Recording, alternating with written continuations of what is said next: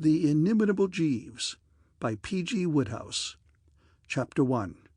Jeeves exerts the old cerebellum. "Morning, Jeeves," I said. "Good morning, sir," said Jeeves. He put the good old cup of tea softly on the table by my bed, and I took a refreshing sip. Just right as usual. Not too hot, not too sweet, not too weak, not too strong, not too much milk, and not a drop spilled in the saucer. A most amazing cove, Jeeves. So dashed competent in every respect. I've said it before, and I'll say it again. I mean to say, take just one small instance.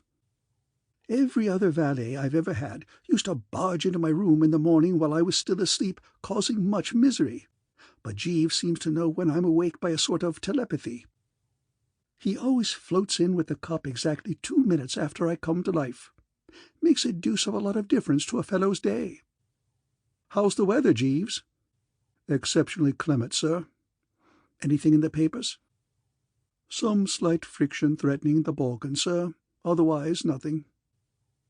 "I say, Jeeves, a man I met at the club last night told me to put my shirt on privateer for the 2 o'clock race this afternoon. How about it?" "I should not advocate it, sir. The stable is not sanguine." That was enough for me. Jeeves knows. How, I couldn't say, but he knows. There was a time when I would laugh lightly and go ahead and lose my little all against his advice, but not now. "Talking of shirts," I said, "have those mauve ones I ordered arrived yet?" "Yes, sir. I sent them back." "Sent them back?" "Yes, sir. They would not have become you." Well, I must say, I thought fairly highly of those shirtings, but I bowed to superior knowledge. Weak? I don't know. Most fellows, no doubt, are all for having their valets confine their activities to creasing trousers and what not, without trying to run the home. But it's different with Jeeves. Right from the first day he came to me, I have looked on him as a sort of guide, philosopher, and friend." "Mr. Little rang up on the telephone a few moments ago, sir. I informed him that you were not yet awake." "Did he leave a message?" "No, sir. He mentioned that he had a matter of importance to discuss with you, but confided no details."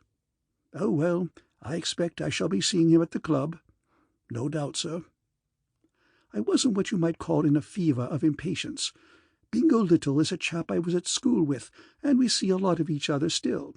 He's the nephew of old Mortimer Little, who retired from business recently with a goodish pile. You've probably heard of Little's liniment. It limbers up the legs. Bingo biffs about London on a pretty comfortable allowance given him by his uncle, and leads, on the whole, a fairly unclouded life. It wasn't likely that anything which he described as a matter of importance would turn out to be really so frightfully important.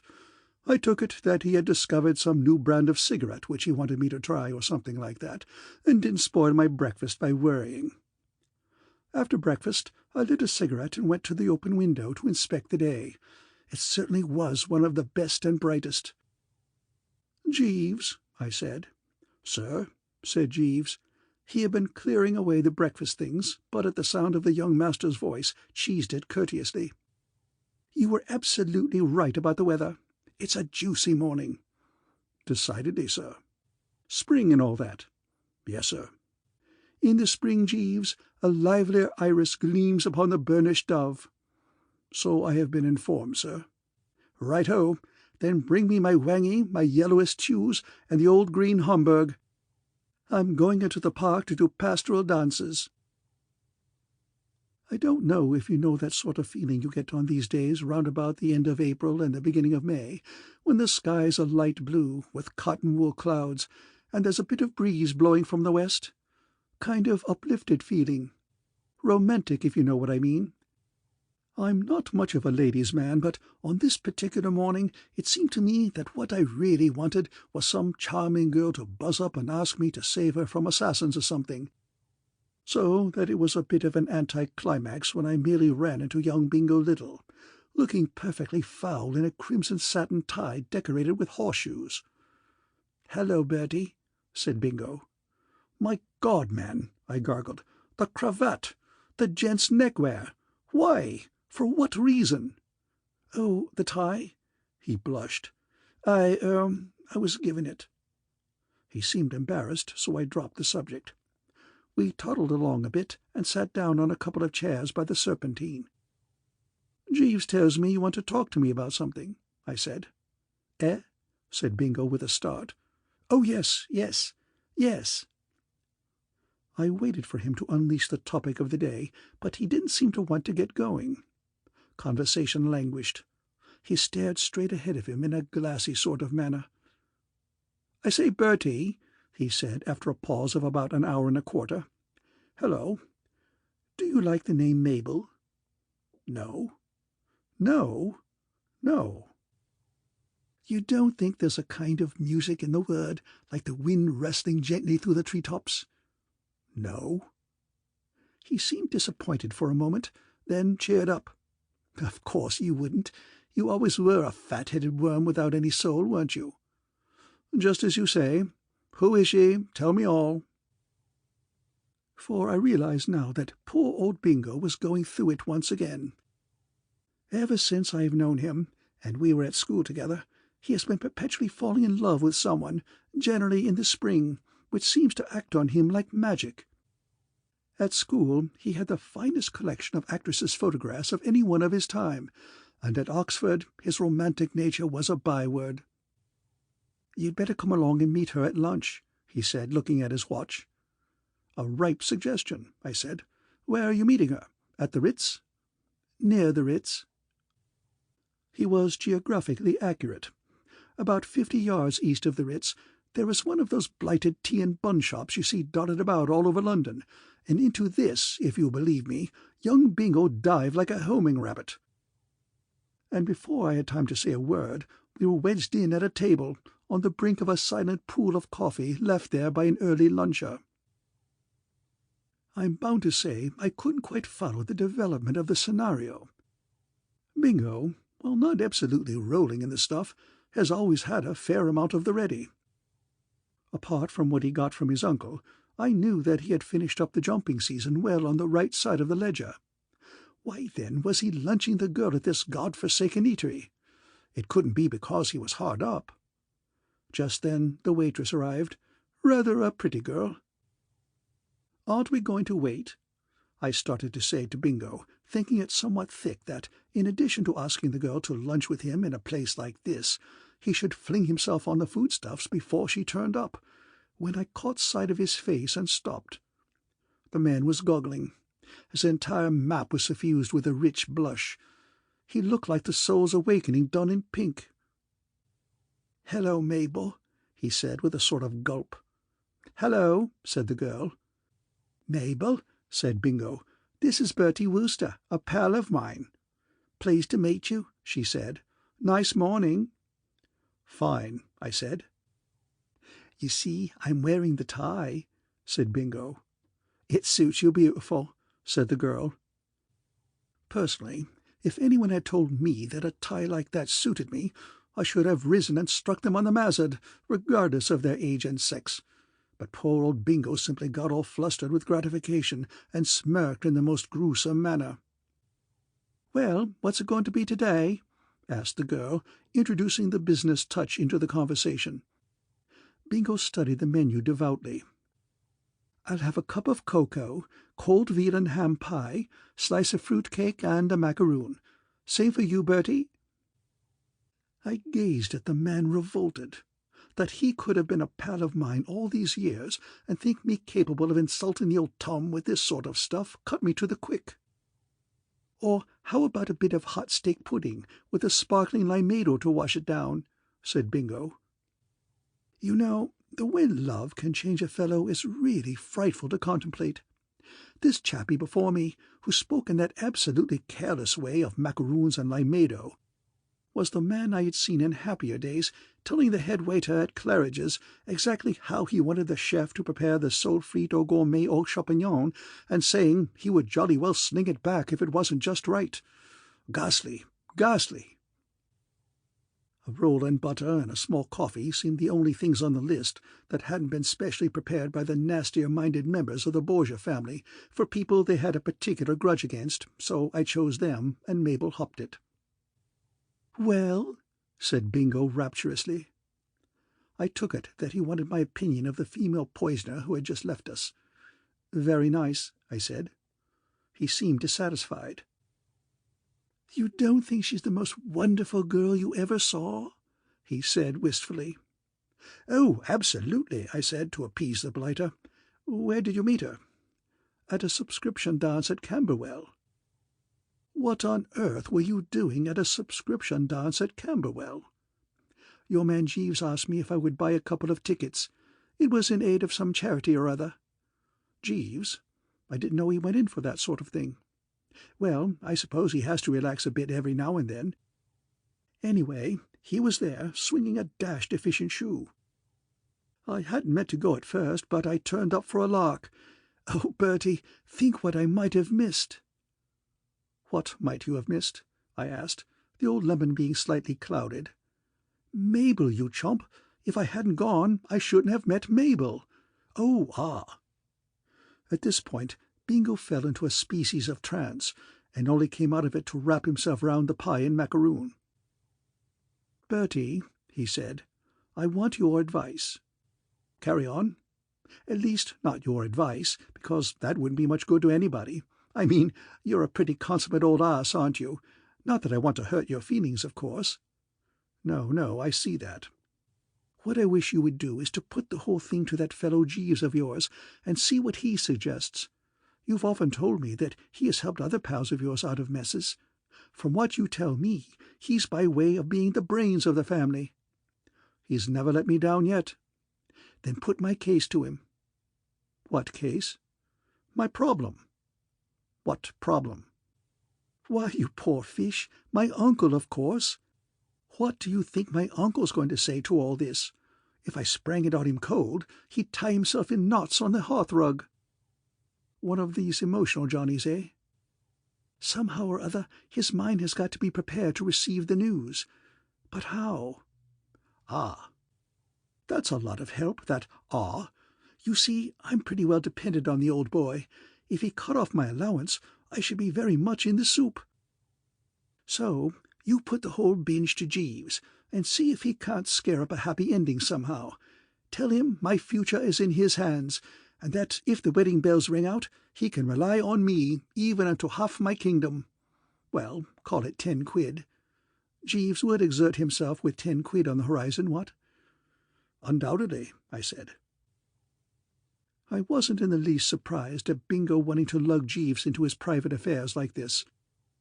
It was the first thing I would have thought of doing myself, if I had been in any hole of any description. As I have frequently had occasion to observe, he is a bird of the ripest intellect, full of bright ideas.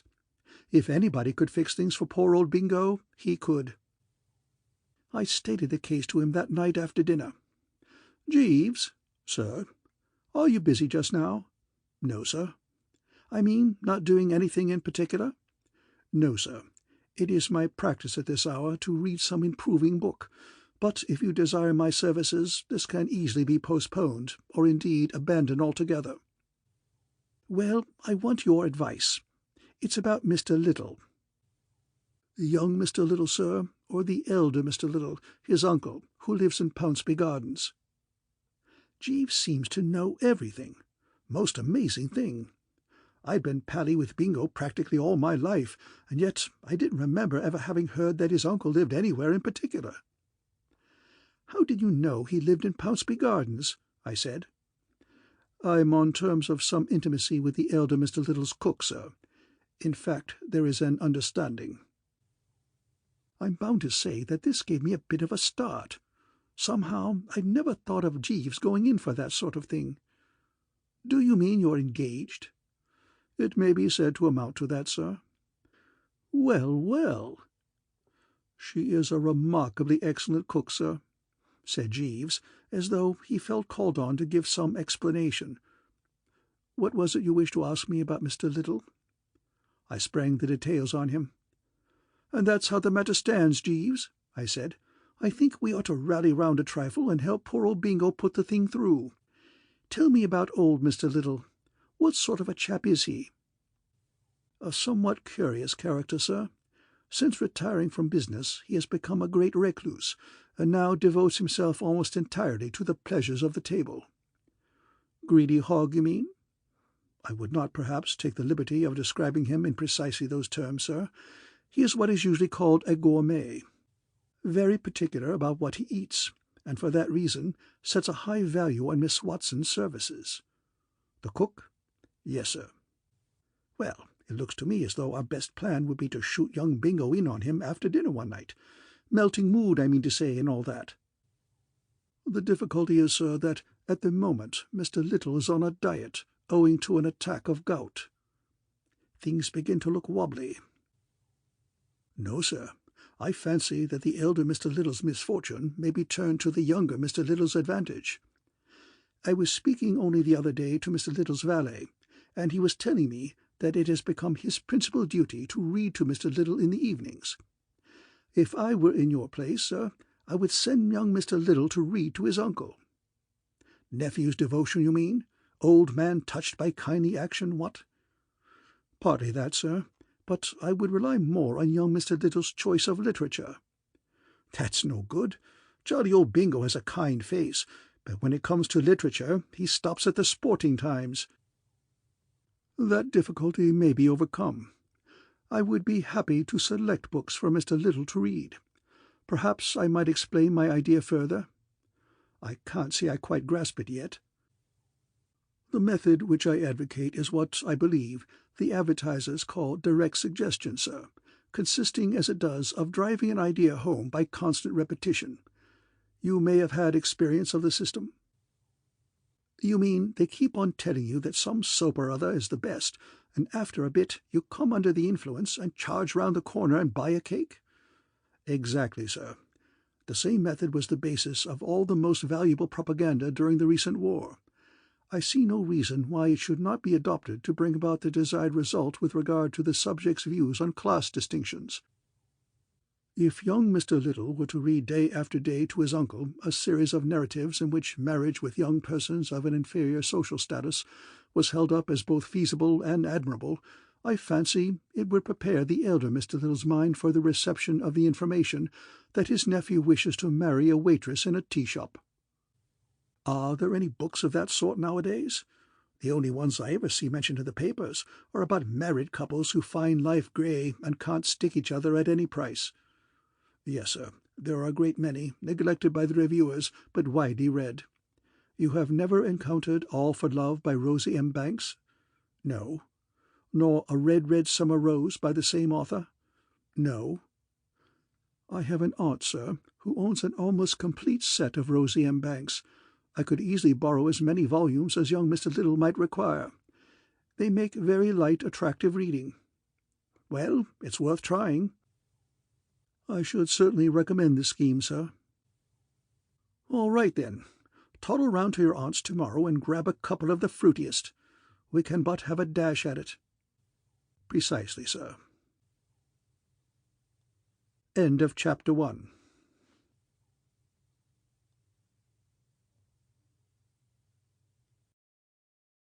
The Inimitable Jeeves by P.G. Wodehouse. Chapter 2.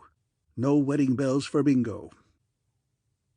Bingo reported 3 days later that Rosie M. Banks was the goods, and beyond a question the stuff to give the troops. Old Little had jibbed somewhat at first at the proposed change of literary diet, he not being much of a lad for fiction, and having stuck hitherto exclusively to the heavier monthly reviews. But Bingo had got Chapter 1 of All for Love past his guard before he knew what was happening, and after that there was nothing to it. Since then they had finished A Red, Red Summer Rose, Madcap Myrtle, and Only a Factory Girl, and were halfway through The Courtship of Lord Strathmorlick. Bingo told me all this in a husky voice over an egg beaten up in sherry.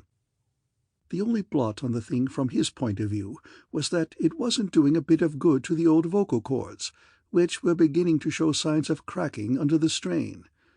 He had been looking his symptoms up in a medical dictionary, and he thought he had got clergyman's throat.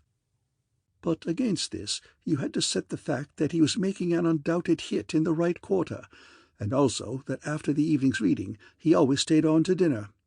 and from what he told me, the dinners turned out by old Little's cook had to be tasted to be believed. There were tears in the old blighter's eyes as he got on the subject of the clear soup.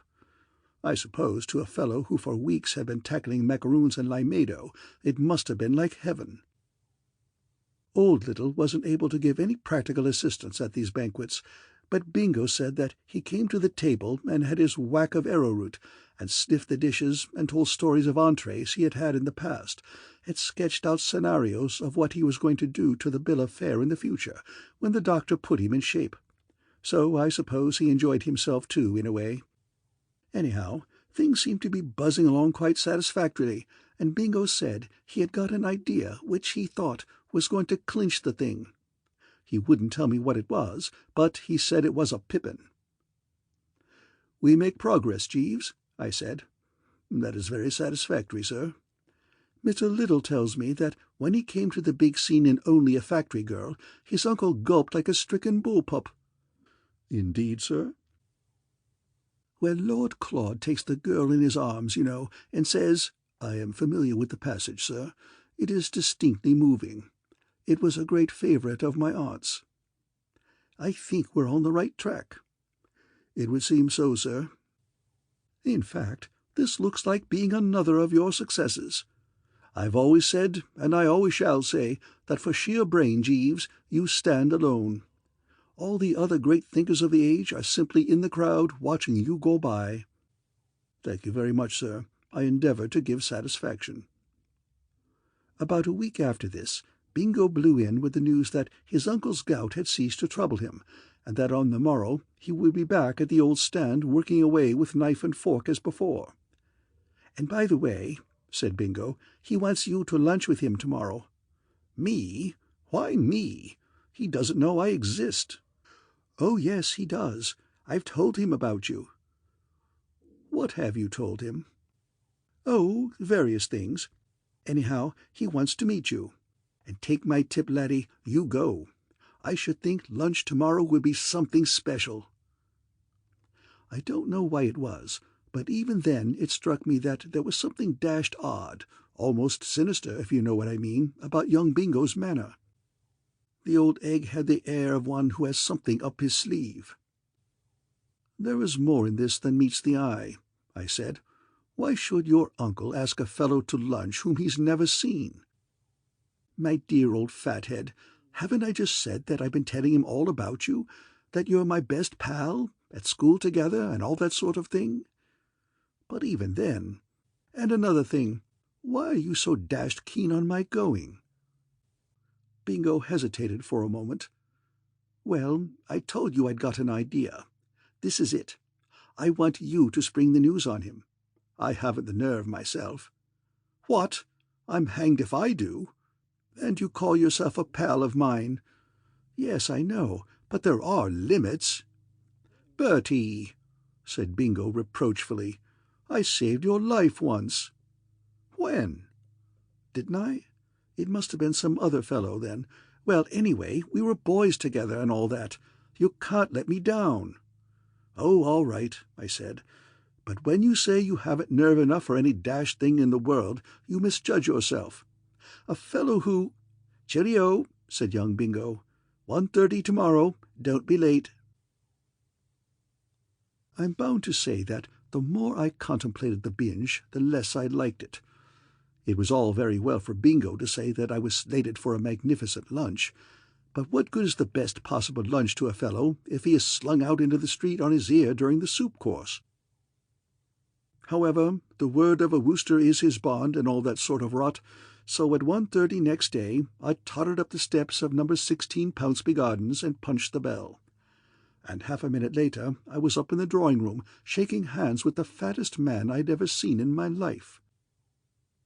The motto of the Little family was evidently variety.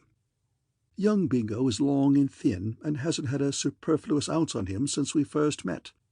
But the uncle restored the average, and a bit over. The hand which grasped mine wrapped it round and enfolded it, till I began to wonder if I'd ever get it out without excavating machinery. "Mr. Wooster, I am gratified. I am proud. I am honoured." It seemed to me that young Bingo must have boosted me to some purpose. "Oh, ah," I said. He stepped back a bit, still hanging on to the good right hand. "You are very young to have accomplished so much." I couldn't follow the train of thought. The family, especially my Aunt Agatha, who has savaged me incessantly from childhood up, have always rather made a point of the fact that mine is a wasted life, and that since I won the prize at my first school for the best collection of wildflowers made during the summer holidays, I haven't done a damn thing to land me on the nation's scroll of fame. I was wondering if he couldn't have got me mixed up with someone else when the telephone bell rang outside in the hall and the maid came in to say that I was wanted. I buzzed down and found it was young Bingo. "Hello," said young Bingo. "So you've got there. Good man. I knew I could rely on you. I say, old crumpet, did my uncle seem pleased to see you?" "Absolutely all over me. I can't make it out." "Oh, that's all right. I just rang up to explain. The fact is, old man, I know you won't mind, but I told him that you were the author of those books I've been reading to him." "What?" "Yes, I said that Rosie M. Banks was your pen name, and you didn't want it generally known because you were a modest, retiring sort of chap. He'll listen to you now. Absolutely hang on your words. A brightish idea, what? I doubt if Jeeves in person could have thought up a better one than that.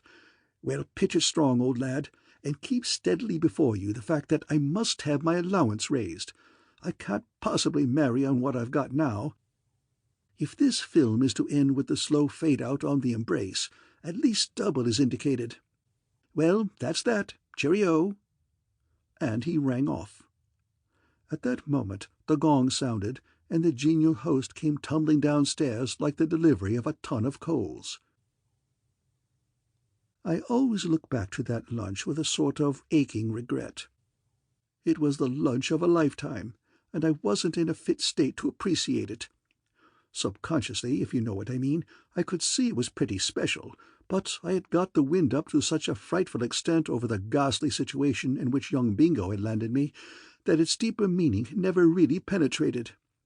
Most of the time I might have been eating sawdust for all the good it did me. Old Little struck the literary note right from the start. "My nephew has probably told you that I have been making a close study of your books of late," he began. "Yes, he did mention it. How did you like the bally things?" He gazed reverently at me. "Mr. Wooster, I am not ashamed to say that the tears came into my eyes as I listened to them. It amazes me that a man as young as you can have been able to plumb human nature so surely to its depths, to play with so unerring a hand on the quivering heartstrings of your reader, to write novels so true, so human, so moving, so vital." "Oh, it's just a knack," I said. The good old persp was bedewing my forehead by this time in a pretty lavish manner. I don't know when I've been so rattled. "Do you find the room a trifle warm?" "Oh, no, rather not. Just right." "Then it's the pepper. If my cook has a fault, which I am not prepared to admit, it is that she is inclined to stress the pepper a trifle in her made dishes. By the way, do you like her cooking?" I was so relieved that we had got off the subject of my literary output that I shouted approval in a ringing baritone. "I am delighted to hear it, Mr. Wooster. I may be prejudiced, but to my mind that woman is a genius." "Absolutely," I said. "She has been with me 7 years, and in all that time I have not known her guilty of a single lapse from the highest standard, except once in the winter of 1917, when a purist might have condemned a certain mayonnaise of hers as lacking in creaminess. But one must make allowances. There had been several air raids about that time, and no doubt the poor woman was shaken. But nothing is perfect in this world, Mr. Wooster, and I have had my cross to bear. For 7 years I have lived in constant apprehension lest some evilly disposed person might lure her from my employment. To my certain knowledge she has received offers, lucrative offers, to accept service elsewhere. You may judge of my dismay, Mr. Wooster, when only this morning the bolt fell. She gave notice." Good Lord! Your consternation does credit, if I may say so, to the heart of the author of A Red, Red Summer Rose. But I'm thankful to say the worst has not happened. The matter has been adjusted. Jane is not leaving me. Good egg. Good egg indeed, though the expression is not familiar to me. I do not remember having come across it in your books. And speaking of your books, may I say that what has impressed me about them even more than the moving poignancy of the actual narrative is your philosophy of life. If there were more men like you, Mr. Wooster, London would be a better place. This was dead opposite to my Aunt Agatha's philosophy of life, she having always rather given me to understand that it is the presence in it of chappies like me that makes London more or less of a plague spot, but I let it go. Let me tell you, Mr. Wooster, that I appreciate your splendid defiance of the outworn fetishes of a purblind social system. I appreciate it. You are big enough to see that rank is but the guinea stamp, and that, in the magnificent words of Lord Bletchmore in Only a Factory Girl, be her origin ne'er so humble, a good woman is the equal of the finest lady on earth. I sat up. I say, do you think that? I do, Mr. Wooster. I am ashamed to say that there was a time when I was like other men, a slave to the idiotic convention which we call class distinction. But since I read your books, I might have known it. Jeeves had done it again. You think it's all right for a chappie in what you might call a certain social position to marry a girl of what you might describe as the lower classes? Most assuredly I do, Mr. Wooster. I took a deep breath and slipped him the good news. Young Bingo, your nephew, you know, wants to marry a waitress, I said. Honour him for it, said old Little. You don't object? On the contrary. I took another deep breath and shifted to the sordid side of the business. I hope you won't think I'm butting in, don't you know, I said. But, well, how about it? I fear I do not quite follow you. Well, I mean to say, his allowance and all that. The money you're good enough to give him. He was rather hoping that you might see your way to jerking up the total a bit. Old Little shook his head regretfully. I fear that can hardly be managed. You see, a man in my position is compelled to save every penny. I will gladly continue my nephew's existing allowance, but beyond that I cannot go. It would not be fair to my wife. What? But you're not married? Not yet, but I propose to enter upon that holy state almost immediately. The lady who for years has cooked so well for me honoured me by accepting my hand this very morning. A cold gleam of triumph came into his eye. Now let him try to get her away from me, he muttered defiantly. A young Mr. Little has been trying frequently during the afternoon to reach you on the telephone, sir, said Jeeves that night when I got home. I'll bet he has, I said. I had sent poor old Bingo an outline of the situation by messenger boy shortly after lunch. He seemed a trifle agitated. I don't wonder, Jeeves, I said, so brace up and bite the bullet. I'm afraid I've bad news for you. That scheme of yours, reading those books to old Mr. Little and all that, has blown out a fuse. They did not soften him? They did. That's the whole bally trouble. Jeeves, I'm sorry to say that fiancée of yours, Miss Watson, you know, the cook, you know, well, the long and short of it is that she's chosen riches instead of honest worth, if you know what I mean. Sir? She's handed you the mitten and gone and got engaged to old Mr. Little. Indeed, sir. You don't seem much upset. The fact is, sir, I had anticipated some such outcome. I stared at him. Then what on earth did you suggest the scheme for?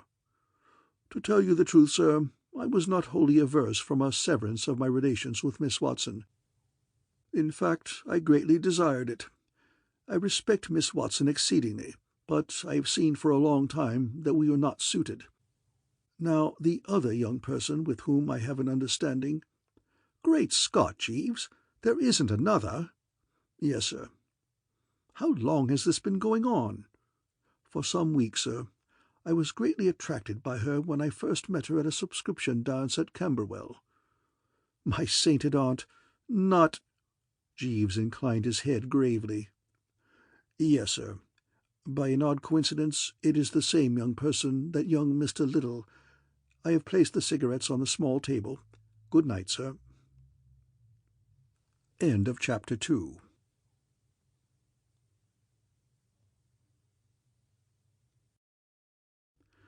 The Inimitable Jeeves, by P.G. Wodehouse. Chapter 3. Aunt Agatha Speaks Her Mind. I suppose in the case of a chappie of really fine fibre and all that sort of thing, a certain amount of gloom and anguish would have followed this dishing of young Bingo's matrimonial plans. I mean, if mine had been a noble nature, I would have been all broken up. But what with one thing and another, I can't say I let it weigh on me very heavily. The fact that less than a week after he had had the bad news, I came upon young Bingo dancing like an untamed gazelle at Ciro's helped me to bear up. A resilient bird, Bingo. He may be down, but he is never out. While these little love affairs of his are actually on, nobody could be more earnest and blighted. But once the fuse has blown out, and the girl has handed him his hat and begged him as a favour never to let her see him again, up he bobs as merry and bright as ever. If I've seen it happen once, I've seen it happen a dozen times. So I didn't worry about Bingo, or about anything else, as a matter of fact. What with one thing and another, I can't remember ever having been chirpier than at about this period in my career. Everything seemed to be going right. On 3 separate occasions, horses on which I'd invested a sizable amount won by lengths instead of sitting down to rest in the middle of the race, as horses usually do when I've got money on them. Added to this, the weather continued topping to a degree. My new socks were admitted on all sides to be just the kind that Mother makes, and to round it all off, my Aunt Agatha had gone to France, and wouldn't be on hand to snooter me for at least another 6 weeks. And if you knew my Aunt Agatha, you'd agree that that alone was happiness enough for anyone. It suddenly struck me so forcibly one morning while I was having my bath that I hadn't a worry on earth, that I began to sing like a bally nightingale as I splashed the sponge about. It seemed to me that everything was absolutely for the best in the best of all possible worlds. But have you ever noticed a rummy thing about life? I mean, the way something always comes along to give it you in the neck at the very moment when you're feeling most braced about things in general. No sooner had I dried the old limbs and shoved on the suiting and toddled into the sitting-room than the blow fell. There was a letter from Aunt Agatha on the mantelpiece. "Oh, gosh," I said when I'd read it. "Sir?" said Jeeves. He was fooling about in the background on some job or other. "It's from my Aunt Agatha, Jeeves. Mrs. Gregson, you know." "Yes, sir." "Ah, you wouldn't speak in that light, careless tone if you knew what was in it," I said with a hollow, mirthless laugh. "The curse has come upon us, Jeeves. She wants me to go and join her at—what's the name of the dashed place? At Roville-sur-Mer. Oh, hang it all!" "I had better be packing, sir?" "I suppose so." To people who don't know my Aunt Agatha, I find it extraordinarily difficult to explain why it is that she has always put the wind up me to such a frightful extent. I mean, I'm not dependent on her financially or anything like that. It's simply personality, I've come to the conclusion. You see, all through my childhood and when I was a kid at school, she was always able to turn me inside out with a single glance, and I haven't come out from under the fluence yet. We run to a height a bit in our family, and there's about 5'9" of Aunt Agatha, topped off with a beaky nose, an eagle eye, and a lot of grey hair, and the general effect is pretty formidable. Anyway, it never even occurred to me for a moment to give her the miss in baulk on this occasion. If she said I must go to Roville, it was all over except buying the tickets. What's the idea, Jeeves? I wonder why she wants me. I could not say, sir. Well, it was no good talking about it. The only gleam of consolation, the only bit of blue among the clouds, was the fact that at Roville I should at last be able to wear the rather fruity cummerbund I had bought 6 months ago and had never had the nerve to put on. One of those silk contrivances, you know, which you tie round your waist instead of a waistcoat, something on the order of a sash, only more substantial.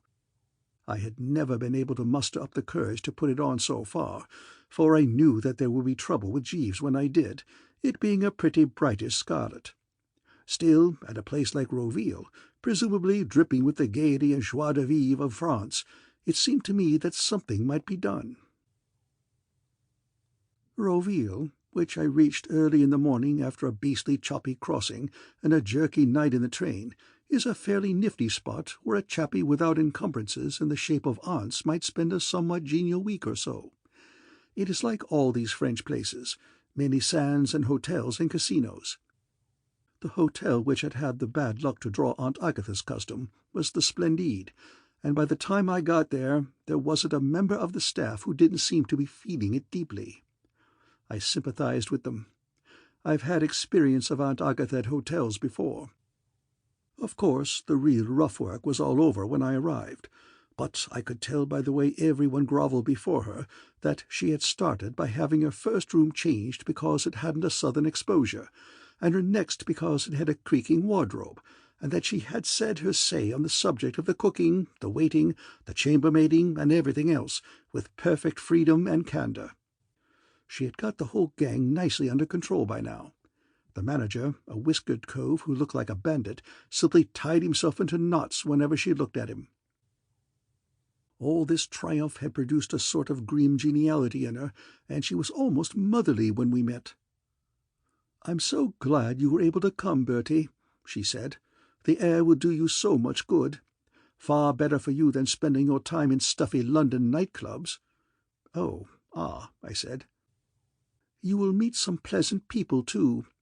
I want to introduce you to a Miss Hemingway and her brother, who have become great friends of mine. I am sure you will like Miss Hemingway. A nice, quiet girl, so different from so many of the bold girls one meets in London nowadays. Her brother is curate at Chipley in the Den in Dorsetshire. She tells me they are connected with the Kent Hemingways, a very good family. She is a charming girl." I had a grim foreboding of an awful doom. All this boosting was so unlike Aunt Agatha, who normally is one of the most celebrated right and left-hand knockers in London society. I felt a clammy suspicion, and by Jove, I was right. "Aileen Hemingway," said Aunt Agatha, "is just the girl I should like to see you marry, Bertie. You ought to be thinking of getting married. Marriage might make something of you, and I could not wish you a better wife than dear Aileen. She would be such a good influence in your life." "Here, I say," I chipped in at this juncture, chilled to the marrow. "Bertie," said Aunt Agatha, dropping the motherly manner for a bit and giving me the cold eye. "Yes, but I say—" "It is young men like you, Bertie, who make the person with the future of the race at heart despair. Cursed with too much money, you fritter away in idle selfishness a life which might have been made useful, helpful, and profitable.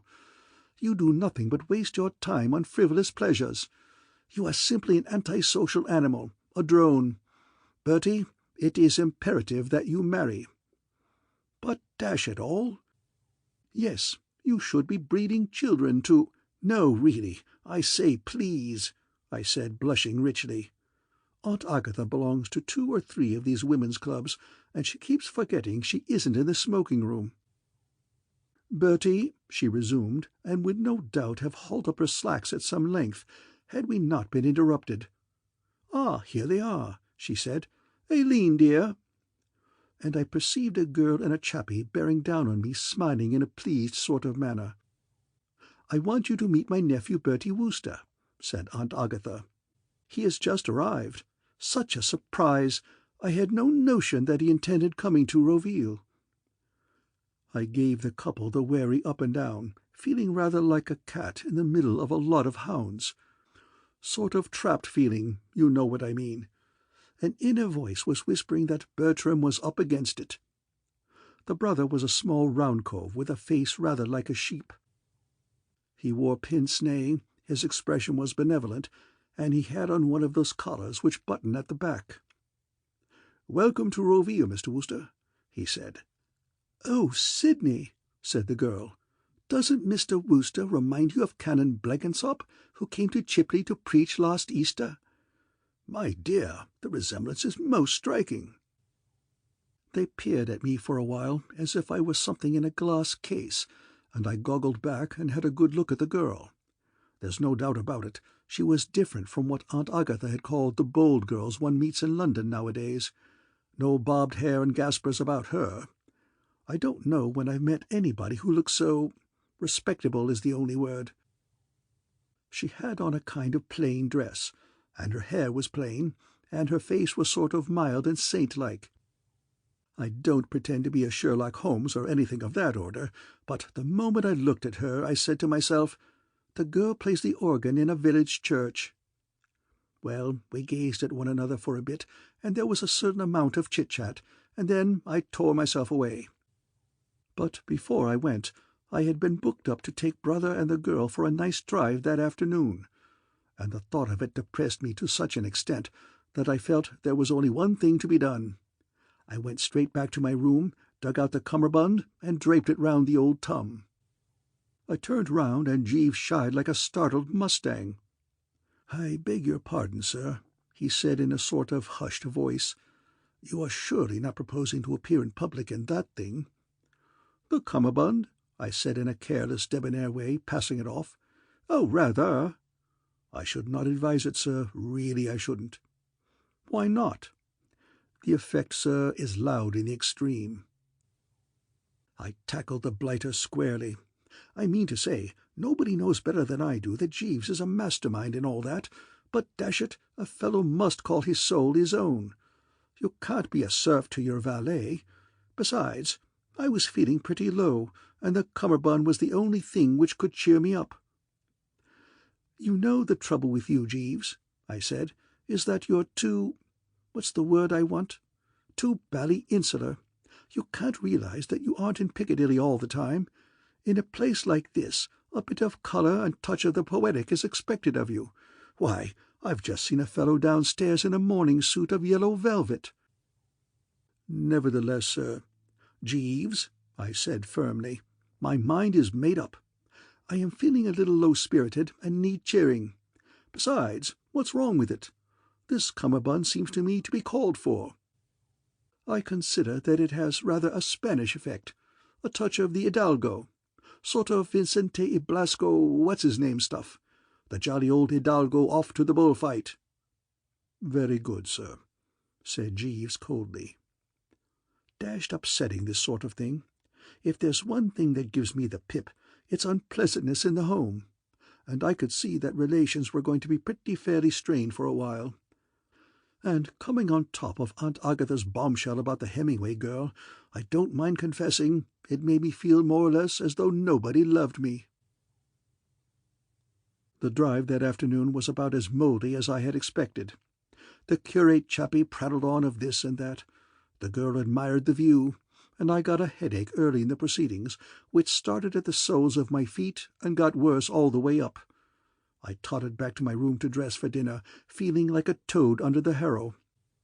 If it hadn't been for that cummerbund business earlier in the day, I could have sobbed on Jeeves's neck and poured out all my troubles to him.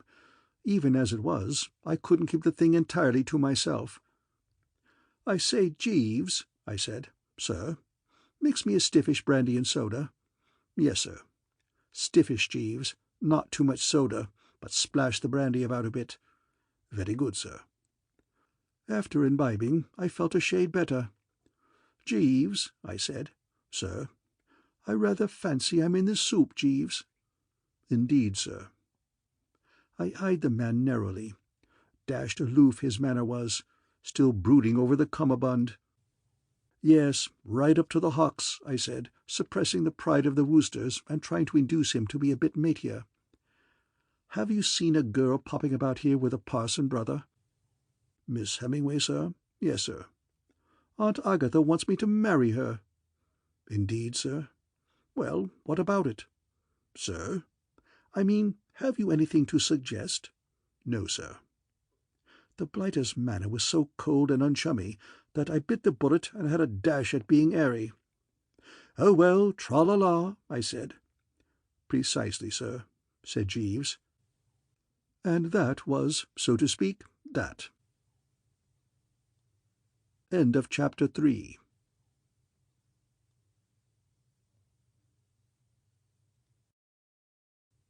The Inimitable Jeeves, by P.G. Wodehouse.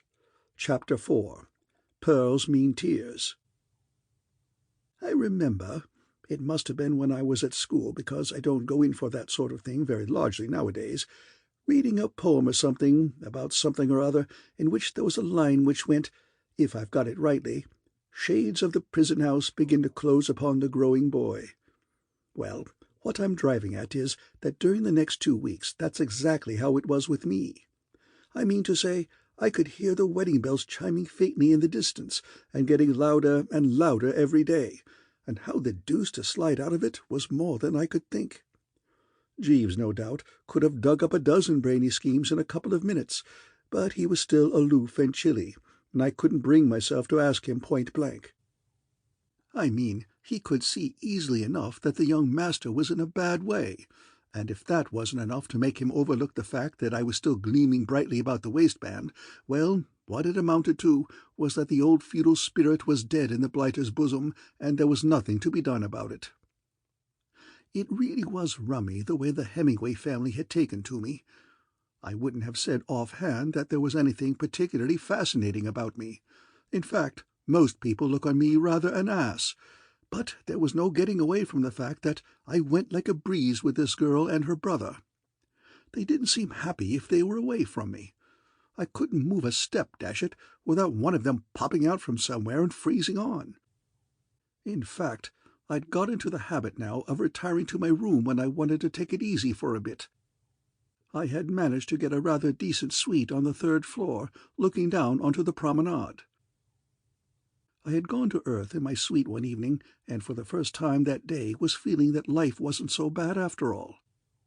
Right through the day from lunchtime I'd had the Hemingway girl on my hands, Aunt Agatha having shooed us off together immediately after the midday meal. The result was, as I looked down on the lighted promenade and saw all the people popping happily about on their way to dinner and the casino and what-not, a kind of wistful feeling came over me. I couldn't help thinking how dashed happy I could have contrived to be in this place if only Aunt Agatha and the other blisters had been elsewhere. I heaved a sigh, and at that moment there was a knock at the door. "Someone at the door, Jeeves," I said. "Yes, sir." He opened the door, and in popped Aileen Hemingway and her brother, the last person I had expected. I really had thought that I could be alone for a minute in my own room. "Oh, hello," I said. "Oh, Mr. Wooster," said the girl in a gasping sort of way. "I don't know how to begin." Then I noticed that she appeared considerably rattled, and as for the brother, he looked like a sheep with a secret sorrow. This made me sit up a bit and take notice. I had supposed that this was just a social call, but apparently something had happened to give them a jolt, though I couldn't see why they should come to me about it. "Is anything up?" I said. "Poor Sidney! It was my fault. I ought never to have let him go there alone," said the girl, dashed agitated. At this point the brother, who, after shedding a floppy overcoat and parking his hat on a chair, had been standing by wrapped in the silence, gave a little cough, like a sheep caught in the mist on a mountain-top. "The fact is, Mr. Wooster," he said, "a sad, a most deplorable thing has occurred. This afternoon, while you were so kindly escorting my sister, I found the time hang a little heavy upon my hands, and I was tempted to, gamble at the casino." I looked at the man in a kindlier spirit than I had been able to up to date. This evidence that he had sporting blood in his veins made him seem more human, I'm bound to say. If only I'd known earlier that he went in for that sort of thing, I felt that we might have had a better time together. "Oh," I said, "did you click?" He sighed heavily. "If you mean was I successful, I must answer in the negative." I rashly persisted in the view that the colour red, having appeared no fewer than 7 times in succession, must inevitably at no distant date give place to black. I was in error. I lost my little all, Mr. Wooster." "Tough luck," I said. "I left the casino," proceeded the chappie, "and returned to the hotel. There I encountered one of my parishioners, a Colonel Musgrave, who chanced to be holiday-making over here. I induced him to cash me a cheque for £100 on my little account in my London bank." "Well, that was all to the good, what?" I said, hoping to induce the poor fish to look on the bright side. "I mean, bit of luck finding someone to slip it into first crack out of the box." "On the contrary, Mr. Wooster, it did but make matters worse. I burn with shame as I make the confession, but I immediately went back to the casino and lost the entire sum, this time under the mistaken supposition that the colour black was, as I believe the expression is, due for a run." "I say," I said, "you are having a night out." "And," concluded the chappie, "the most lamentable feature of the whole affair is that I have no funds in the bank to meet the cheque when presented." I'm free to confess that, though I realized by this time that all this was leading up to a touch, and that my ear was shortly going to be bitten in no uncertain manner, my heart warmed to the poor prune. Indeed, I gazed at him with no little interest and admiration. Never before had I encountered a curate so genuinely all to the mustard. Little as he might look like one of the lads of the village, he certainly appeared to be the real Tabasco, and I wished he had shown me this side of his character before. "Colonel Musgrave," he went on, gulping somewhat, "is not a man who would likely to overlook the matter. He is a hard man. He will expose me to my vicar. My vicar is a hard man. In short, Mr. Wooster, if Colonel Musgrave presents that cheque, I shall be ruined. And he leaves for England to-night." The girl, who had been standing by biting her handkerchief and gurgling at intervals while the brother got the above off his chest, now started in once more. "Mr. Wooster," she cried, won't you help us? Oh, do say you will. We must have the money to get back the cheque from Colonel Musgrave before 9 o'clock. He leaves on the 9:20. I was at my wits' end what to do when I remembered how kind you had always been. Mr. Wooster, will you lend Sidney the money and take these as security?" And before I knew what she was doing, she had dived into her bag, produced a case, and opened it. "My pearls," she said. "I don't know what they're worth. They were a present from my poor father." "Now, alas, no more," chipped in the brother. "But I know they must be worth ever so much more than the amount we want." Dashed embarrassing. Made me feel like a pawnbroker. More than a touch of popping the watch about the whole business. "No, I say really," I protested. "There's no need of any security, you know, or any rot of that kind. Only too glad to let you have the money. I've got it on me, as a matter of fact. Rather luckily drew some this morning." And I fished it out and pushed it across. The brother shook his head. "Mr. Wooster," he said, "we appreciate your generosity, your beautiful, heartening confidence in us, but we cannot permit this." "What Sidney means," said the girl, "is that you really don't know anything about us when you come to think of it. You mustn't risk lending all this money without any security at all to two people who, after all, are almost strangers. If I hadn't thought that you would be quite businesslike about this, I would never have dared to come to you." "The idea of pledging the pearls at the local Mont-de-Piété was, you will readily understand, repugnant to us," said the brother. "If you will just give me a receipt as a matter of form—" "Oh, right-o." I wrote out the receipt and handed it over, feeling more or less of an ass. "Here you are," I said. The girl took the piece of paper, shoved it in her bag, grabbed the money, and slipped it to brother Sidney. And then, before I knew what was happening, she had darted at me, kissed me, and legged it from the room. I'm bound to say the thing rattled me. So dashed sudden and unexpected. I mean, a girl like that. Always been quiet and demure and what-not. By no means the sort of female you'd have expected to go about the place kissing fellows. Through a sort of mist I could see that Jeeves had appeared from the background and was helping the brother on with his coat. and I remember wondering idly how the dickens a man could bring himself to wear a coat like that, it being more like a sack than anything else. Then the brother came up to me and grasped my hand. "I cannot thank you sufficiently, Mr. Wooster." "Oh, not at all. You have saved my good name." "Good name in man or woman, dear my lord," he said, massaging the fin with some fervour, "is the immediate jewel of their souls. Who steals my purse steals trash. 'Twas mine, 'tis his, and has been slave to thousands.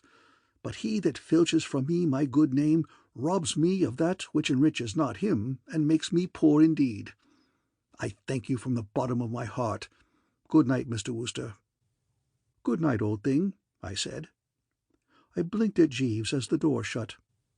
"Rather a sad affair, Jeeves," I said. "Yes, sir." "Lucky I happen to have all that money handy." "Well, yes, sir." "You speak as though you didn't think much of it." "It is not my place to criticize your actions, sir, but I will venture to say that I think you behaved a little rashly." "What, lending that money?" "Yes, sir. These fashionable French watering-places are notoriously infested by dishonest characters." This was a bit too thick. "Now look here, Jeeves," I said, "I can stand a lot, but when it comes to your casting whatever the word is on a bird in holy orders— Perhaps I am over-suspicious, sir, but I have seen a great deal of these resorts. When I was in the employment of Lord Frederick Rainlaw, shortly before I entered your service, his lordship was very neatly swindled by a criminal known, I believe, by the sobriquet of Soapy Sid, who scraped acquaintance with us in Monte Carlo, with the assistance of a female accomplice. I have never forgotten the circumstances." "I don't want to butt in on your reminiscences, Jeeves," I said coldly, "but you're talking through your hat. How can there have been anything fishy about this business? They've left me the pearls, haven't they? Very well, then, think before you speak. You had better be tooling down to the desk now and having these things shoved in the hotel safe." I picked up the case and opened it. Oh, great Scott! The bally thing was empty. "Oh, my lord," I said, staring, "don't tell me there's been dirty work at the crossroads after all." "Precisely, sir. It was in exactly the same manner that Lord Frederick was swindled on the occasion to which I have alluded. While his female accomplice was gratefully embracing his lordship, Soapy Sid substituted a duplicate case for the one containing the pearls and went off with the jewels, the money, and the receipt. On the strength of the receipt he subsequently demanded from his lordship the return of the pearls, and his lordship, not being able to produce them, was obliged to pay a heavy sum in compensation. It is a simple but effective ruse." I felt as if the bottom had dropped out of things with a jerk. Soapy Sid? Sidney! Brother Sidney! Why, by Jove, Jeeves, do you think that parson was Soapy Sid?" "Yes, sir." "But it seems so extraordinary. Why, his collar buttoned at the back. I mean, he would have deceived a bishop. Do you really think he was Soapy Sid?" "Yes, sir. I recognized him directly he came in the room." I stared at the blighter. "You recognized him?" "Yes, sir." "Then, dash it all," I said, deeply moved, "I think you might have told me." "I thought it would save disturbance and unpleasantness if I merely abstracted the case from the man's pocket as I assisted him with his coat, sir. Here it is." He laid another case on the table beside the dud one, and, by Jove, you couldn't tell them apart. I opened it, and there were the good old pearls, as merry and bright as Dammit, smiling up at me. I gazed feebly at the man. I was feeling a bit overwrought. "Jeeves," I said, "you're an absolute genius." "Yes, sir." Relief was surging over me in great chunks by now. Thanks to Jeeves, I was not going to be called on to cough up several thousand quid. "It looks to me as though you had saved the old home. I mean, even a chappie endowed with the immortal rind of dear old Sid is hardly likely to have the nerve to come back and retrieve these little chaps." "I should imagine not, sir." "Well, then. Oh, I say, you don't think they're just paste or anything like that?" "No, sir. These are genuine pearls and extremely valuable." "Well, then, dash it, I'm on velvet. Absolutely reclining in the good old plush. I may be down 100 quid, but I'm up a jolly good string of pearls. Am I right or wrong?" "Hardly that, sir. I think that you'll have to restore the pearls." "What? To Sid? Not while I have my physique." "No, sir, to their rightful owner." "But who is their rightful owner?" "Mrs. Gregson, sir." "What? How do you know?" "It was all over the hotel an hour ago that Mrs. Gregson's pearls had been abstracted. I was speaking to Mrs. Gregson's maid shortly before you came in, and she informed me that the manager of the hotel is now in Mrs. Gregson's suite." "And having a devil of a time, what?" "So I should be disposed to imagine, sir." The situation was beginning to unfold before me. "I'll go and give them back to her, eh? It'll put me one up, what?" "Precisely, sir, and if I may make the suggestion, I think it might be judicious to stress the fact that they were stolen by— Great Scott! By the dashed girl she was hounding me on to marry, by Jove!" "Exactly, sir." "Jeeves," I said, "this is going to be the biggest score off my jolly old relative that has ever occurred in the world's history." "It is not unlikely, sir." "Keep her quiet for a bit, what? Make her stop snootering me for a while?" "It should have that effect, sir." "Golly," I said, bounding for the door. Long before I reached Aunt Agatha's lair, I could tell that the hunt was up. Divers chappies in hotel uniform, and not a few chambermaids of sorts, were hanging about in the corridor, and through the panels I could hear a mixed assortment of voices, with Aunt Agatha's topping the lot. I knocked, but no one took any notice, so I trickled in. Among those present I noticed a chambermaid in hysterics, Aunt Agatha with her hair bristling, and the whiskered cove who looked like a bandit, the hotel manager fellow. "Oh, hello," I said. "Hello, hello, hello." Aunt Agatha shooshed me away. No welcoming smile for Bertram. "Don't bother me now, Bertie," she snapped, looking at me if I were more or less the last straw. "Something up?" "Yes, yes, yes. I've lost my pearls." "Pearls? Pearls? Pearls?" I said. "No, really? Dashed annoying. Where did you see them last?" "What does it matter where I saw them last? They have been stolen." Here Wilfred the Whisker King, who seemed to have been taking a rest between rounds, stepped into the ring again and began to talk rapidly in French. Cut to the quick, he seemed. The chambermaid whooped in the corner. "Sure you've looked everywhere?" I said. "Of course I've looked everywhere." "Well, you know, I've often lost a collar stud, and—" "Do try not to be so maddening, Bertie. I have enough to bear without your imbecilities. Oh, be quiet! Be quiet!" she shouted in the sort of voice used by sergeant majors and those who call the cattle home across the sands of Dee. And such was the magnetism of her forceful personality that Wilfred subsided as if he had run into a wall. The chambermaid continued to go strong. "I say," I said, "I think there's something the matter with this girl. Isn't she crying or something? You may not have spotted it, but I'm rather quick at noticing things." "She stole my pearls. I'm convinced of it." This started the whisker specialist off again, and in about a couple of minutes Aunt Agatha had reached the frozen grande dame stage, and was putting the last of the bandits through it in the voice she usually reserves for snubbing waiters in restaurants. "I tell you, my good man, for the 100th time—" "I say," I said, "don't want to interrupt you and all that sort of thing, but these aren't the little chaps by any chance, are they?" I pulled the pearls out of my pocket and held them up. "These look like pearls, what?" I don't know when I've had a more juicy moment.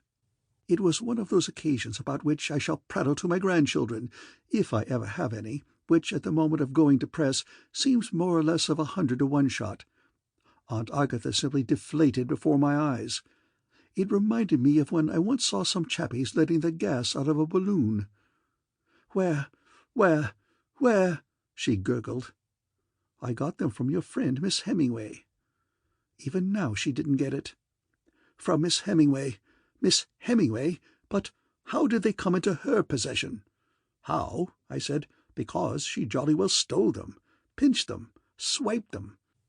Because that's how she makes her living, dash it, palling up to unsuspicious people in hotels and sneaking their jewelry."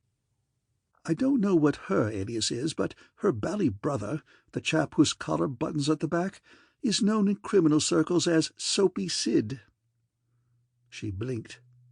"Miss Hemingway? A thief? I... She stopped and looked feebly at me. "But how did you manage to recover the pearls, Bertie dear?" "Never mind," I said crisply. "I have my methods." I dug out my entire stock of manly courage, breathed a short prayer, and let her have it right in the thorax. "I must say, Aunt Agatha, dash it all," I said severely, "I think you have been infernally careless. There's a printed notice in every bedroom in this place saying that there's a safe in the manager's office where jewelry and valuables ought to be placed, and you absolutely disregarded it. And what's the result? The first thief who came along simply walked into your room and pinched your pearls.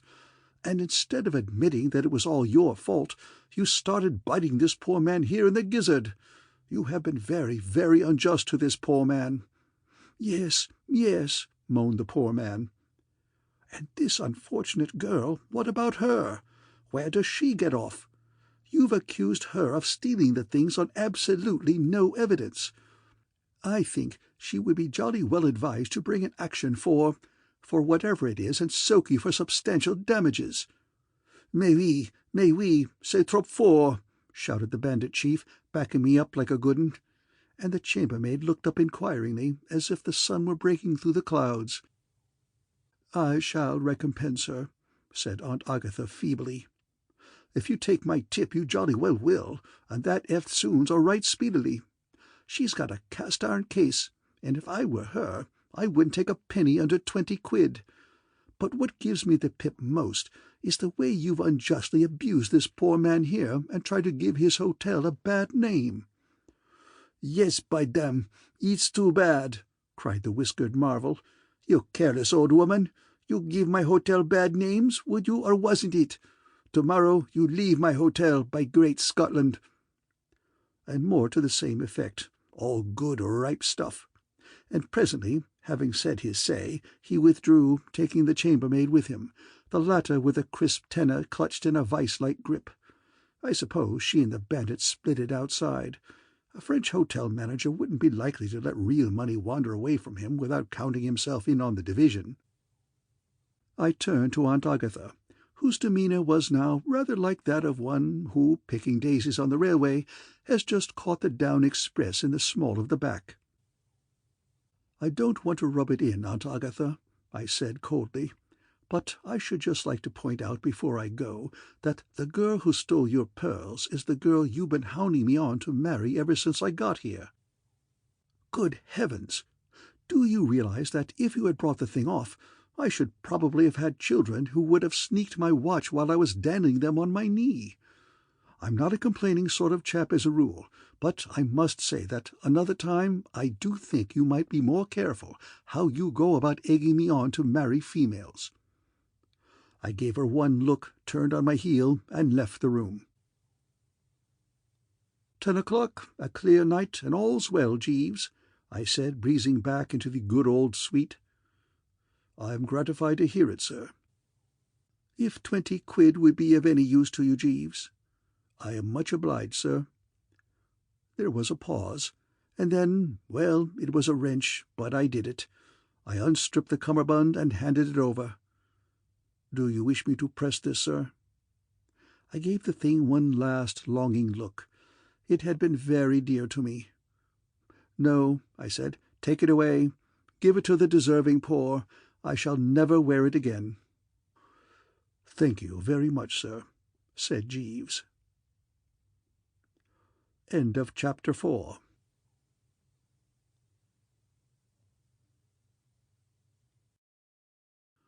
The Inimitable Jeeves, by P.G. Wodehouse. Chapter 5. The Pride of the Woosters is Wounded. If there's one thing I like, it's a quiet life. I'm not one of those fellows who get all restless and depressed if things aren't happening to them all the time. You can't make it too placid for me. Give me regular meals, a good show with decent music every now and then, and 1 or 2 pals to totter around with, and I ask no more. That is why the jar, when it came, was such a particularly nasty jar. I mean, I'd returned from Roville with a sort of feeling that from now on nothing could occur to upset me. Aunt Agatha, I imagined, would require at least a year to recover from the Hemingway affair, and apart from Aunt Agatha, there isn't anybody who really does much in the way of harrying me. It seemed to me that the skies were blue, so to speak, and no clouds in sight. I little thought. Well, look here, what happened was this, and I ask you if it wasn't enough to rattle anybody. Once a year, Jeeves takes a couple of weeks' vacation and biffs off to the sea or somewhere to restore his tissues. Pretty rotten for me, of course, while he's away, but it has to be stuck, so I stick it.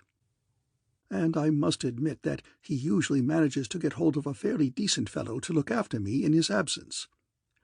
Well, the time had come round again, and Jeeves was in the kitchen giving the understudy a few tips about his duties. I happened to want a stamp or something, and I toddled down the passage to ask him for it. The silly ass had left the kitchen door open, and I hadn't gone 2 steps when his voice caught me squarely in the eardrum. "You will find, Mr. Wooster," he was saying to the substitute chappie, "an exceedingly pleasant and amiable young gentleman, but not intelligent. By no means intelligent. Mentally, he is negligible, quite negligible." Well, I mean to say, what?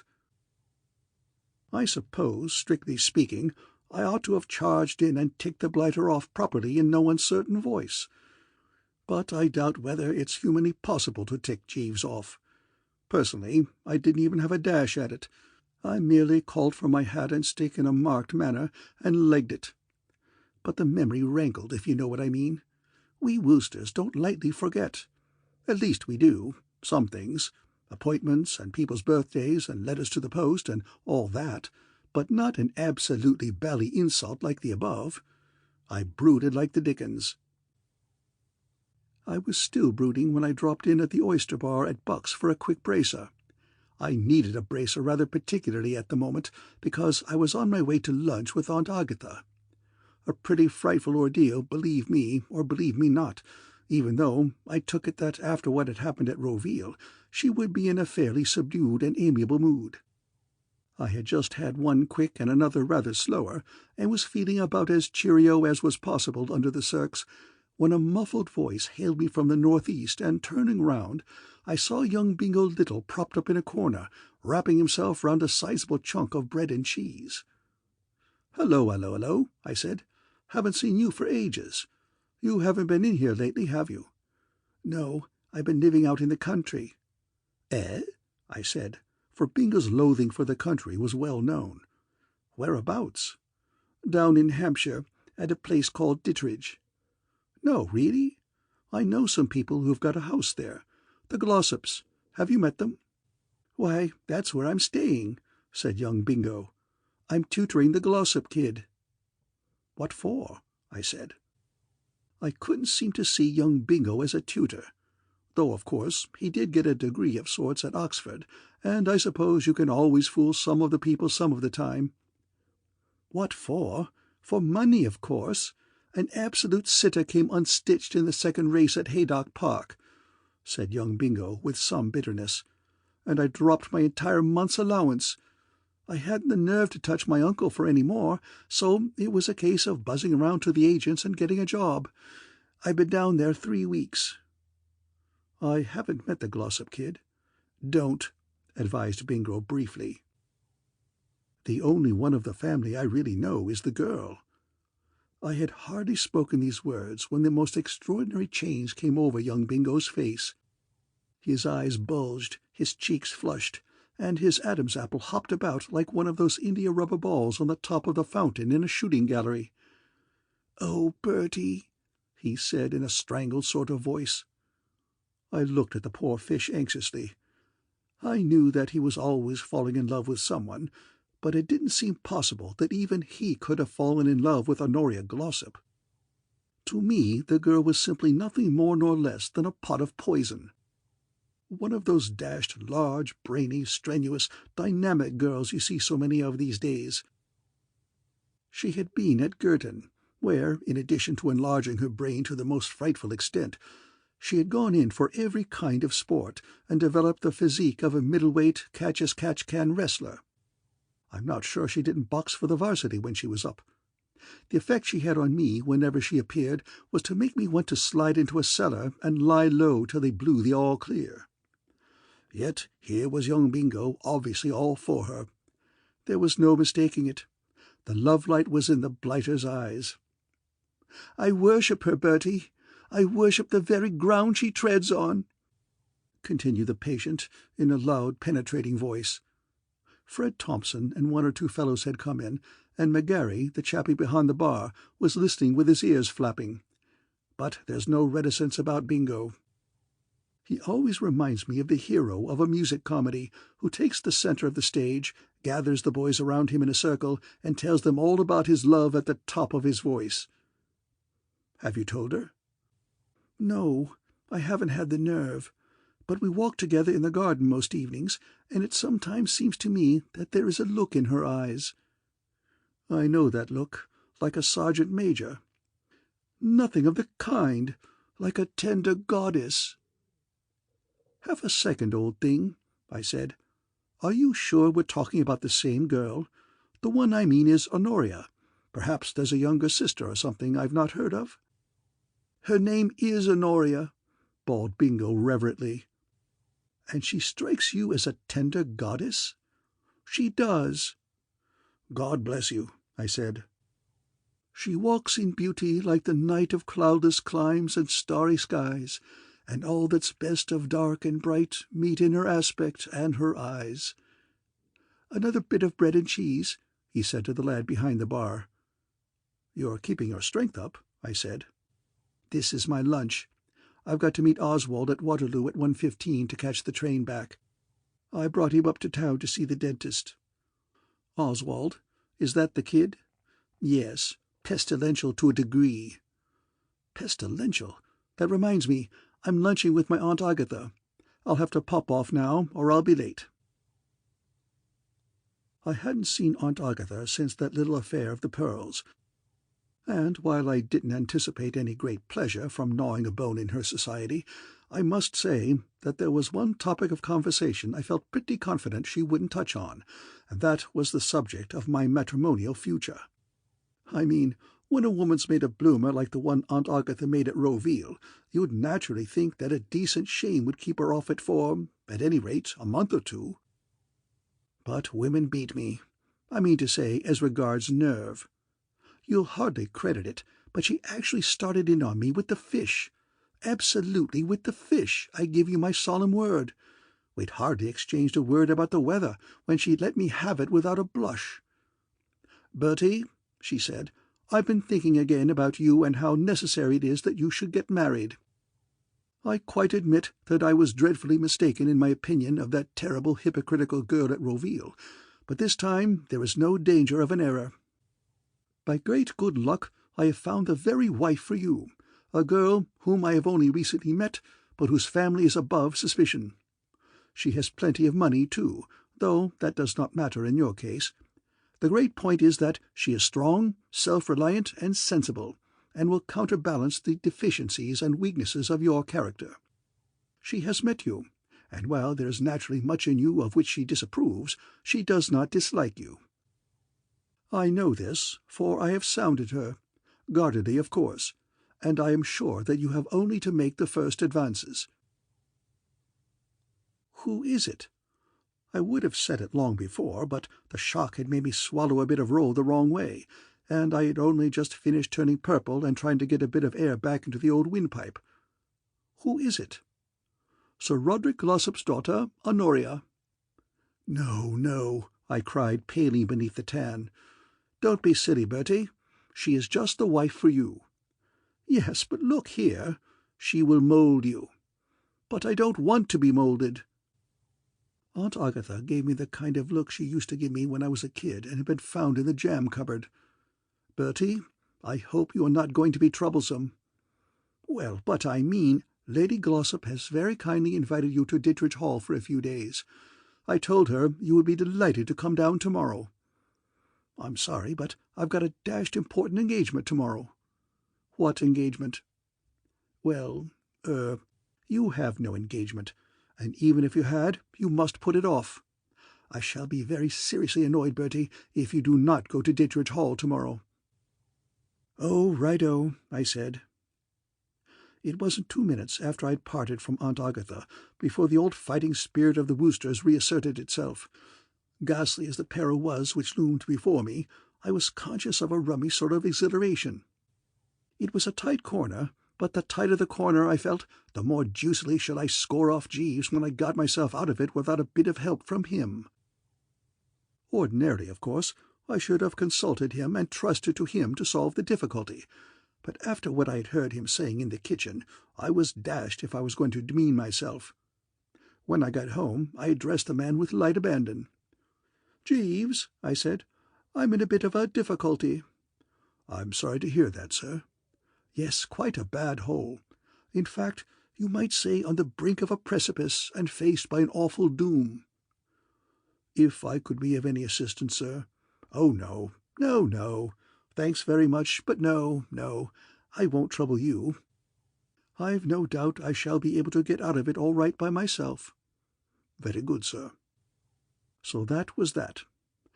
I'm bound to say that I'd have welcomed a bit more curiosity from the fellow, but that is Jeeves all over. Cloaks his emotions, if you know what I mean. Honoria was away when I got to Ditteridge on the following afternoon. Her mother told me that she was staying with some people named Braithwaite in the neighbourhood, and would be back next day, bringing the daughter of the house with her for a visit. She said I would find Oswald out in the grounds, and such is a mother's love that she spoke as if that were a bit of a boost for the grounds and an inducement to go there. Rather decent, the grounds at Ditteridge. A couple of terraces, a bit of lawn with a cedar on it, a bit of shrubbery, and finally a small but goodish lake with a stone bridge running across it. Directly I'd worked my way round the shrubbery, I spotted young Bingo leaning against the bridge smoking a cigarette. Sitting on the stonework, fishing, was a species of kid whom I took to be Oswald the Plague Spot. Bingo was both surprised and delighted to see me, and introduced me to the kid. If the latter was surprised and delighted too, he concealed it like a diplomat. He just looked at me, raised his eyebrows slightly, and went on fishing. He was one of those supercilious striplings who give you the impression that you went to the wrong school and that your clothes don't fit. "This is Oswald," said Bingo. "What," I replied cordially, "could be sweeter? How are you?" "Oh, all right," said the kid. "Nice place, this." "Oh, all right," said the kid. "Having a good time fishing?" "Oh, all right," said the kid. Young Bingo led me off to commune apart. "Doesn't jolly old Oswald's incessant flow of prattle make your head ache sometimes?" I asked. Bingo sighed. "It's a hard job." "What's a hard job?" "Loving him." "Do you love him?" I asked, surprised. I shouldn't have thought it could be done.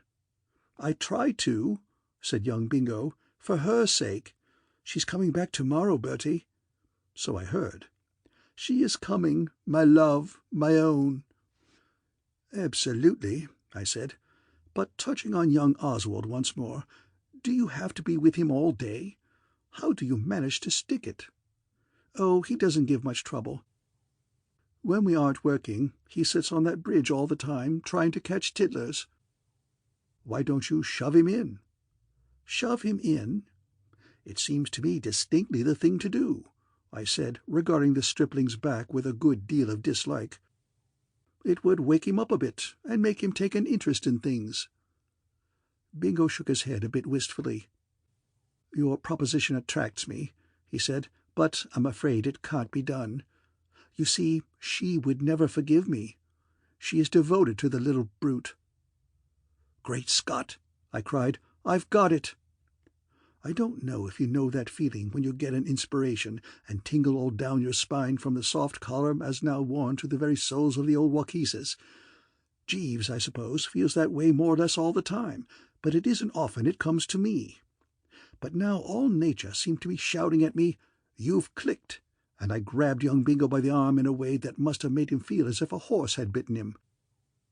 His finely chiselled features were twisted with agony and what-not, and he asked me what the dickens I thought I was playing at. "Bingo," I said, What would Jeeves have done?" "How do you mean, what would Jeeves have done?" "I mean, what would he have advised in a case like yours? I mean, you wanting to make a hit with Honoria Glossop and all that. Why, take it from me, laddie, he would have shoved you behind that clump of bushes over there. He would have got me to lure Honoria onto the bridge somehow. Then, at the proper time, he would have told me to give the kid a pretty hefty jab in the small of the back, so as to shoot him into the water. And then you would have dived in and hauled him out. How about it?" "You didn't think that out by yourself, Bertie," said young Bingo in a hushed sort of voice. "Yes, I did. Jeeves isn't the only fellow with ideas. But it's absolutely wonderful. Just a suggestion. The only objection I can see is that it would be so dashed awkward for you. I mean to say, suppose the kid turned round and said you had shoved him in. That would make you frightfully unpopular with her." "I don't mind risking that." The man was deeply moved. "Bertie, this is noble." "No, no." He clasped my hand silently, then chuckled like the last drop of water going down the waste-pipe in a bath. "Now what?" I said. "I was only thinking," said young Bingo, "how fearfully wet Oswald will get. Oh, happy day!" End of Chapter 5.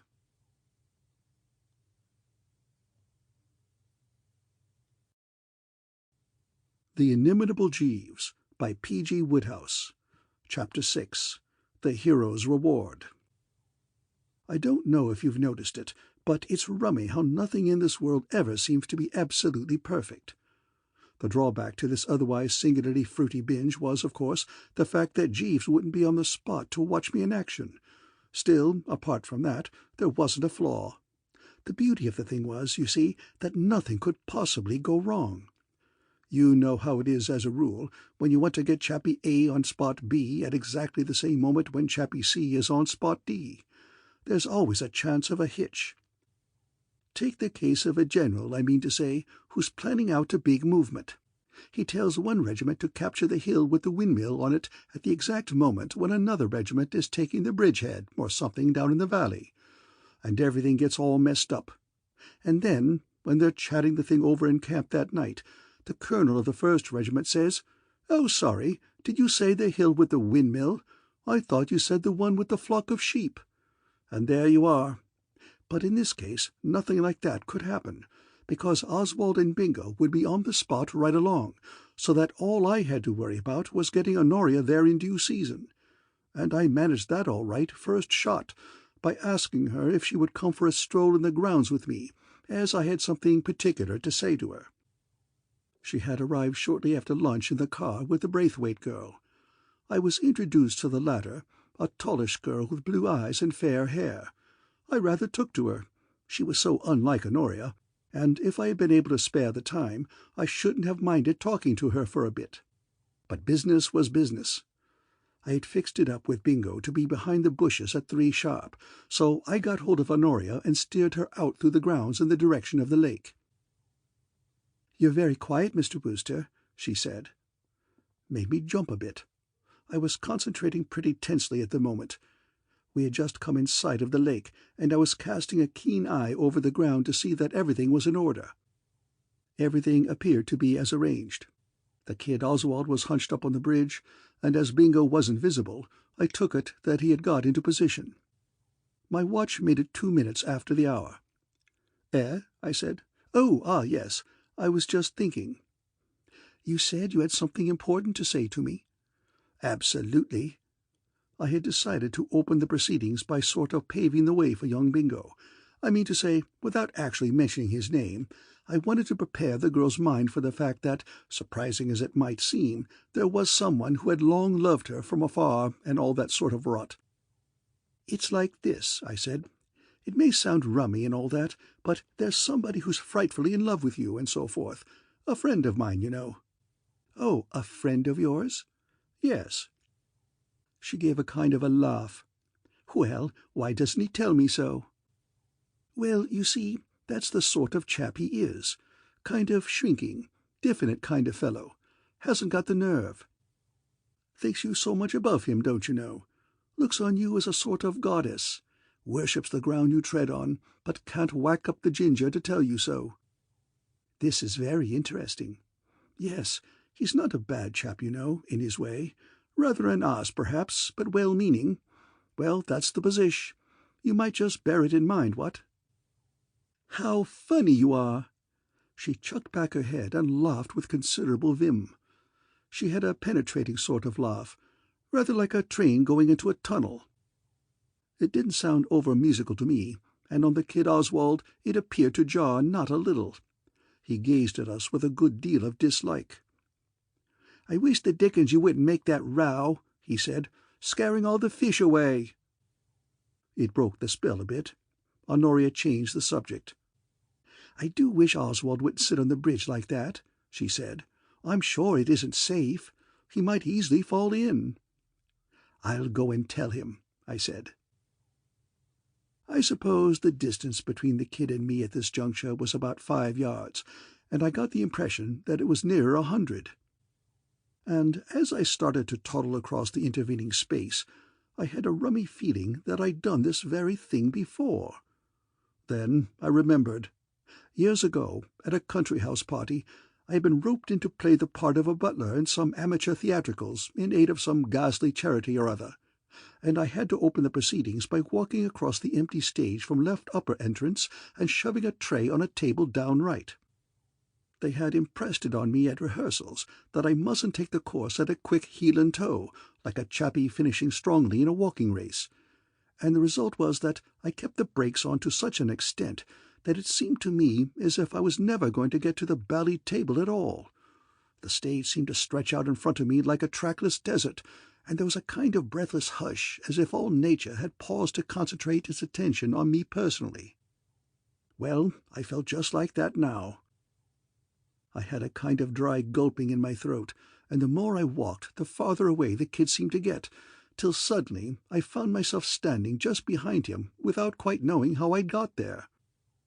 "Hello," I said, with a sickly sort of grin, wasted on the kid because he didn't bother to turn round and look at me. He merely wiggled his left ear in a rather peevish manner. I don't know when I've met anybody in whose life I appeared to mean so little. "Hello," I said. "Fishing?" I laid my hand in a sort of elderly brotherly way on his shoulder. "Here, look out," said the kid, wobbling on his foundations. It was one of those things that want doing quickly or not at all. I shut my eyes and pushed. Something seemed to give. There was a scrambling sound, a kind of yelp, a scream in the offing, and a splash. And so the long day wore on, so to speak.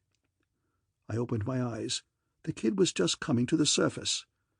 "Help!" I shouted, cocking an eye on the bush from which young Bingo was scheduled to emerge. Nothing happened. Young Bingo didn't emerge to the slightest extent whatever. "I say, help!"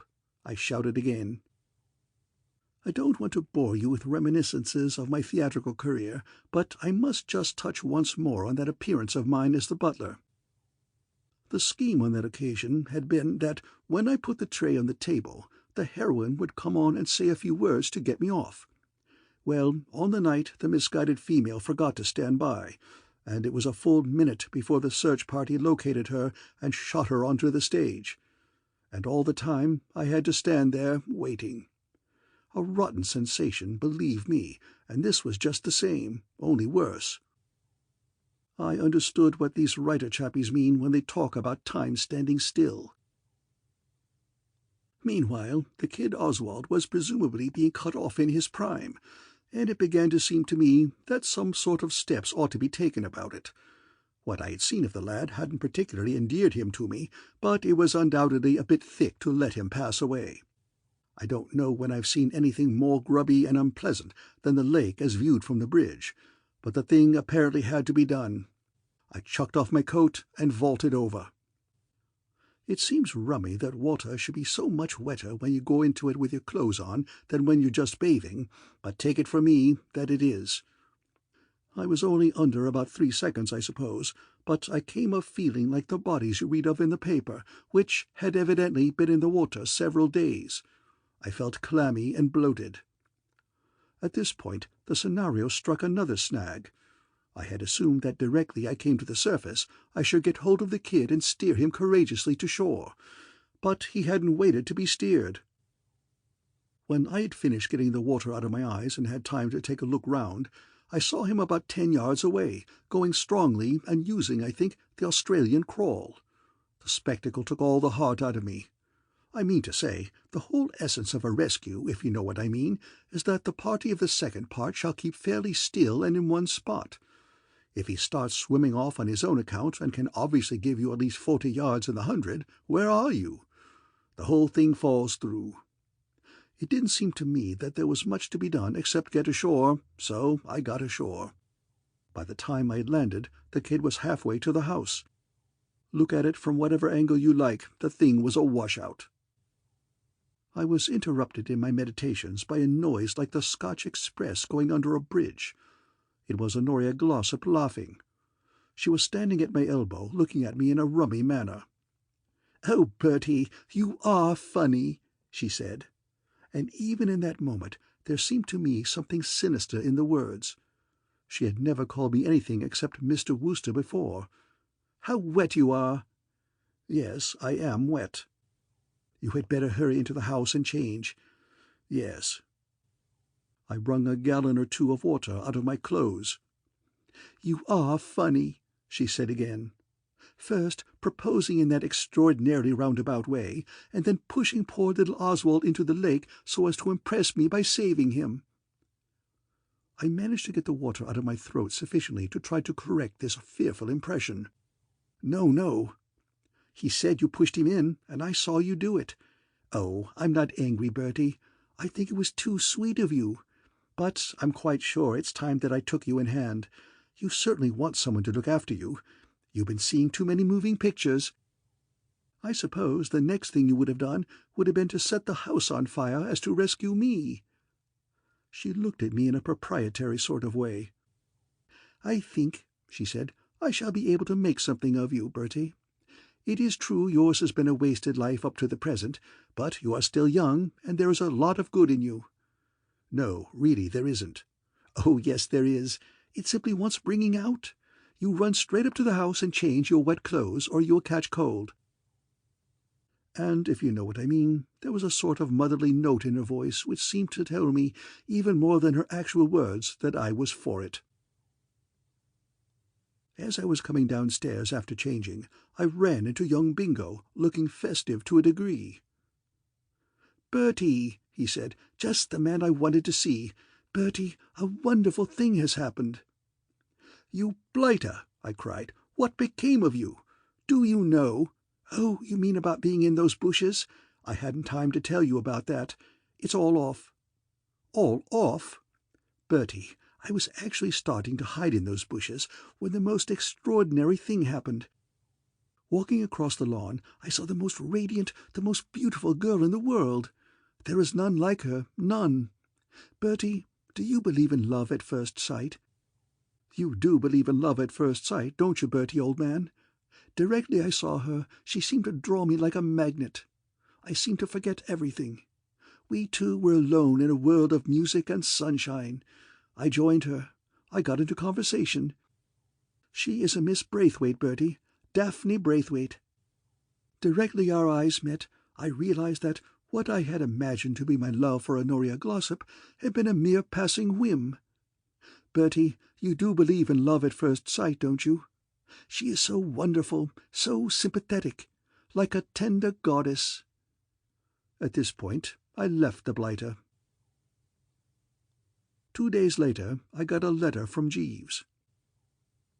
"The weather," it ended, "continues fine. I have had one exceedingly enjoyable bathe."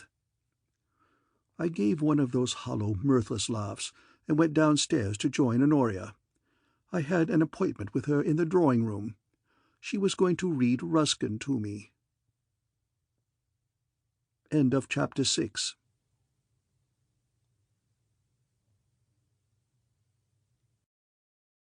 The Inimitable Jeeves by P.G. Wodehouse. Chapter 7. Introducing Claude and Eustace. The blow fell precisely at 1:45 summer-time. Spencer, Aunt Agatha's butler, was offering me the fried potatoes at the moment, and such was my emotion that I lofted 6 of them onto the sideboard with the spoon. Shaken to the core, if you know what I mean. Mark you, I was in a pretty enfeebled condition already. I had been engaged to Honoria Glossop nearly 2 weeks, and during all that time not a day had passed without her putting in some heavy work in the direction of what Aunt Agatha had called moulding me. I had read solid literature till my eyes bubbled. We had legged it together through miles of picture galleries. I had been compelled to undergo classic concerts to an extent you would hardly believe. All in all, therefore, I was in no fit state to receive shocks, especially shocks like this. Honoria had lugged me round to lunch at Aunt Agatha's, and I had just been saying to myself, "Death, where is thy jolly old sting?" when she hove the bomb. "Bertie," she said suddenly, as if she had just remembered it, "what is the name of that man of yours, your valet?" "Eh? Oh, Jeeves." "I think he's a bad influence for you," said Honoria. "When we are married, you must get rid of Jeeves." It was at this point that I jerked the spoon and sent 6 of the best and crispest sailing onto the sideboard, with Spencer gambolling after them like a dignified old retriever. "Get rid of Jeeves?" I gasped. "Yes, I don't like him." "I don't like him," said Aunt Agatha. "But I can't. I mean, why, I couldn't carry on for a day without Jeeves." "You will have to," said Honoria. "I don't like him at all." "I don't like him at all," said Aunt Agatha. "I never did." Ghastly, what? I'd always had an idea that marriage was a bit of a washout, but I'd never dreamed that it demanded such frightful sacrifices from a fellow. I passed the rest of the meal in a sort of stupor. The scheme had been, if I remember, that after lunch I should go off and caddy for Honoria at a shopping tour down Regent Street. But when she got up and started collecting me and the rest of her things, Aunt Agatha stopped her. "You run along, dear," she said. "I want to say a few words to Bertie." So Honoria legged it, and Aunt Agatha drew up her chair and started in. "Bertie," she said, "dear Honoria does not know it, but a little difficulty has arisen about your marriage." "By Jove, not really," I said, hope starting to dawn. "Oh, it's nothing at all, of course. It is only a little exasperating. The fact is, Sir Roderick is being rather troublesome. Thinks I'm not a good bet? Wants to scratch the fixture? Well, perhaps he's right. Pray do not be so absurd, Bertie. It is nothing so serious as that. But the nature of Sir Roderick's profession unfortunately makes him over-cautious." I didn't get it. Over-cautious? Yes, I suppose it's inevitable. A nerve specialist with his extensive practice can hardly help taking a rather warped view of humanity. I got what she was driving at now. Sir Roderick Glossop, Honoria's father, is always called a nerve specialist because it sounds better, but everybody knows that he's really a sort of janitor to the loony bin. I mean to say, when your uncle the Duke begins to feel the strain a bit, and you find him in the blue drawing-room sticking straws in his hair, old Glossop is the first person you send for. He toddles round, gives the patient the once-over, talks about overexcited nervous systems, and recommends complete rest and seclusion and all that sort of thing. Practically every posh family in the country has called him in at one time or another, and I suppose that, being in that position, I mean constantly having to sit on people's heads while their nearest and dearest phone to the asylum to send round the wagon, does tend to make a chappie take what you might call a warped view of humanity." "You mean he thinks I may be a loony, and he doesn't want a loony son-in-law?" I said. Aunt Agatha seemed rather peeved than otherwise at my ready intelligence. "Of course he does not think anything so ridiculous. I told you he was simply exceedingly cautious. He wants to satisfy himself that you are perfectly normal." Here she paused, for Spencer had come in with the coffee. When he had gone, she went on. "He appears to have got hold of some extraordinary story about your having pushed his son Oswald into the lake at Ditteridge Hall. Incredible, of course. Even you would hardly do a thing like that. Well, I did sort of lean against him, you know, when he shot off the bridge." Oswald definitely accuses you of having pushed him into the water. That has disturbed Sir Roderick, and unfortunately it has caused him to make inquiries, and he has heard about your poor Uncle Henry." She eyed me with a good deal of solemnity, and I took a grave sip of coffee. We were peeping into the family cupboard and having a look at the good old skeleton. My late Uncle Henry, you see, was by way of being the blot on the Wooster escutcheon. An extremely decent chappie personally, and one who had always endeared himself to me by tipping me with considerable lavishness when I was at school, but there's no doubt he did at times do rather rummy things, notably keeping 11 pet rabbits in his bedroom, and I suppose a purist might have considered him more or less off his onion. In fact, to be perfectly frank, he wound up his career, happy to the last and completely surrounded by rabbits in some sort of a home. "It is very absurd, of course," continued Aunt Agatha. "If any of the family had inherited poor Henry's eccentricity, and it was nothing more, it would have been Claude and Eustace, and there could not be two brighter boys." Claude and Eustace were twins, and had been kids at school with me in my last summer term. Casting my mind back, it seemed to me that bright just about described them. The whole of that term, as I remembered it, had been spent in getting them out of a series of frightful rows. Look how well they are doing at Oxford. Your Aunt Emily had a letter from Claude only the other day saying that they hope to be elected shortly to a very important college club called the Seekers. Seekers? I couldn't recall any club of the name in my time at Oxford. What do they seek? Claude did not say. Truth or knowledge, I should imagine. It is evidently a very desirable club to belong to, for Claude added that Lord Rainsby, the Earl of Datchet's son, was one of his fellow candidates. However, we are wandering from the point, which is that Sir Roderick wants to have a quiet talk with you quite alone. Now, I rely on you, Bertie, to be, I won't say intelligent, but at least sensible. Don't giggle nervously. Try to keep that horrible glassy expression out of your eyes. Don't yawn or fidget. And remember that Sir Roderick is the president of the West London branch of the Anti-Gambling League, so please do not talk about horse racing. He will lunch with you at your flat tomorrow at 1:30. Please remember that he drinks no wine, strongly disapproves of smoking, and can only eat the simplest food, owing to an impaired digestion. Do not offer him coffee, for he considers it the root of half the nerve trouble in the world.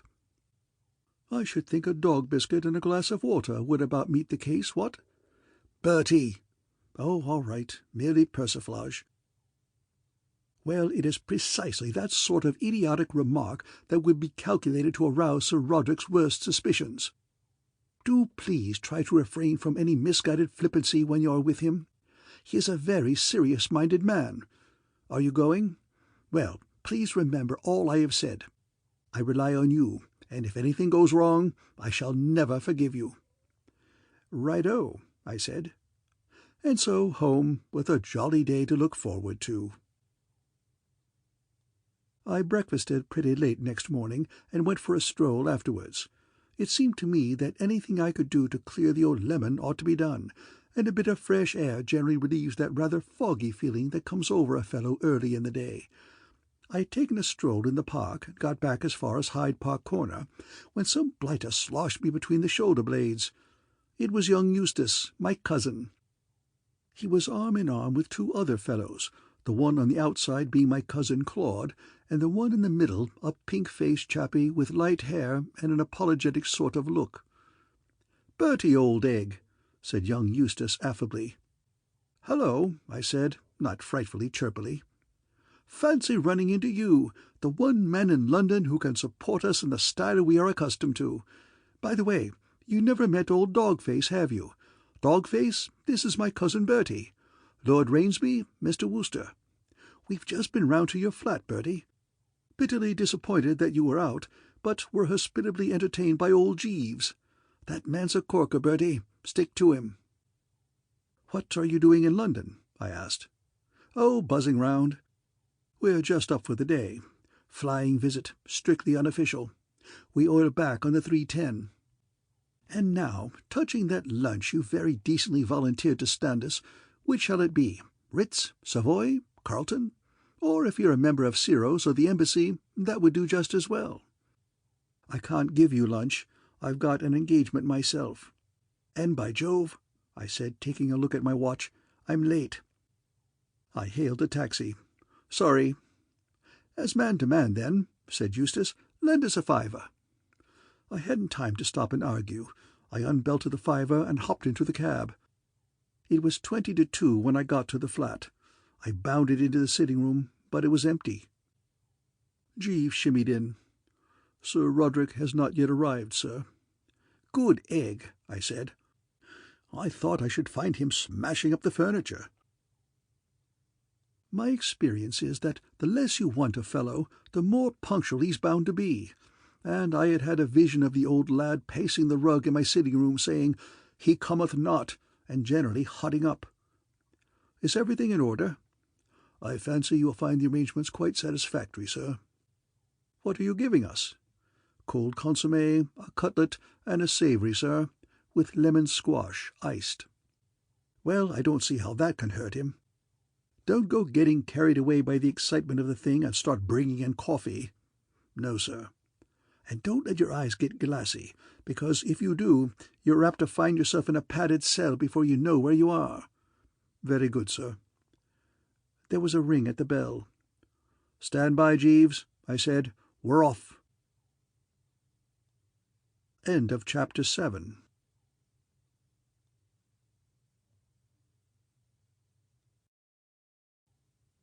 The Inimitable Jeeves, by P.G. Wodehouse. Chapter 8. Sir Roderick comes to lunch. I had met Sir Roderick Glossop before, of course, but only when I was with Honoria, and there is something about Honoria which makes almost anybody you meet in the same room seem sort of undersized and trivial by comparison. I had never realized till this moment what an extraordinarily formidable old bird he was. He had a pair of shaggy eyebrows which gave his eyes a piercing look, which was not at all the sort of thing a fellow wanted to encounter on an empty stomach. He was fairly tall and fairly broad, and he had the most enormous head, with practically no hair on it, which made it seem bigger and much more like the dome of St. Paul's. I suppose he must have taken about a 9 or something in hats. Shows what a rotten thing it is to let your brain develop too much. "What ho, what ho, what ho!" I said, trying to strike the genial note, and then had a sudden feeling that that was just the sort of thing I had been warned not to say. Dashed difficult it is to start things going properly on an occasion like this. A fellow living in a London flat is so handicapped. I mean to say, if I had been the young squire greeting the visitor in the country, I could have said, "Welcome to Meadowsweet Hall," or something zippy like that. It sounds silly to say, "Welcome to number 6A, Crichton Mansions, Berkeley Street West." "I am afraid I'm a little late," he said, as we sat down. "I was detained at my club by Lord Alastair Hungerford, the Duke of Ramfurline's son. His Grace, he informed me, had exhibited a renewal of the symptoms which have been causing the family so much concern. I could not leave him immediately. Hence my unpunctuality, which I trust has not discommoded you." "Oh, not at all. So the Duke is off his rocker, what?" "The expression which you use is not precisely the one I should have employed myself with reference to the head of perhaps the noblest family in England, but there is no doubt that cerebral excitement does, as you suggest, exist in no small degree." He sighed as well as he could with his mouth full of cutlet. "A profession like mine is a great strain, a great strain." "Must be." "Sometimes I am appalled at what I see around me." He stopped suddenly and sort of stiffened. "Do you keep a cat, Mr. Wooster?" "Eh? What? Cat? No, no cat." I was conscious of a distinct impression that I had heard a cat mewing either in the room or very near to where we are sitting. "Probably a taxi or something in the street." "I fear I do not follow you." "I mean to say, taxis squawk, you know, rather like cats in a sort of way." I had not observed the resemblance. He said rather coldly. "Have some lemon squash," I said. The conversation seemed to be getting rather difficult. "Thank you. half a glassful, if I may." The hell brew appeared to buck him up, for he resumed in a slightly more pally manner. "I have a particular dislike for cats. But I was saying— oh, yes, sometimes I am positively appalled at what I see around me. It is not only the cases which come under my professional notice, painful as many of those are, it is what I see as I go about London. Sometimes it seems to me that the whole world is mentally unbalanced. This very morning, for example, a most singular and distressing occurrence took place as I was driving from my house to the club. The day being clement, I had instructed my chauffeur to open my landaulet, and I was leaning back, deriving no little pleasure from the sunshine, when our progress was arrested in the middle of the thoroughfare by one of those blocks in the traffic which are inevitable in so congested a system as that of London. I suppose I've been letting my mind wander a bit, for when he stopped and took a sip of lemon squash, I had a feeling that I was listening to a lecture and was expected to say something. "Hear, hear," I said. "I beg your pardon?" Nothing. You were saying?" The vehicles proceeding in the opposite direction had also been temporarily arrested, but after a moment they were permitted to proceed. I had fallen into a meditation, when suddenly the most extraordinary thing took place. My hat was snatched abruptly from my head, and as I looked back I perceived it being waved in a kind of feverish triumph from the interior of a taxicab, which, even as I looked, disappeared through a gap in the traffic and was lost to sight. I didn't laugh, but I distinctly heard a couple of my floating ribs part from their moorings under the strain. "It must have been meant for a practical joke," I said. "What?" This suggestion didn't seem to please the old boy. "I trust," he said, "I am not deficient in an appreciation of the humorous, but I confess that I am at a loss to detect anything akin to pleasantry in the outrage. The action was beyond all question that of a mentally unbalanced subject. These mental lesions may express themselves in almost any form. The Duke of Ramfurline, to whom I had occasion to allude just now, is under the impression, this is in the strictest confidence, that he is a canary, and his seizure to-day, which so perturbed Lord Alistair, was due to the fact that a careless footman had neglected to bring him his morning lump of sugar. Cases are common again of men waylaying women and cutting off portions of their hair.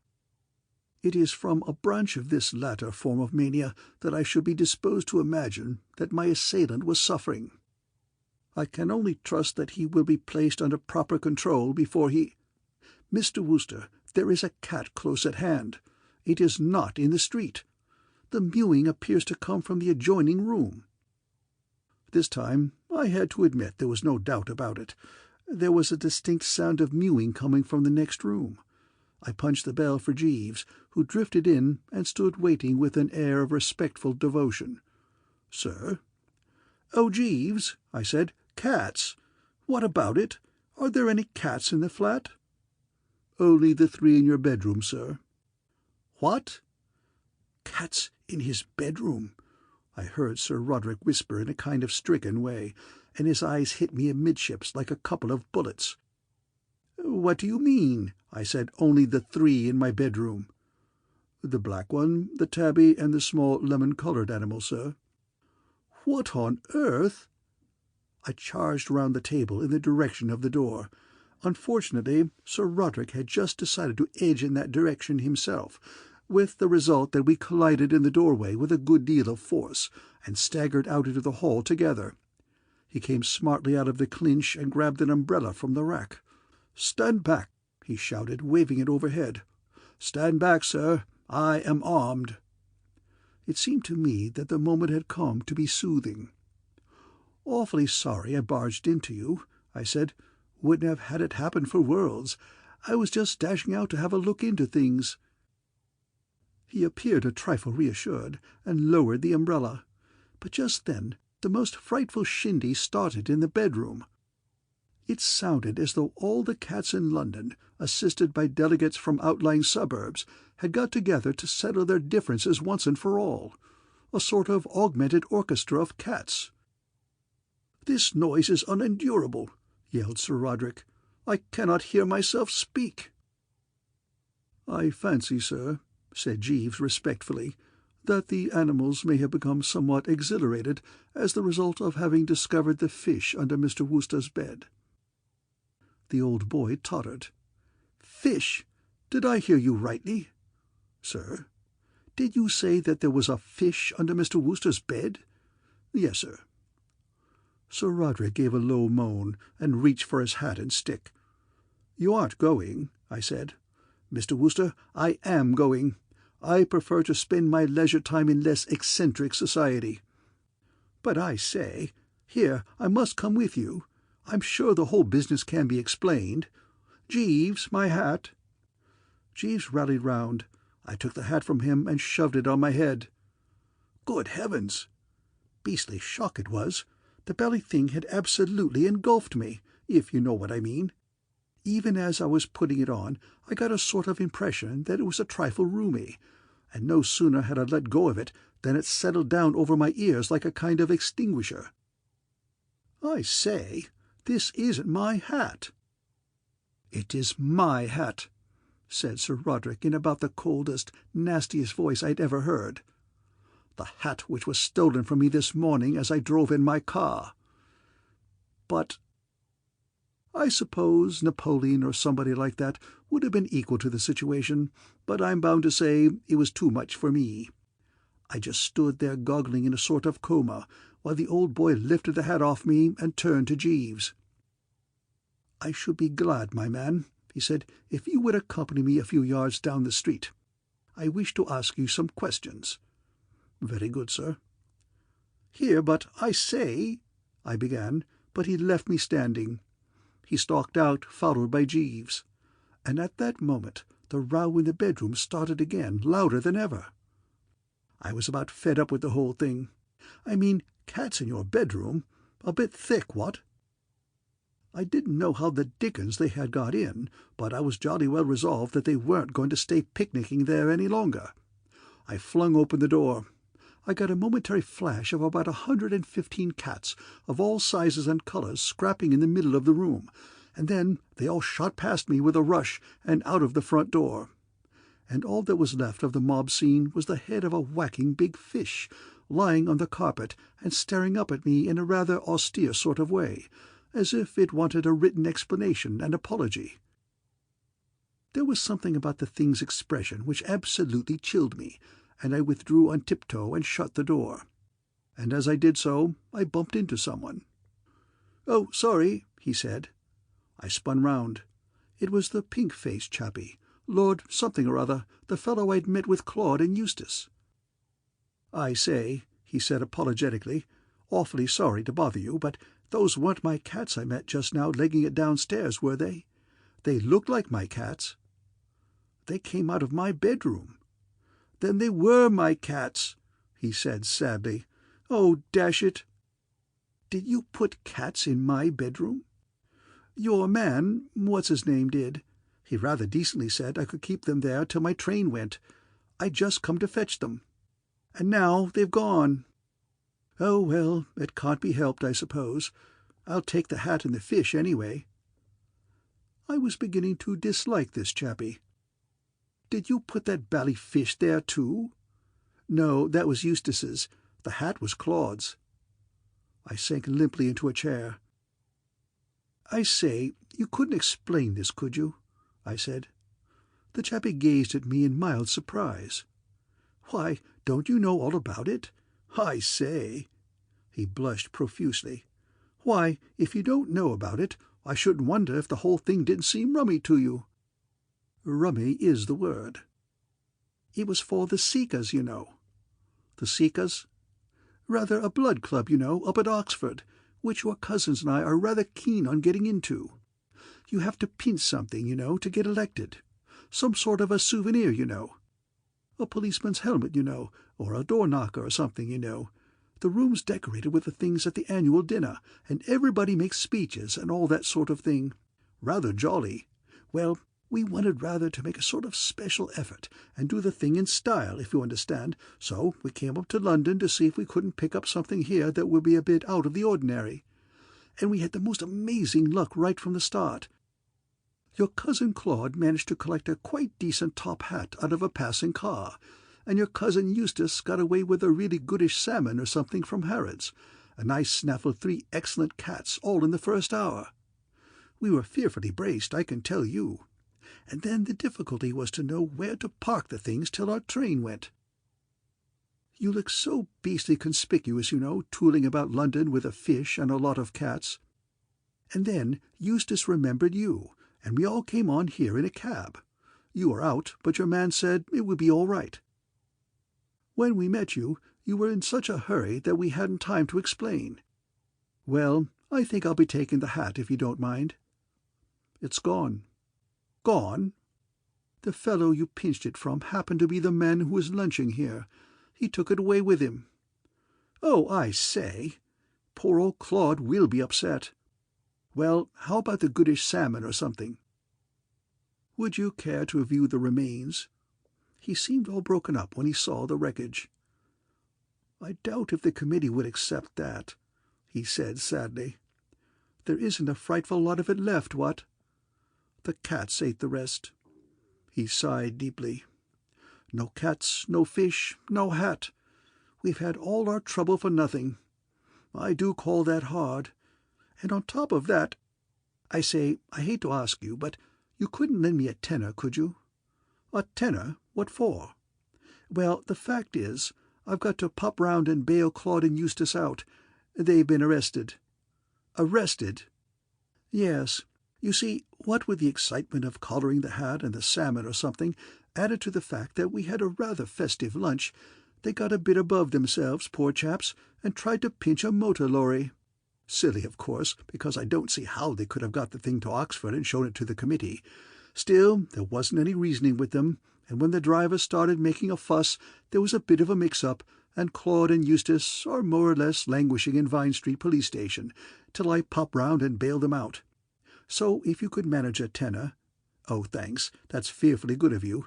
It would have been too bad to leave them there, what? I mean, they're both such frightfully good chaps, you know. Everybody likes them up at Varsity. They're fearfully popular. I bet they are, I said. When Jeeves came back, I was waiting for him on the mat. I wanted speech with the blighter. Well, I said. Sir Roderick asked me a number of questions, sir, respecting your habits and mode of life, to which I replied guardedly. I don't care about that. What I want to know is, why didn't you explain the whole thing to him right at the start? A word from you would have put everything clear. Yes, sir. Now he's gone off thinking me a loony. I should not be surprised from his conversation with me, sir, if some such idea had not entered his head. I was just starting in to speak when the telephone bell rang. Jeeves answered it. No, madam, Mr. Wooster is not in. No, madam, I do not know when he will return. No, madam, he left no message. Yes, madam, I will inform him. He put back the receiver. Mrs. Gregson, sir. Aunt Agatha. I have been expecting it. Ever since the luncheon party had blown out a fuse, her shadow had been hanging over me, so to speak. Does she know already? I gather that Sir Roderick has been speaking to her on the telephone, sir, and no wedding bells for me, what? Jeeves coughed. Mrs. Gregson did not actually confide in me, sir, but I fancy that some such thing may have occurred. She seemed decidedly agitated, sir. It's a rummy thing, but I've been so snooted by the old boy and the cats and the fish and the hat and the pink-faced chappie and all the rest of it that the bright side simply hadn't occurred to me till now. By Jove, it was like a bally weight rolling off my chest. I gave a yelp of pure relief. Jeeves, I said, I believe you worked the whole thing. Sir? I believe you had the jolly old situation in hand right from the start. Well, sir, Spencer, Mrs. Gregson's butler, who inadvertently chanced to overhear something of your conversation when you were lunching at the house, did mention certain of the details to me, and I confess that, though it may be a liberty to say so, I entertained hopes that something might occur to prevent the match. I doubt if the young lady was entirely suitable to you, sir. And she would have shot you out on your ear 5 minutes after the ceremony." "Yes, sir. Spencer informed me that she had expressed some such intention." "Mrs. Gregson wishes you to call upon her immediately, sir." "She does, eh? What do you advise, Jeeves?" "I think a trip abroad might prove enjoyable, sir." I shook my head. She'd come after me. "Not if you went far enough afield, sir. There are excellent boats leaving every Wednesday and Saturday for New York." "Jeeves," I said, "you are right as always. Book the tickets." End of Chapter 8.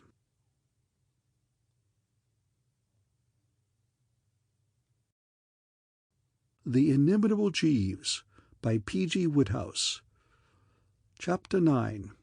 A Letter of Introduction. You know, the longer I live, the more clearly I see that half the trouble in this bally world is caused by the light-hearted and thoughtless way in which chappies dash off letters of introduction and hand them to other chappies to deliver to chappies of the third part. It's one of those things that make you wish you were living in the Stone Age. What I mean to say is, if a fellow in those days wanted to give anyone a letter of introduction, he had to spend a month or so carving it on a large-sized boulder, and then chances were that the other chappie got so sick of lugging the thing round in the hot sun that he dropped it after the first mile. But nowadays it's so easy to write letters of introduction that everybody does it without a second thought, with the result that some perfectly harmless cove like myself gets in the soup. Mark you, all the above is what you might call the result of my riper experience. I don't mind admitting that in the first blush of the thing, so to speak, when Jeeves told me, this would be about 3 weeks after I'd landed in America, that a blighter called Cyril Bassington had arrived, and I found that he had brought a letter of introduction to me from Aunt Agatha. Where was I? Oh, yes, I don't mind admitting I was saying that just at first I was rather bucked. You see, after the painful events which had resulted in my leaving England, I hadn't expected to get any sort of letter from Aunt Agatha which would pass the censor, so to speak. And it was a pleasant surprise to open this one and find it almost civil. Chilly, perhaps, in parts, but on the whole quite tolerably polite. I looked on the thing as a hopeful sign. Sort of olive branch, you know. Or do I mean orange blossom? What I'm getting at is that the fact that Aunt Agatha is writing to me without calling me names seemed more or less like a step in the direction of peace. And I was all for peace, and that right speedily. I'm not saying a word against New York, mind you. I liked the place, and was having quite a ripe time there. But the fact remains that a fellow who's been used to London all his life does get a trifle homesick on a foreign strand, and I wanted to pop back to the cosy old flat in Berkeley Street, which could only be done when Aunt Agatha had simmered down and got over the Glossop episode. I know that London is a biggish city, but believe me, it isn't half big enough for any fellow to live in with Aunt Agatha when she's after him with the old hatchet. And so I'm bound to say I looked on this chump Bassington, when he arrived, more or less as a dove of peace, and was all for him. He would seem from contemporary accounts to have blown in one morning at 7:45, that being the ghastly sort of hour they shoot you off the liner in New York. He was given the respectful raspberry by Jeeves, and told to try again about 3 hours later, when there would be a sporting chance of my having sprung from my bed with a glad cry to welcome another day and all that sort of thing. Which was rather decent of Jeeves, by the way, for it so happened that there was a slight estrangement, a touch of coldness, a bit of row, in other words, between us at the moment, because of some rather priceless purple socks which I was wearing against his wishes. And a lesser man might easily have snatched at the chance of getting back at me a bit by loosing Cyril into my bedchamber at a moment when I couldn't have stood a 2 minutes' conversation with my dearest pal. For until I've had my early cup of tea and have brooded on life for a bit absolutely undisturbed, I am not much of a lad for the merry chit-chat. So Jeeves very sportingly shot Cyril out into the crisp morning air, and didn't let me know of his existence till he brought his card in with the bohea. "And what might all this be, Jeeves?" I said, giving the thing the glassy gaze. "The gentleman has arrived from England, I understand, sir. He called to see you earlier in the day." "Good Lord, Jeeves, you don't mean to say the day starts earlier than this?" "He desired me to say he would return later, sir."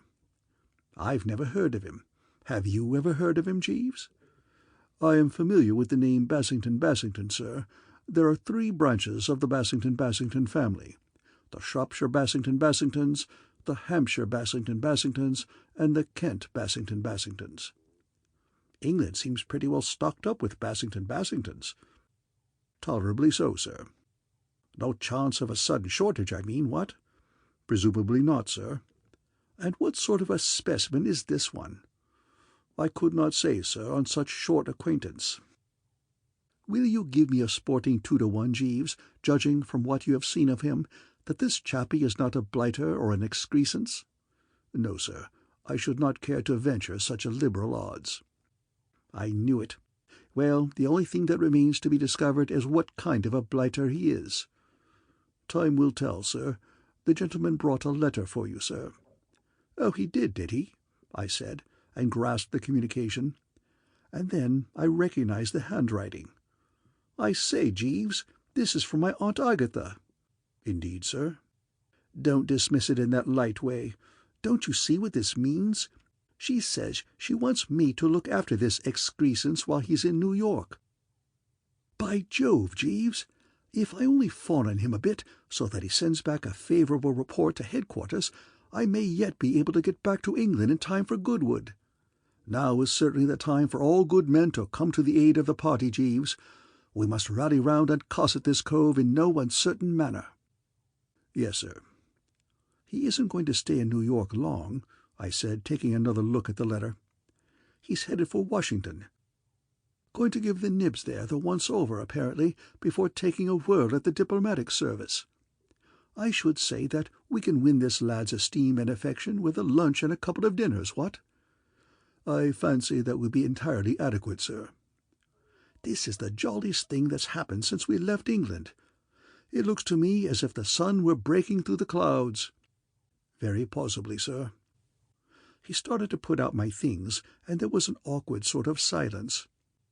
"Not those socks, Jeeves," I said, gulping a bit, but having a dash at the careless, off-hand tone.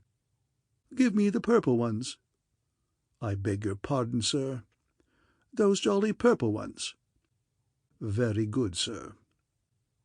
He lugged them out of the drawer as if he were a vegetarian fishing a caterpillar out of the salad. You could see that he was feeling deeply.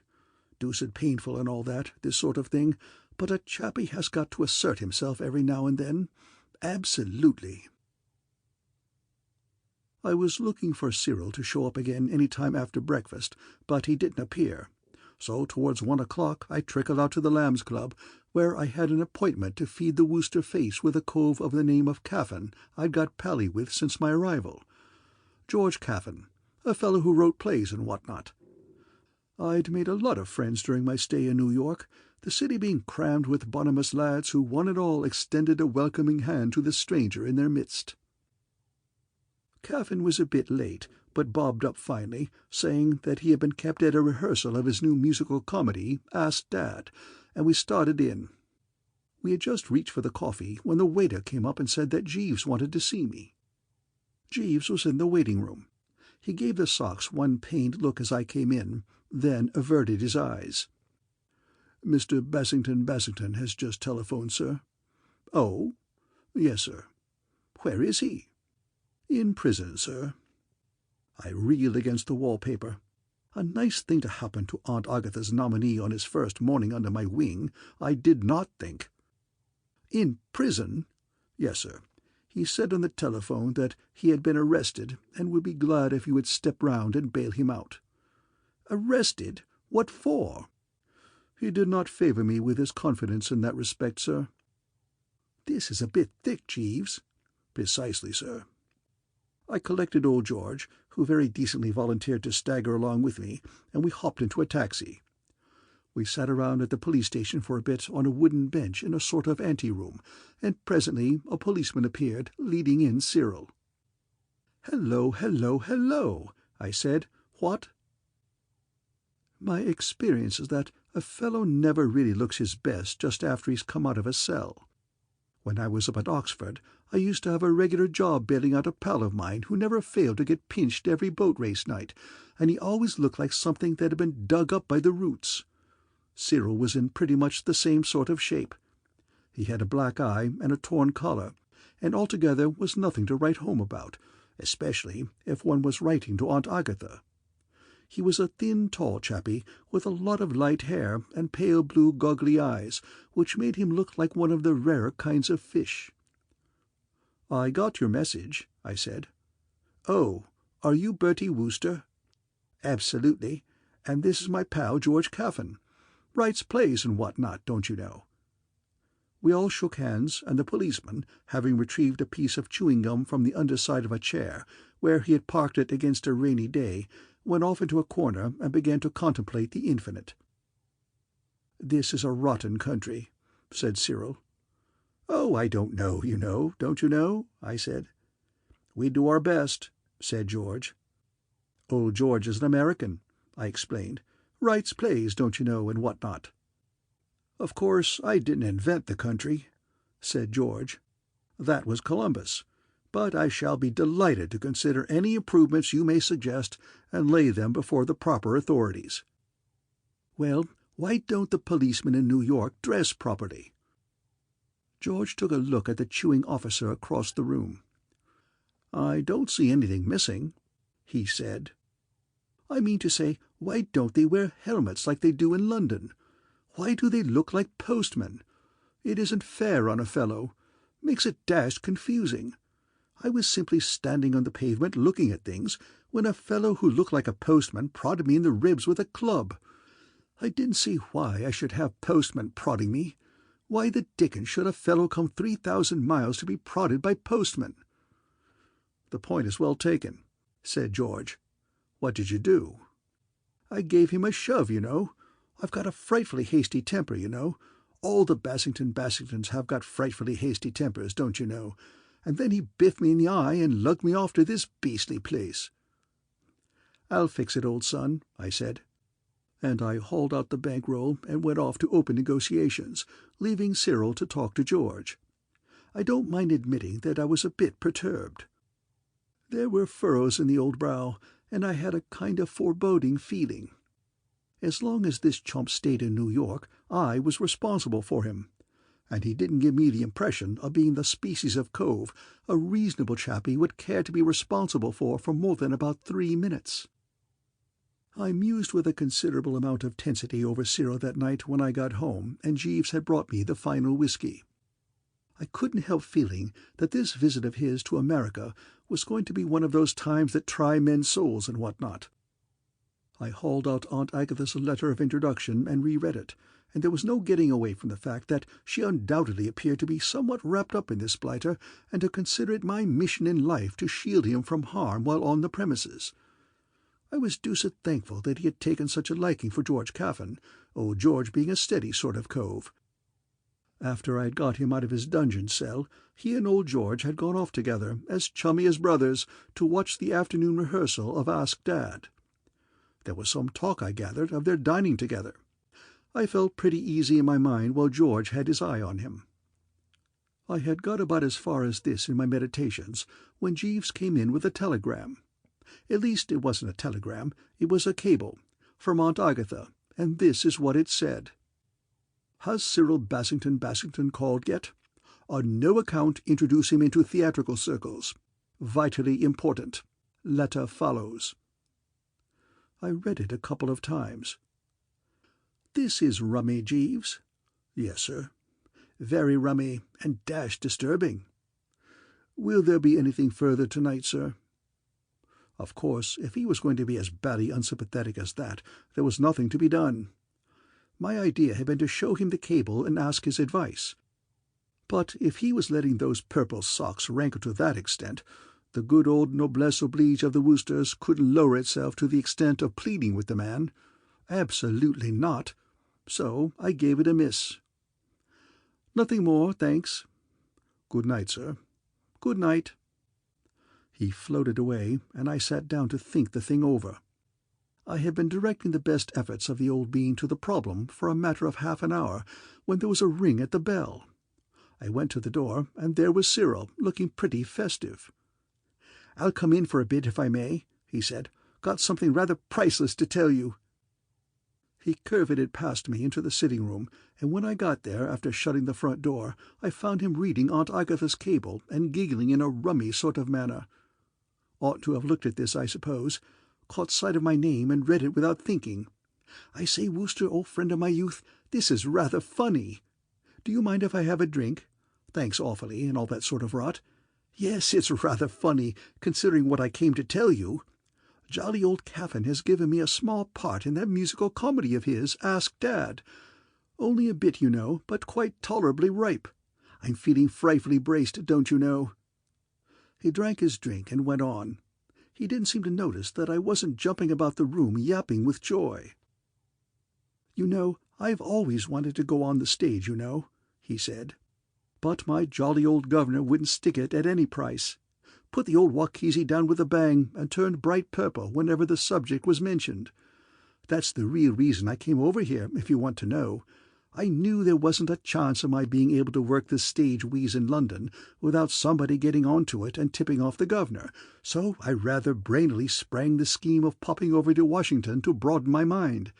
There's nobody to interfere on this side, you see, so I can go right ahead." I tried to reason with the poor chump. "But your governor will have to know some time." "That'll be all right. I shall be the jolly old star by then, and he won't have a leg to stand on." "It seems to me he'll have one leg to stand on while he kicks me with the other." "Why, where do you come in? What have you got to do with it?" "I introduced you to George Caffin." "So you did, old top, so you did. I'd quite forgotten." "I ought to have thanked you before. Well, so long. There's an early rehearsal of Ask Dad tomorrow morning, and I must be toddling."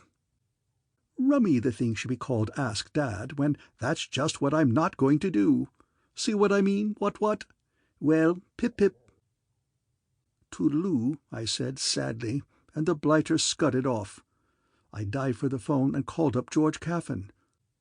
"I say, George, what's all this about Cyril Bassington?" "What about him?" "He tells me you've given him a part in your show." "Oh, yes, just a few lines." "But I've just had 57 cables from home telling me on no account to let him go on the stage." "I'm sorry, but Cyril is just the type I need for that part. He's simply got to be himself." "It's pretty tough on me, George, old man. My Aunt Agatha sent this blighter over with a letter of introduction to me, and she will hold me responsible." "She'll cut you out of her will?" "It isn't a question of money. But, of course, you've never met my Aunt Agatha, so it's rather hard to explain. But she's a sort of human vampire bat, and she'll make things most fearfully unpleasant for me when I go back to England. She's the kind of woman who comes and rags you before breakfast, don't you know." "Well, don't go back to England, then. Stick here and become president." "But, George, old top—" "Good night." "But I say, George, old man, you didn't get my last remark. It was good night. You idle rich may not need any sleep, but I've got to be bright and fresh in the morning. God bless you." I felt as if I hadn't a friend in the world. I was so jolly well worked up that I went and banged on Jeeves's door. It wasn't a thing I'd have cared to do as a rule, but it seemed to me that now was the time for all good men to come to the aid of the party, so to speak, and that it was up to Jeeves to rally round the young master, even if it broke up his beauty sleep. Jeeves emerged in a brown dressing-gown. "Sir?" "Deuced sorry to wake you up, Jeeves, and what not, but all sorts of dashed disturbing things have been happening." "I was not asleep. It is my practice, upon retiring, to read a few pages of some instructive book." "That's good. What I mean to say is, if you've just finished exercising the old bean, it's probably in mid-season form for tackling problems. Jeeves, Mr. Bassington is going on the stage." "Indeed, sir?" "Ah, the thing doesn't hit you. You don't get it properly. Here's the point. All his family are most fearfully dead against his going on the stage. There's going to be no end of trouble if he isn't headed off, and what's worse, my Aunt Agatha will blame me, you see." "I see, sir." "Well, can't you think of some way of stopping him?" "Not, I confess, at the moment, sir." "Well, have a stab at it." "I will give the matter my best consideration, sir. Will there be anything further to-night?" "I hope not. I've had all I can stand already." "Very good, sir." He popped off. End of Chapter 9.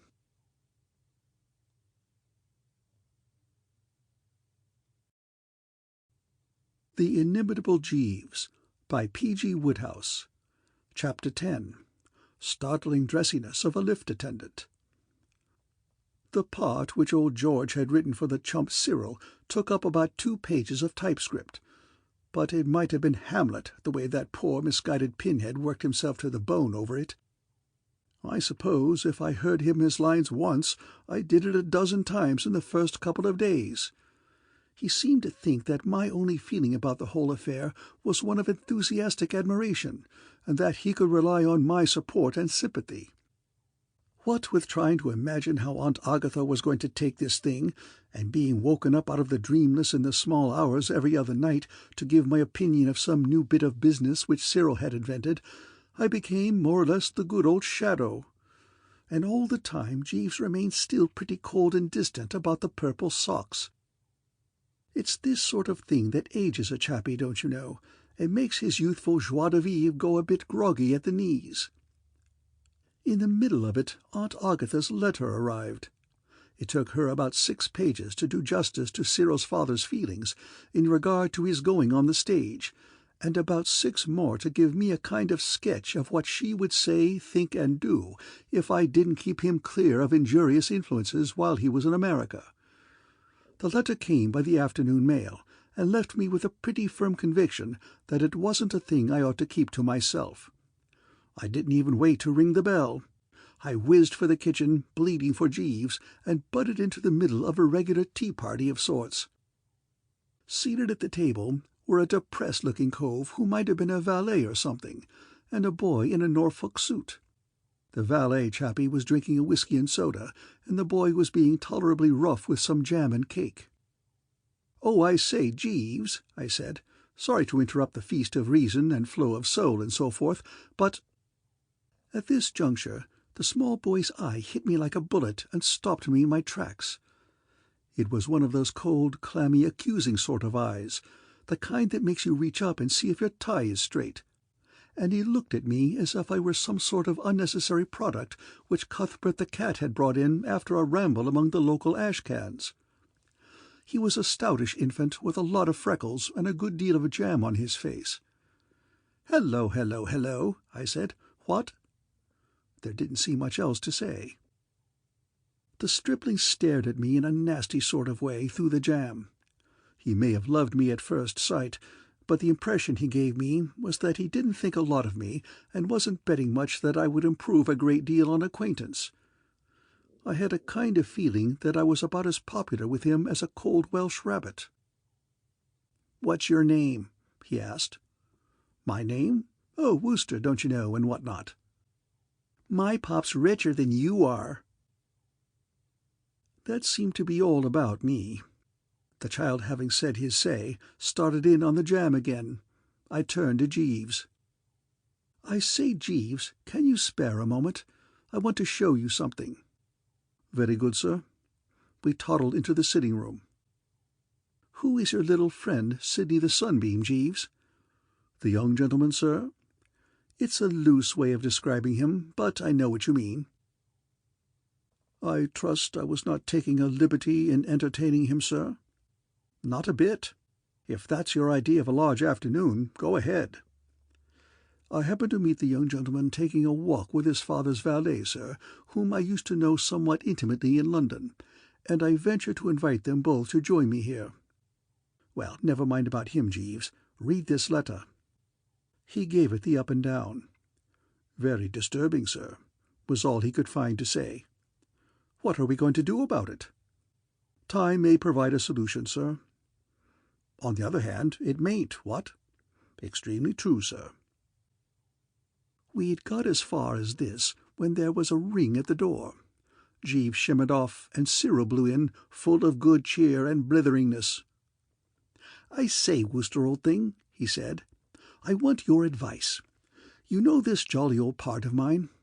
How ought I to dress it? What I mean is, the first act scene is laid in an hotel of sorts, at about 3 in the afternoon. What ought I to wear, do you think?" I wasn't feeling fit for a discussion of gents' suitings. "You'd better consult Jeeves," I said. "A hot and by no means unripe idea. Where is he?" "Gone back to the kitchen, I suppose." "I'll smite the good old bell, shall I? Yes? No?" "Right-o." Jeeves poured silently in. "Oh, I say, Jeeves," began Cyril. "I just wanted to have a syllable or two with you. It's this way. Hello, who's this?" I then perceived that the stout stripling had trickled into the room after Jeeves. He was standing near the door looking at Cyril as if his worst fears had been realized. There was a bit of a silence. The child remained there, drinking Cyril in for about half a minute. Then he gave his verdict. "Fish face." "Eh? What?" said Cyril. The child, who had evidently been taught at his mother's knee to speak the truth, made his meaning a trifle clearer. "You've a face like a fish." He spoke as if Cyril was more to be pitied than censured, which, I am bound to say, I thought rather decent and broad-minded of him. I don't mind admitting that whenever I looked at Cyril's face, I always had a feeling that he couldn't have got that way without its being mostly his own fault. I found myself warming to this child. Absolutely, don't you know. I liked his conversation. It seemed to take Cyril a moment or two really to grasp the thing, and then you could hear the blood of the Bassingtons begin to sizzle. "Well, I'm dashed," he said. "I'm dashed if I'm not." "I wouldn't have a face like that," proceeded the child, with a good deal of earnestness. "Not if you gave me $1,000,000. He thought for a moment, then corrected himself. $2,000,000, he added. Just what occurred then I couldn't exactly say, but the next few minutes were a bit exciting. I take it that Cyril must have made a dive for the infant. Anyway, the air seemed pretty well congested with arms and legs and things. Something bumped into the Wooster waistcoat just about the 3rd button, and I collapsed onto the settee and rather lost interest in things for the moment. When I had unscrambled myself, I found that Jeeves and the child had retired, and Cyril was standing in the middle of the room snorting a bit. "Who's that frightful little brute, Wooster?" "I don't know. I never saw him before today." "I gave him a couple of tolerably juicy buffets before he legged it. I say, Wooster, that kid said a dashed odd thing. He yelled out something about Jeeves promising him $1 if he called me, what he said. It sounded pretty unlikely to me. What would Jeeves do that for? It struck me as rummy, too. Where would be the sense of it? That's what I can't see. I mean to say, it's nothing to Jeeves what sort of a face you have." "No," said Cyril. He spoke a little coldly, I fancied. I don't know why. "Well, I'll be popping. Toodaloo." Pip-pip. It must have been about a week after this rummy little episode that George Caffin called me up and asked me if I would care to go and see a run-through of his show. Ask Dad, it seemed, was to open out of town in Schenectady on the following Monday, and this was to be a sort of preliminary dress rehearsal. Preliminary dress rehearsal, old George explained, was the same as a regular dress rehearsal, inasmuch as it was apt to look like nothing on earth, and last into the small hours, but more exciting because they wouldn't be timing the piece, and consequently all the blighters who on these occasions let their angry passions rise would have plenty of scope for interruptions, with the result that a pleasant time would be had by all. The thing was billed to start at 8 o'clock, so I rolled up at 10:15, so as not to have too long to wait before they began. The dress parade was still going on. George was on the stage, talking to a cove in shirt-sleeves, and an absolutely round chappie with big spectacles and a practically hairless dome. I had seen George with the latter merchant once or twice at the club, and I knew that he was Blumenfeld, the manager. I waved to George and slid into a seat at the back of the house, so as to be out of the way when the fighting started. Presently George hopped down off the stage and came and joined me, and fairly soon after that the curtain went down. The chappie at the piano whacked out a well-meant bar or two, and the curtain went up again. I can't quite recall what the plot of Ask Dad was about, but I do know that it seemed able to jog along all right without much help from Cyril. I was rather puzzled at first. What I mean is, through brooding on Cyril, and hearing him in his part, and listening to his views on what ought and what ought not to be done, I suppose I had got a sort of impression rooted in the old bean that he was pretty well the backbone of the show, and that the rest of the company didn't do much except go on and fill in when he happened to be off the stage. I sat there for nearly half an hour waiting for him to make his entrance, until I suddenly discovered that he had been on from the start. He was, in fact, the rummy-looking plug-ugly who was now leaning against a potted palm a couple of feet from the O.P. side, trying to appear intelligent, while the heroine sang a song about love being like something which for the moment has slipped my memory. After the second refrain, he began to dance in the company with a dozen other equally weird birds. A painful spectacle for one who could see a vision of Aunt Agatha reaching for the hatchet, and old Bassington Senior putting on his strongest pair of hobnailed boots. Absolutely. The dance had just finished, and Cyril and his pals had shuffled off into the wings when a voice spoke from the darkness on my right. "Pop!" Old Blumenfield clapped his hands, and the hero, who had just been about to get the next line off his diaphragm, cheesed it. I peered into the shadows. Who should it be but Jeeves's little playmate with the freckles? He was now strolling down the aisle with his hands in his pockets, as if the place belonged to him. An air of respectful attention seemed to pervade the building. "Pop," said the stripling, "that number's no good." Old Blumenfield beamed over his shoulder. "Don't you like it, darling? It gives me a pain." "You're dead right. You want something zippy there, something with a bit of jazz to it." "Quite right, my boy. I'll make a note of it. All right, go on." I turned to George, who was muttering to himself in rather an overwrought way. "I say, George, old man, who the dickens is that kid?" Old George groaned a bit hollowly, as if things were a trifle thick. "I didn't know he had crawled in. It's Blumenfield's son. Now we're going to have a Hades of a time." "Does he always run things like this?" "Always." "But why does old Blumenfield listen to him?" "Nobody seems to know. It may be pure fatherly love, or he may regard him as a mascot. My own idea is that he thinks the kid has exactly the amount of intelligence of the average member of the audience, and that what makes a hit with him will please the general public, while, conversely, what he doesn't like will be too rotten for anyone. The kid is a pest, a wart, and a pot of poison, and should be strangled." The rehearsal went on. The hero got off his line. There was a slight outburst of frightfulness between the stage manager and a voice named Bill that came from somewhere near the roof, the subject under discussion being where the devil Bill's ambers were at that particular juncture. Then things went on again until the moment arrived for Cyril's big scene. I was still a trifle hazy about the plot, but I had got on to the fact that Cyril was some sort of an English peer who had come over to America doubtless for the best reasons. So far he had only had 2 lines to say. One was, "Oh, I say," and the other was, "Yes, by Jove." But I seem to recollect, from hearing him read his part, that pretty soon he was due rather to spread himself.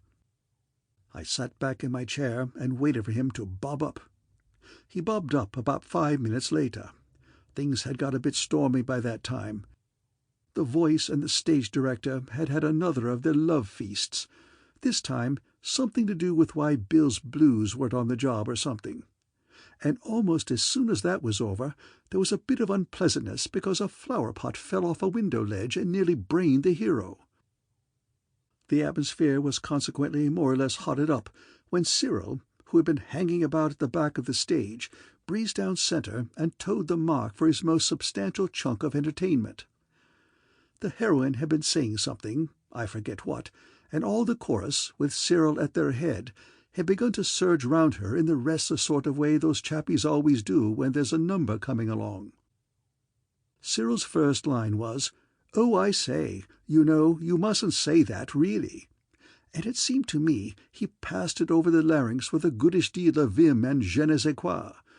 But, by Jove, before the heroine had time for the comeback, our little friend with the freckles had risen to lodge a protest. "Pop!" "Yes, darling?" "That one's no good." "Which one, darling?" "The one with a face like a fish." "But they all have faces like fish, darling." The child seemed to see the justice of this objection. He became more definite. "The ugly one." "Which ugly one? That one?" said old Blumenfield, pointing to Cyril. "Yep, he's rotten." "I thought so myself." "He's a pill." "You're dead right, my boy.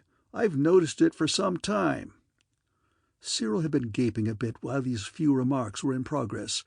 He now shot down to the footlights. Even from where I was sitting, I could see that these harsh words had hit the old Bassington family pride a frightful wallop. He started to get pink in the ears, and then in the nose, and then in the cheeks, till in about a quarter of a minute he looked pretty much like an explosion in a tomato cannery on a sunset evening. "What the deuce do you mean?" "What the deuce do you mean?" shouted old Blumenfield. "Don't yell at me across the footlights." "I've a dashed good mind to come down and spank that little brute." "What?" "A dashed good mind." Old Blumenfield swelled up like a pumped-up tire. He got rounder than ever.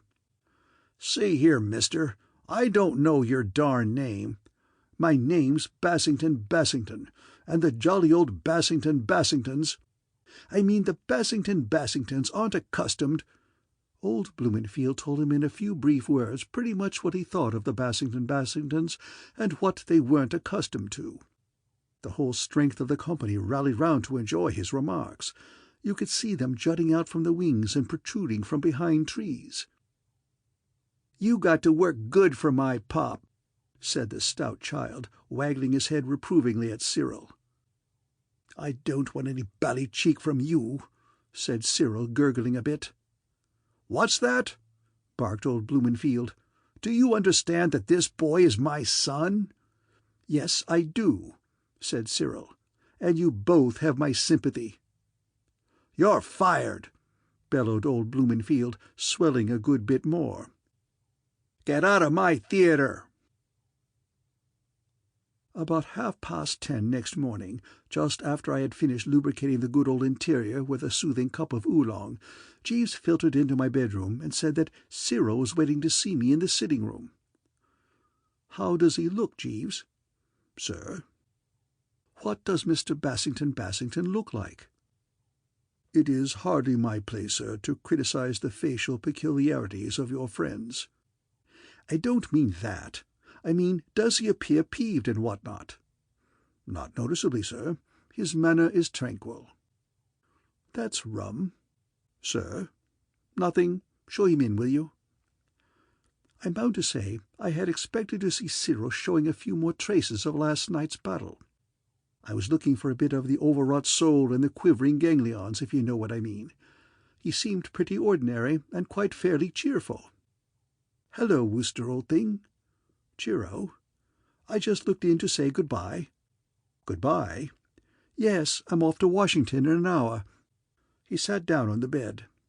"You know, Wooster, old top," he went on, "I've been thinking it over, and really it doesn't seem quite fair to the jolly old governor, my going on the stage and so forth. What do you think?" "I see what you mean."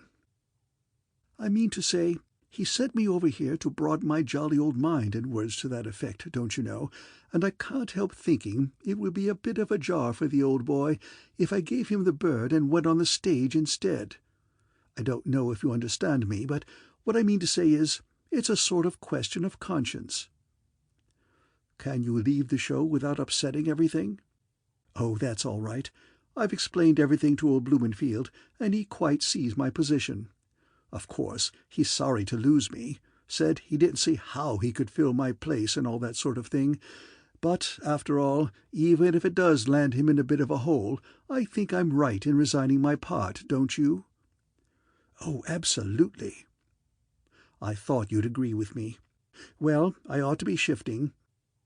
Awfully glad to have seen something of you and all that sort of rot. Pip-pip. Toodaloo." He sallied forth, having told all those bally lies with the clear, blue, pop-eyed gaze of a young child. I rang for Jeeves. You know, ever since last night I had been exercising the old bean to some extent, and a good deal of light had dawned upon me. "Jeeves, sir, did you put that pie-faced infant up to ballyragging Mr. Bassington?" "Sir?" "Oh, you know what I mean. Did you tell him to get Mr. Bassington sacked from the Ask Dad Company?" "I would not take such a liberty, sir." He started to put out my clothes. "It is possible that young Master Blumenfield may have gathered from casual remarks of mine that I did not consider the stage altogether a suitable sphere for Mr. Bassington. I say, Jeeves, you know, you're a bit of a marvel." "I endeavour to give satisfaction, sir." "And I'm frightfully obliged, if you know what I mean. Aunt Agatha would have had 16 or 17 fits if you hadn't headed him off." "I fancy there might have been some little friction and unpleasantness, sir." "I am laying out the blue suit with the thin red stripe, sir. I fancy the effect will be pleasing." It's a rummy thing, but I'd finished breakfast and gone out and got as far as the lift before I remembered what it was that I had meant to do to reward Jeeves for his really sporting behaviour in this matter of the chump Cyril. It cut me to the heart to do it, but I had decided to give him his way and let those purple socks pass out of my life. After all, there are times when a cove must make sacrifices. I was just going to nip back and break the glad news to him when the lift came up, so I thought I would leave it till I got home. The coloured chappie in charge of the lift looked at me as I hopped in with a good deal of quiet devotion and what not. "I wish to thank you, sir," he said, "for your kindness." What?" "Mr. Jeeves done give me them purple socks, as you told him." "Thank you very much, sir." I looked down. The blighter was a blaze of mauve from the ankle-bone southward. I don't know when I've seen anything so dressy. Not at all. Right-o. Glad you liked them," I said. "Well, I mean to say what?" "Absolutely." End of Chapter 10.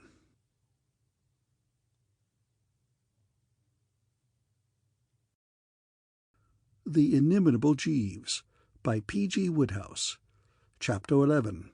Comrade Bingo. The thing really started in the park, at the Marble Arch end, where weird birds of every description collect on Sunday afternoons and stand on soap-boxes and make speeches.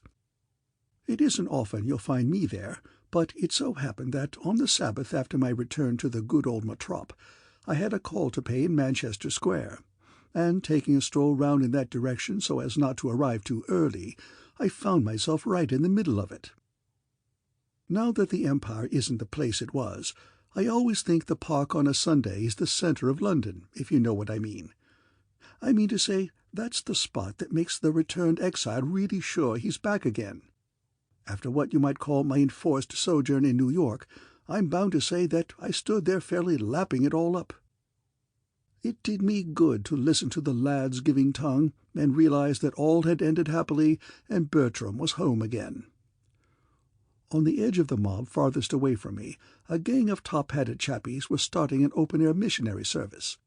Near at hand, an atheist was letting himself go with a good deal of vim, though handicapped a bit by having no roof to his mouth. While in front of me there stood a little group of serious thinkers with a banner labelled Heralds of the Red Dawn, and as I came up, one of the heralds, a bearded egg in a slouch hat and a tweed suit, was slimming it into the idle rich with such breath and vigour that I paused for a moment to get an earful. While I was standing there, somebody spoke to me. Mr. Wooster, surely." Stout chappie. Couldn't place him for a second. Then I got him. Bingo Little's uncle, the one I had lunch with at the time when young Bingo was in love with that waitress at the Piccadilly bun shop. No wonder I hadn't recognized him at first. When I had seen him last, he had been a rather sloppy old gentleman, coming down to lunch, I remember, in carpet slippers and a velvet smoking jacket, whereas now dapper simply wasn't the word. He absolutely gleamed in the sunlight in his silk hat, morning coat, lavender spats, and sponge-bag trousers, as now worn. Dressy to a degree. "Oh, hello," I said. "Going strong?" "I am in excellent health, thank you. And you?" "In the pink. Just been over to America." "Ah, collecting local colour for one of your delightful romances?" "Eh?" I had to think a bit before I got on to what he meant. Then I remembered the Rosie M. Banks business. "Oh, no," I said. "Just felt I needed a change." "Seen anything of Bingo lately?" I asked quickly, being desirous of heading the old thing off what you might call the literary side of my life. "Bingo?" "Your nephew." "Oh, Richard. No, not very recently. Since my marriage a little coolness seems to have sprung up." "Sorry to hear that. So you've married since I saw you, what? Mrs. Little all right?" "My wife is happily robust. But, not Mrs. Little. Since we last met, a gracious sovereign has been pleased to bestow on me a signal mark of his favour in the shape of, a peerage. On the publication of the last honours list, I became Lord Bittlesham." "By Jove, really? I say heartiest congratulations. That's the stuff to give the troops, what? Lord Bittlesham?" I said. "Why, you're the owner of Ocean Breeze." "Yes, marriage has enlarged my horizon in many directions. My wife is interested in horse racing, and I now maintain a small stable. I understand that Ocean Breeze is fancied, as I am told the expression is, for a race which will take place at the end of the month at Goodwood, the Duke of Richmond's seat in Sussex." "The Goodwood Cup? Rather. I've got my chemise on it for one." "Indeed. Well, I trust the animal will justify your confidence. I know little of these matters myself, but my wife tells me that it is regarded in knowledgeable circles as what I believe is termed a snip." At this moment I suddenly noticed that the audience was gazing in our direction with a good deal of interest, and I saw that the bearded chappie was pointing at us. "Yes, look at them! Drink them in!" He was yelling, his voice rising above the perpetual motion fellows and beating the missionary service all to nothing. "There you see two typical members of the class which has downtrodden the poor for centuries. Idlers, non-producers. Look at the tall thin one with the face like a motor mascot. Has he ever done an honest day's work in his life? No. A prowler, a trifler, and a bloodsucker. And I bet he still owes his tailor for those trousers." He seemed to me to be verging on the personal, and I didn't think a lot of it. Old Bittlesham, on the other hand, was pleased and amused. "A great gift of expression these fellows have," he chuckled. "Very trenchant." "And the fat one," proceeded the chappie. "Don't miss him. Do you know who that is? That's Lord Bittlesham, one of the worst. What has he ever done except eat 4 square meals a day? His god is his belly, and he sacrifices burnt offerings to it. If you opened that man now, you would find enough lunch to support 10 working-class families for a week." "You know, that's rather well put," I said, but the old boy didn't seem to see it. He had turned a brightish magenta and was bubbling like a kettle on the boil. "Come away, Mr. Wooster," he said. "I am the last man to oppose the right of free speech, but I refuse to listen to this vulgar abuse any longer." We legged it with quiet dignity, the chappie pursuing us with his foul innuendos to the last. Dashed embarrassing.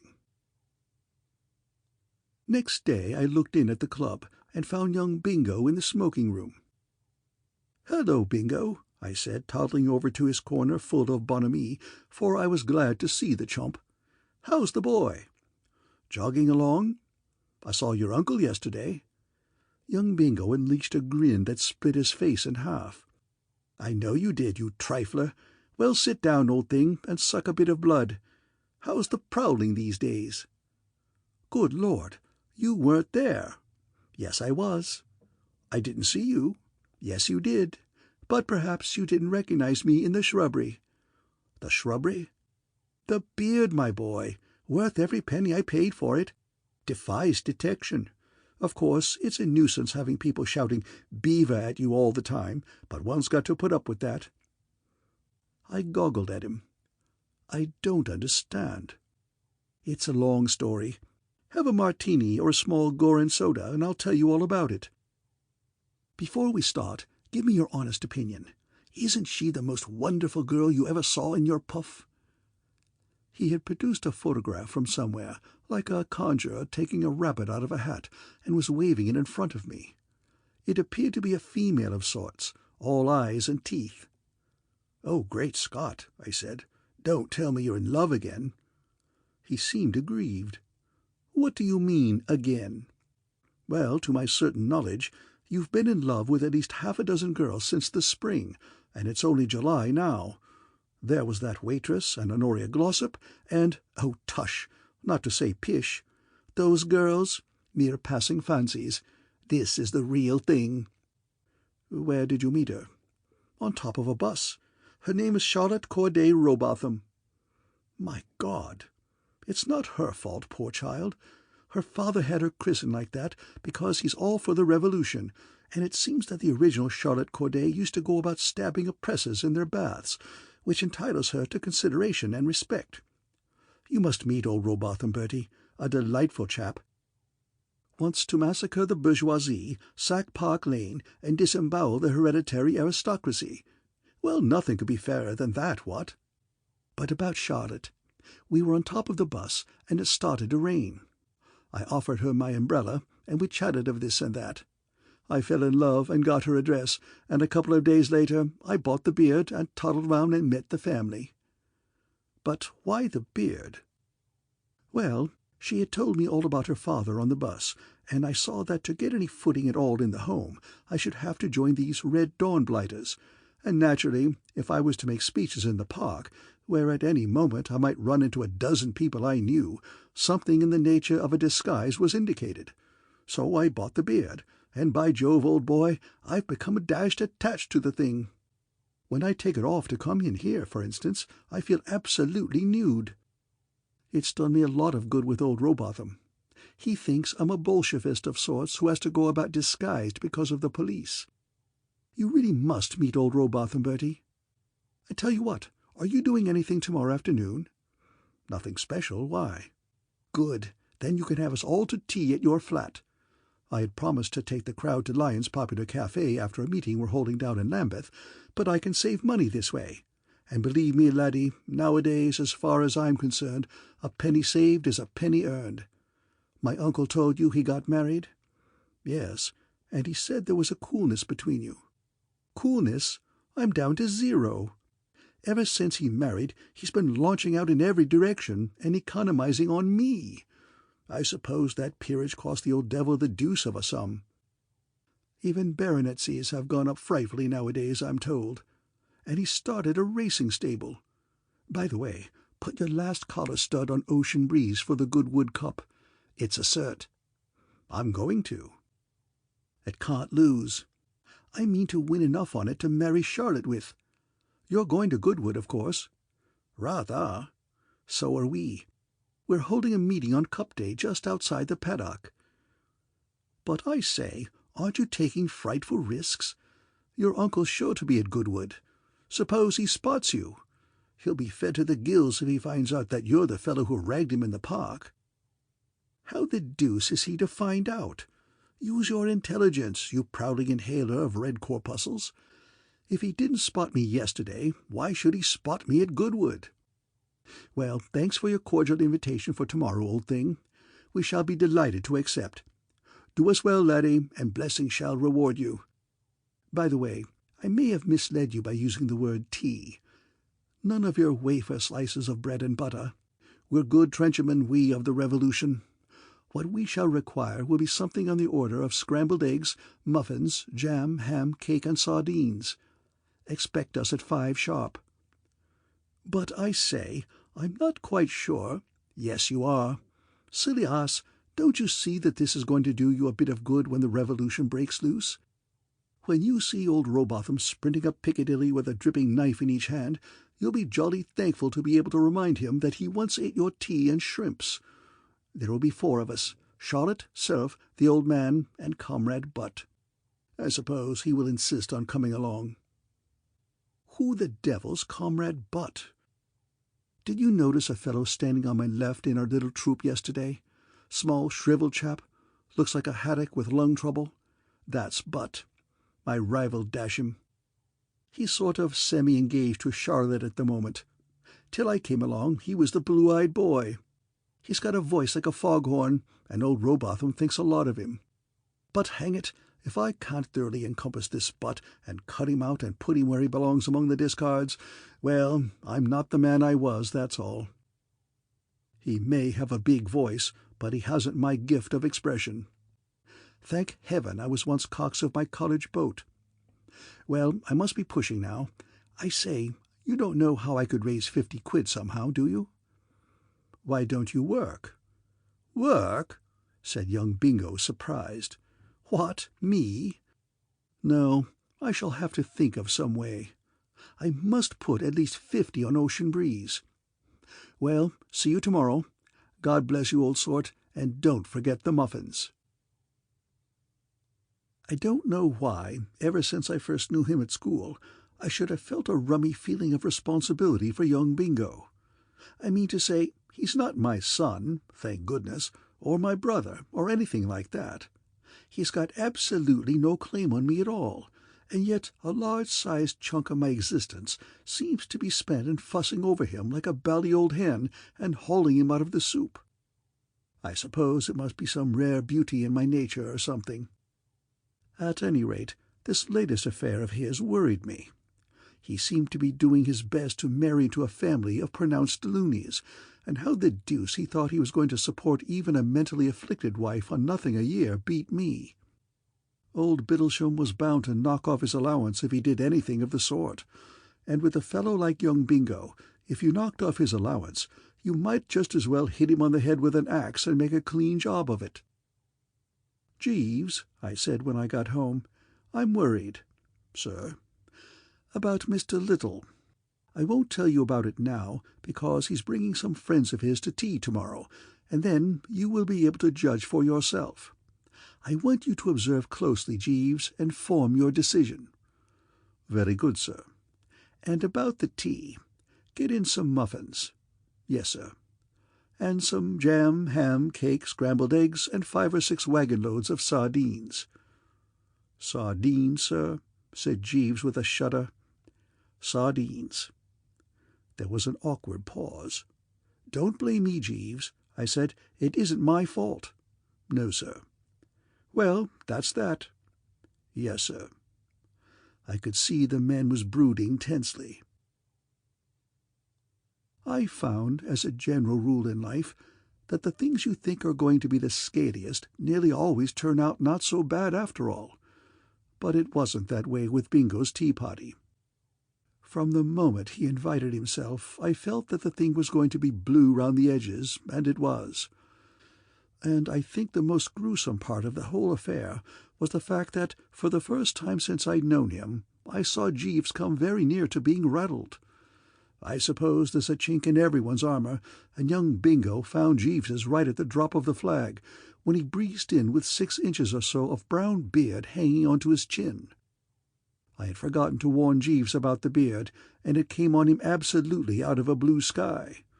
I saw the man's jaw drop, and he clutched at the table for support. I don't blame him, mind you. Few people have ever looked fouler than young Bingo in the fungus. Jeeves paled a little. Then the weakness passed, and he was himself again. But I could see that he had been shaken. Young Bingo was too busy introducing the mob to take much notice. They were a very C3 collection. Comrade Butt looked like one of the things that come out of dead trees after the rain. Moth-eaten was the word I should have used to describe old Robotham, and as for Charlotte, she seemed to take me straight into another and a dreadful world. It wasn't that she was exactly bad-looking. In fact, if she had knocked off starchy foods and done Swedish exercises for a bit, she might have been quite tolerable. But there was too much of her. Billowy curves. Well-nourished, perhaps, expresses it best.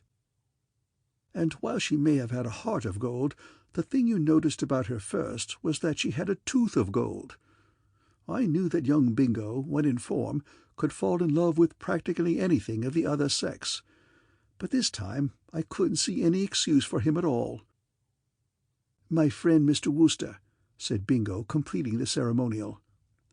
Old Robotham looked at me, and then he looked round the room, and I could see he wasn't particularly braced. There's nothing of absolutely oriental luxury about the old flat, but I have managed to make myself fairly comfortable, and I suppose the surroundings jarred him a bit. "Mr. Wooster," said old Robotham. "May I say Comrade Wooster?" "I beg your pardon?" "Are you of the movement? Well, do you yearn for the revolution?" "Well, I don't know that I exactly yearn. I mean to say, as far as I can make out, the whole hub of the scheme seems to be to massacre coves like me, and I don't mind owning I'm not frightfully keen on the idea." "But I'm talking him round," said Bingo. "I'm wrestling with him. A few more treatments ought to do the trick." Old Robotham looked at me a bit doubtfully. "Comrade Little has great eloquence," he admitted. "I think he talks something wonderful," said the girl, and young Bingo shot a glance of such succulent devotion at her that I reeled in my tracks. It seemed to depress Comrade Butt a good deal too. He scowled at the carpet and said something about dancing on volcanoes. "Tea is served, sir," said Jeeves. "Tea, Pa," said Charlotte, starting at the word like the old warhorse who hears the bugle, and we got down to it. Funny how one changes as the years roll on. At school, I remember, I would cheerfully have sold my soul for scrambled eggs and sardines at 5 in the afternoon, but somehow, since reaching man's estate, I had rather dropped out of the habit, and I'm bound to admit I was appalled to a goodish extent at the way the sons and daughter of the Revolution shoved their heads down and went for the foodstuffs. Even Comrade Butt cast off his gloom for a space and immersed his whole being in scrambled eggs, only coming to the surface at intervals to grab another cup of tea. Presently the hot water gave out, and I turned to Jeeves. "More hot water." "Very good, sir." "Hoy, what's this, what's this?" Old Robotham had lowered his cup and was eyeing us sternly. He tapped Jeeves on the shoulder. "No servility, my lad, no servility." "I beg your pardon, sir?" "Don't call me sir. Call me comrade. Do you know what you are, my lad? You're an obsolete relic of an exploded feudal system." "Very good, sir." "If there's one thing that makes the blood boil in my veins—" "Have another sardine," chipped in young Bingo, the first sensible thing he'd done since I had known him. Old Robotham took 3 and dropped the subject, and Jeeves drifted away. I could see by the look of his back what he felt. At last, just as I was beginning to feel that it was going on forever, the thing finished. I woke up to find the party getting ready to leave. Sardines and about 3 quarts of tea had mellowed old Robotham. There was quite a genial look in his eye as he shook my hand. "I must thank you for your hospitality, Comrade Wooster," he said. "Oh, not at all. Only too glad." "Hospitality," snorted the man Butt, going off in my ear like a depth charge. He was scowling in a morose sort of manner at the young Bingo and the girl, who were giggling together by the window. "I wonder the food didn't turn to ashes in our mouths. Eggs, muffins, sardines, all wrung from the bleeding lips of the starving poor. Oh, I say, what a beastly idea." "I will send you some literature on the subject of the cause," said old Robotham. "And soon, I hope, we shall see you at one of our little meetings." Jeeves came in to clear away, and found me sitting among the ruins. It was all very well for Comrade Butt to knock the food, but he had pretty well finished the ham, and if you had shoved the remainder of the jam into the bleeding lips of the starving poor, it would hardly have made them sticky. "Well, Jeeves," I said, "how about it?" "I would prefer to express no opinion, sir." "Jeeves, Mr. Little is in love with that female." "So I gathered, sir. She was slapping him in the passage." I clutched my brow. "Slapping him?" "Yes, sir, roguishly." Great Scott! I didn't know it had gone as far as that. How did Comrade Butt seem to be taking it? Or perhaps he didn't see? "Yes, sir, he observed the entire proceedings. He struck me as extremely jealous." I don't blame him. "Jeeves, what are we to do?" "I could not say, sir." "It's a bit thick." "Very much so, sir." And that was all the consolation I got from Jeeves. End of chapter 11.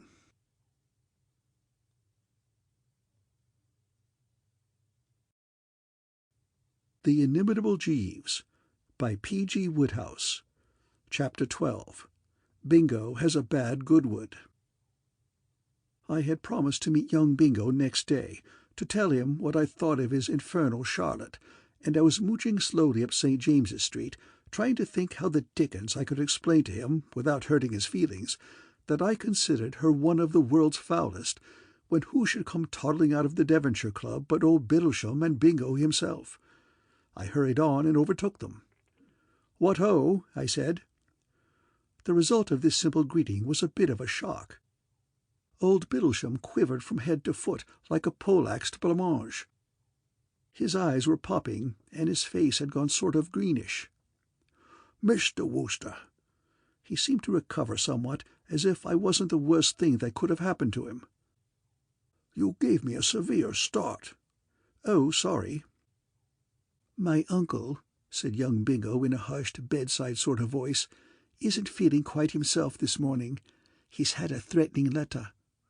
"I go in fear of my life," said old Bittlesham. "Threatening letter?" "Written," said old Bittlesham, "in an uneducated hand and couched in terms of uncompromising menace. Mr. Wooster, do you recall a sinister bearded man who assailed me in no measured terms in Hyde Park last Sunday?" I jumped and shot a look at young Bingo. The only expression on his face was one of grave, kindly concern. "Why, yes," I said. "Bearded man. Chap with a beard." "Could you identify him if necessary?" "Well, how do you mean?" "The fact is, Bertie," said Bingo, "we think this man with the beard is at the bottom of all this business. I happened to be walking late last night through Pounceby Gardens, where Uncle Mortimer lives, and as I was passing the house a fellow came hurrying down the steps in a furtive sort of way.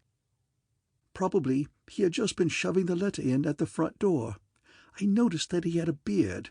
I didn't think any more of it, however, until this morning, when Uncle Mortimer showed me the letter he had received and told me about the chap in the park. I'm going to make inquiries." "The police should be informed," said Lord Bittlesham. "No," said young Bingo firmly. "Not at this stage of the proceedings. It would hamper me. Don't you worry, Uncle. I think I can track this fellow down. You leave it all to me. I'll pop you into a taxi now and go and talk it over with Bertie." "You're a good boy, Richard," said old Bittlesham, and we put him in a passing cab and pushed off. I turned and looked young Bingo squarely in the eyeball. "Did you send that letter?" I said. "Rather. You ought to have seen it, Bertie. One of the best gent's ordinary threatening letters I ever wrote." "But where's the sense of it?" "Bertie, my lad," said Bingo, taking me earnestly by the coat-sleeve, "I had an excellent reason. Posterity may say of me what it will, but one thing it can never say, that I have not a good solid business head. Look here." He waved a bit of paper in front of my eyes. Great Scott! It was a cheque, an absolute dash cheque for 50 of the best, signed Bittlesham and made out to the order of R. Little. "What's that for?" "Expenses," said Bingo, pouching it. "You don't suppose an investigation like this can be carried on for nothing, do you? I now proceed to the bank and startle them into a fit with it. Later, I edge round to my bookie and put the entire sum on Ocean Breeze. What you want in situations of this kind, Bertie, is tact. If I had gone to my uncle and asked him for 50 quid, would I have got it? No, but by exercising tact. Oh, by the way, what do you think of Charlotte?" "Well, Young Bingo massaged my sleeve affectionately. "I know, old man, I know. Don't try to find words. She bowled you over, eh? Left you speechless, what? I know.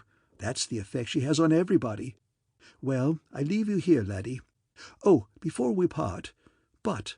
What of Butt? Nature's worst blunder, don't you think?"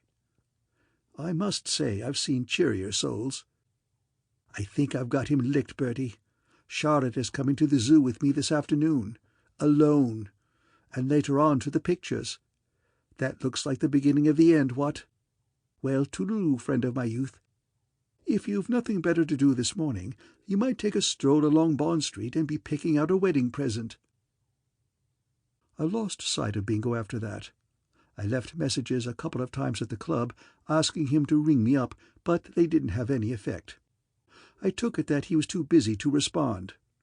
The Sons of the Red Dawn also passed out of my life, though Jeeves told me he had met Comrade Butt one evening and had a brief chat with him. He reported Butt as gloomier than ever. In the competition for the bulging Charlotte, Butt had apparently gone right back in the betting. "Mr. Little would appear to have eclipsed him entirely, sir," said Jeeves. "Bad news, Jeeves, bad news." "Yes, sir." "I suppose what it amounts to, Jeeves, is that when young Bingo really takes his coat off and starts in, there is no power of God or man that can prevent him from making a chump of himself." "It would seem so, sir," said Jeeves. Then Goodwood came along, and I dug out the best suit and popped down. I never know when I'm telling a story whether to cut the thing down to plain facts, or whether to drool on and shove in a lot of atmosphere and all that. I mean, many a cove would no doubt edge into the final spasm of this narrative with a long description of Goodwood, featuring the blue sky, the rolling prospect, the joyous crowds of pickpockets, and the parties of the second part who were having their pockets picked, and, in a word, what not. But better give it a miss, I think. Even if I wanted to go into details about the Bally meeting, I don't think I'd have the heart to. The thing's too recent. The anguish hasn't had time to pass. You see, what happened was that Ocean Breeze, curse him, finished absolutely nowhere for the cup. Believe me, nowhere. These are the times that try men's souls. It's never pleasant to be caught in the machinery when a favourite comes unstitched, and in the case of this particular dashed animal, one had come to look on the running of the race as a pure formality, a sort of quaint old-world ceremony to be gone through before one sauntered up to the bookie and collected. I had wandered out of the paddock to try and forget, when I bumped into old Bittlesham, and he looked so rattled and purple, and his eyes were standing out of his head at such an angle, that I simply pushed my hand out and shook his in silence. "Me too," I said. "Me too. How much did you drop?" "Drop?" "On Ocean Breeze." "I did not bet on Ocean Breeze." "What? You own the favourite for the cup and didn't back it?" "I never bet on horse racing. It is against my principles. I am told that the animal failed to win the contest." "Failed to win? Why, he was so far behind that he nearly came in first in the next race." "Tut," said old Bittlesham. "Tut is right," I agreed. Then the rumminess of the thing struck me. "But if you haven't dropped a parcel over the race," I said, "why are you looking so rattled?" "That fellow is here." "What fellow?" "That bearded man." It will show you to what an extent the iron had entered into my soul when I say that this was the first time I had given a thought to young Bingo. I suddenly remembered now that he had told me he would be at Goodwood. "He is making an inflammatory speech at this very moment, specifically directed at me. Come, where that crowd is." He lugged me along, and by using his weight scientifically, got us into the front rank. "Look, listen." Young Bingo was certainly tearing off some ripe stuff. Inspired by the agony of having put his little all on a steamer that hadn't finished in the first 6, he was fairly letting himself go on the subject of the blackness of the hearts of plutocratic owners, who allowed a trusting public to imagine a horse was the real goods, when it couldn't trot the length of its stable without getting its legs crossed and sitting down to rest. He then went on to draw what I'm bound to say was a most moving picture of the ruin of a working man's home due to this dishonesty. He showed us the working man, all optimism and simple trust, believing every word he read in the papers about Ocean Breeze's form, depriving his wife and children of food in order to back the brute, going without beer so as to be able to cram an extra bob on, robbing the baby's money-box with a hat-pin on the eve of the race, and finally getting let down with a thud. Dashed impressive it was. I could see old Robotham nodding his head gently, while poor old Butt glowered at the speaker with ill-concealed jealousy. The audience ate it. "But what does Lord Bittlesham care," shouted Bingo, "if the poor working man loses his hard-earned savings? I tell you, friends and comrades, you may talk, and you may argue, and you may cheer, and you may pass resolutions, but what you need is action. Action! The world won't be a fit place for honest men to live in till the blood of Lord Bittlesham and his kind flows in rivers down the gutters of Park Lane." Roars of approval from the populace, most of whom, I suppose, had had their little bit on blighted Ocean Breeze, and were feeling it deeply. Old Bittlesham bounded over to a large, sad policeman, who was watching the proceedings, and appeared to be urging him to rally round. The policeman pulled at his moustache and smiled gently, but that was as far as he seemed inclined to go. And old Bittlesham came back to me, puffing not a little. "It's monstrous! The man definitely threatens my personal safety, and that policeman declines to interfere. Said it was just talk. Talk. It's monstrous." "Absolutely," I said, but I can't say it seemed to cheer him up much. Comrade Butt had taken the centre of the stage now. He had a voice like the last trump, and you could hear every word he said, but somehow he didn't seem to be clicking. I suppose the fact was he was too impersonal, if that's the word I want. After Bingo's speech, the audience was in the mood for something a good deal snappier than just general remarks about the cause. They had started to heckle the poor blighter pretty freely when he stopped in the middle of a sentence, and I saw that he was staring at old Bittlesham. The crowd thought he had dried up. "Suck a lozenge!" shouted someone. Comrade Butt pulled himself together with a jerk, and even from where I stood I could see the nasty gleam in his eye. "Ah!" he yelled. "You may mock, comrades, you may jeer and sneer, and you may scoff, but let me tell you, the movement is spreading every day and every hour. Yes, even amongst the so-called upper classes it's spreading. Perhaps you'll believe me when I tell you that here today, on this very spot, we have in our little band one of our most earnest workers, the nephew of that very Lord Bittlesham whose name you were hooting but a moment ago." And before poor old Bingo had a notion of what was up, he had reached out a hand and grabbed the beard. It came off all in one piece, and whereas Bingo's speech had gone, it was simply nothing compared with the hit made by this bit of business. I heard old Bittlesham give one short, sharp snort of amazement at my side, and then any remarks he may have made were drowned in thunders of applause. I'm bound to say that in this crisis young Bingo acted with a good deal of decision and character. To grab Comrade Butt by the neck and try to twist his head off was with him the work of a moment. But before he could get any results, the sad policeman, brightening up like magic, had charged in, and the next minute he was shoving his way back through the crowd, with Bingo in his right hand and Comrade Butt in his left. "Let me pass, sir, please," he said civilly as he came up against old Bittlesham, who was blocking the gangway. "Eh?" said old Bittlesham, still dazed. At the sound of his voice, young Bingo looked up quickly from under the shadow of the policeman's right hand, and as he did so, all the stuffing seemed to go out of him with a rush. For an instant he drooped like a bally lily, and then shuffled brokenly on. His air was the air of a man who has got it in the neck properly. Sometimes, when Jeeves has brought in my morning tea and shoved it on the table beside my bed, he drifts silently from the room and leaves me to go to it. At other times he sort of shimmies respectfully in the middle of the carpet, and then I know that he wants a word or two. On the day after I got back from Goodwood, I was lying on my back, staring at the ceiling, when I noticed that he was still in my midst. "Oh, hello," I said. "Yes." "Mr. Little had called early in the morning, sir." "Oh, by Jove, what? Did he tell you about what happened?" "Yes, sir. It was in connection with that he wished to see you.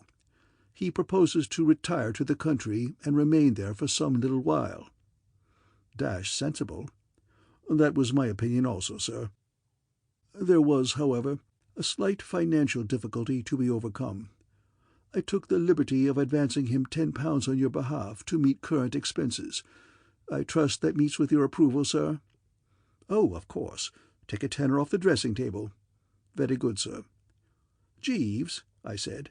"Sir?" "What beats me is how the dickens the thing happened. I mean, how did the chappie Butt ever get to know who he was?" Jeeves coughed. "There, sir, I fear I may have been somewhat to blame." "You? How?" "I fear I may carelessly have disclosed Mr. Little's identity to Mr. Butt on the occasion when I had that conversation with him." I sat up. "What?" "Indeed, now that I recall the incident, sir, I distinctly remember saying that Mr. Little's work for the cause really seemed to me to deserve something in the nature of public recognition. I greatly regret having been the means of bringing about a temporary estrangement between Mr. Little and his lordship, and I'm afraid there is another aspect to the matter. I am also responsible for the breaking off of relations between Mr. Little and the young lady who came to tea here." I sat up again. It's a rummy thing, but the silver lining had absolutely escaped my notice till then. "Do you mean to say it's off?" "Completely, sir. I gathered from Mr. Little's remarks that his hopes in the direction may now be looked on as definitely quenched. If there were no other obstacle, the young lady's father, I am informed by Mr. Little, now regards him as a spy and a deceiver." "Well, I'm dashed." "I appear inadvertently to have caused much trouble, sir." "Jeeves," I said. "Sir?" "How much money is there on the dressing-table?" "In addition to the £10 note which you instructed me to take, sir, there are 2 £5 notes, 3 £1, a 10 shillings, 2 half-crowns, a florin, 4 shillings, a sixpence, and a halfpenny, sir." "Collar it all," I said. "You've earned it." End of chapter 12.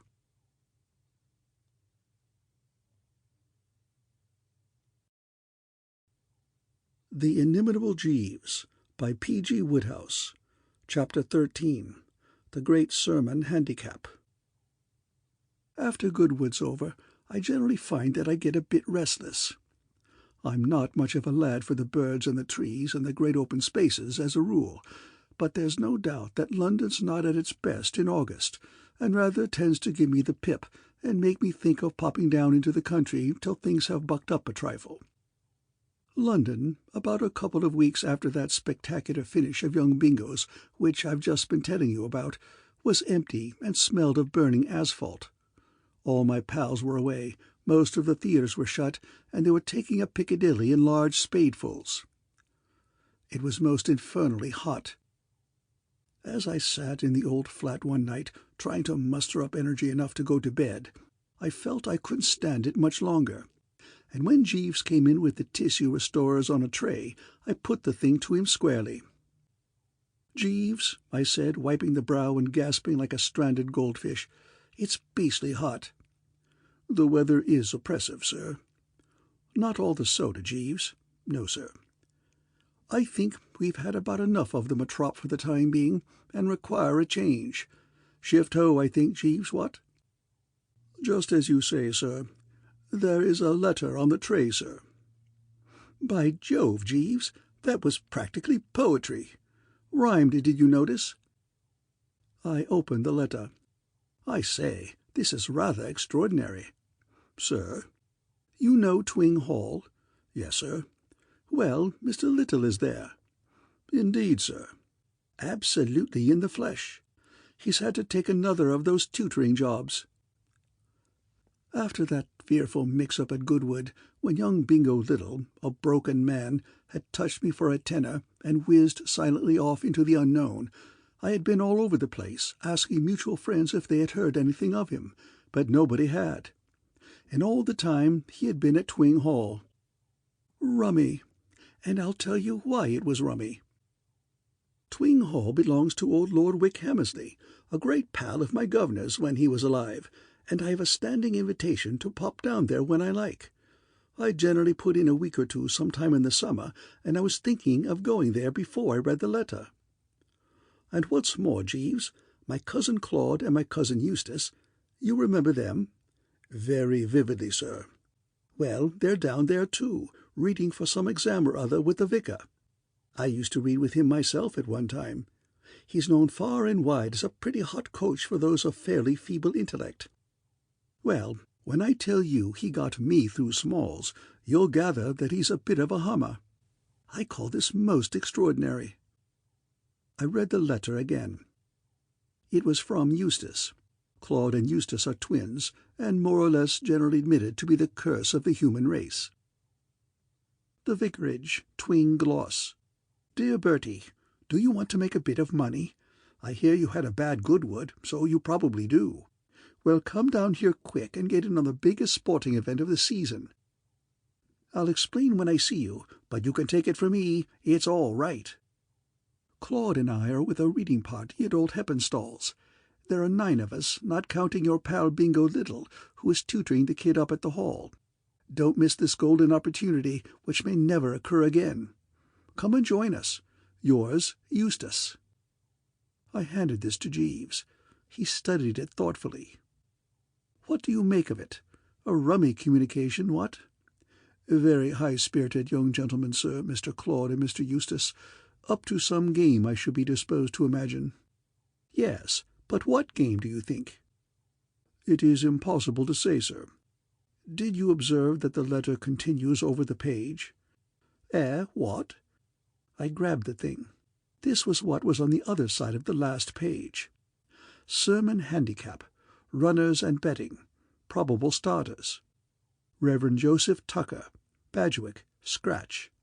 Reverend Leonard Starkey, Stapleton, scratch. Reverend Alexander Jones, Upper Bingley, receives 3 minutes. Reverend W. Dix, Little Clifton in the Wold, receives 5 minutes. Reverend Francis Heppenstall, Twing, receives 8 minutes. Reverend Cuthbert Dibble, Bowstead Parva, receives 9 minutes. Reverend Arlo Huff, Bowstead Magna, receives 9 minutes. Reverend J. J. Roberts, Fail by the Water, receives 10 minutes. Reverend G. Hayward, Lower Bingley, receives 12 minutes. Reverend James Bates, Gandle by the Hill, receives 15 minutes. The above have arrived. Prices: 5 to 2, Tucker, Starkey; 3 to 1, Jones; 9 to 2, Dix; 6 to 1, Heppenstall, Dibble, Huff; 100 to 8, any other. It baffled me. Do you understand it, Jeeves? No, sir. Well, I think we ought to have a look into it anyway, what? Undoubtedly, sir. Right-o, then. Pack our spare dickey and a toothbrush in a neat brown paper parcel, send a wire to Lord Wick Hammersley to say we're coming, and buy 2 tickets on the 5:10 at Paddington tomorrow. The 5:10 was late as usual, and everybody was dressing for dinner when I arrived at the hall. It was only by getting into my evening things in record time and taking the stairs to the dining-room in a couple of bounds that I managed to dead heat with the soup. I slid into the vacant chair and found that I was sitting next to old Wick Hammersley's youngest daughter, Cynthia. "Oh, hello, old thing," I said. Great pals we've always been. In fact, there was a time when I had an idea I was in love with Cynthia. However, it blew over. A dashed pretty and lively and attractive girl, mind you, but full of ideals and all that. I may be wronging her, but I have an idea that she's the sort of girl who would want a fellow to carve out a career and what not. I know I've heard her speak favourably of Napoleon. So what with one thing and another, the jolly old frenzy sort of petered out, and now we're just pals. I think she's a topper, and she thinks me next door to a loony, so everything's nice and matey." "Well, Bertie, so you've arrived." "Oh, yes, I've arrived. Yes, here I am. I say, I seem to have plunged into the middle of quite a young dinner party. Who are all these coves?" "Oh, just people from round about. You know most of them.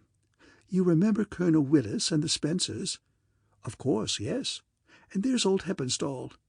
Who's the other clergyman next to Mrs. Spencer?" "Mr. Hayward, from Lower Bingley." "What an amazing lot of clergymen there are round here. Why, there's another next to Mrs. Willis." "That's Mr. Bates, Mr. Heppenstall's nephew. He's an assistant master at Eton. He's down here during the summer holidays, acting as locum tenens for Mr. Spedigue, the rector of Gandle by the Hill." "I thought I knew his face. He was in his 4th year at Oxford when I was a fresher. Rather a blood. Got his rowing blue and all that." I took another look round the table and spotted young Bingo. "Ah, there he is," I said. "There's the old egg." "There's who?" "Young Bingo Little. Great pal of mine. He's tutoring your brother, you know." "Good gracious! Is he a friend of yours?" "Rather. Known him all my life." "Then tell me, Bertie, is he at all weak in the head?" "Weak in the head?" "I don't mean simply because he's a friend of yours, but he's so strange in his manner." "How do you mean?" "Well, he keeps looking at me so oddly." "Oddly? How? Give an imitation." "I can't in front of all these people." "Yes, you can. I'll hold my napkin up." "All right, then. Quick. There." Considering that she had only about a second and a half to do it in, I must say it was a jolly fine exhibition. She opened her mouth and eyes pretty wide, and let her jaw drop sideways, and managed to look so like a dyspeptic cough that I recognized the symptoms immediately. "Oh, that's all right," I said. "No need to be alarmed. He's simply in love with you." "In love with me? Don't be absurd." "My dear old thing, you don't know young Bingo. He can fall in love with anybody." "Thank you. Oh, I didn't mean it like that, you know. I don't wonder at his taking to you. Why, I was in love with you myself once." "Once? Ah, and all that remains now are the cold ashes. This isn't one of your tactful evenings, Bertie." "Well, my dear sweet thing, dash it all, considering that you gave me the bird and nearly laughed yourself into a permanent state of hiccoughs when I asked you." "Oh, I'm not reproaching you. No doubt there were faults on both sides. He's very good-looking, isn't he?" "Good-looking? Bingo? Bingo good-looking? No, I say, come now, really." "I mean, compared with some people," said Cynthia.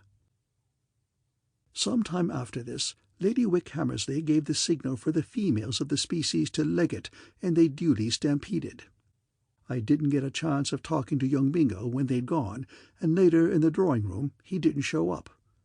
I found him eventually in his room, lying on the bed with his feet on the rail, smoking a tufa. There was a notebook on the counterpane beside him. "Hello, old Scream," I said. "Hello, Bertie," he replied, in what seemed to me rather a moody, distrait sort of manner. "Rummy finding you down here.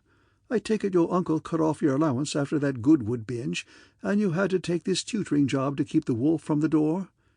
"Correct," said young Bingo tersely. "Well, you might have let your pals know where you were." He frowned darkly.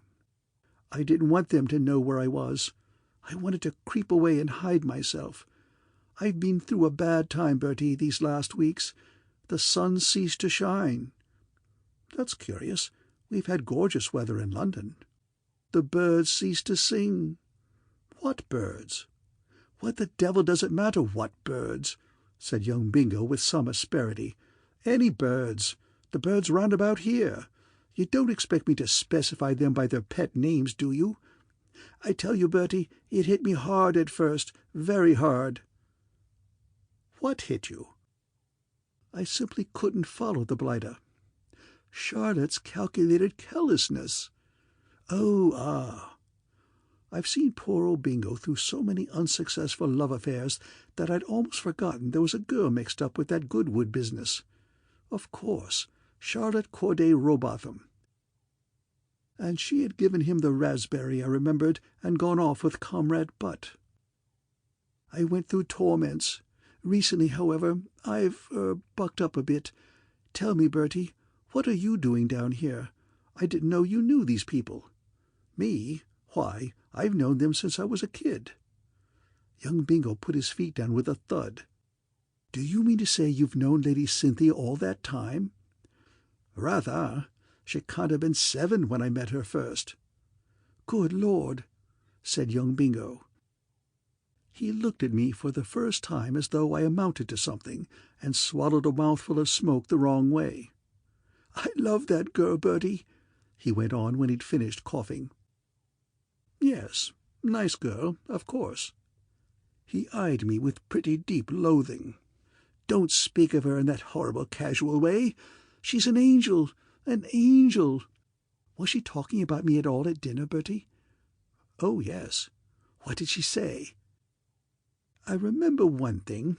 She said she thought you good-looking." Young Bingo closed his eyes in a sort of ecstasy. Then he picked up the notebook. "Pop off now, old man, there's a good chap," he said in a hushed, far-away voice. "I've got a bit of writing to do." "Writing?" "Poetry, if you must know. I wish the dickens," said young Bingo, not without some bitterness, "that she'd been christened something except Cynthia.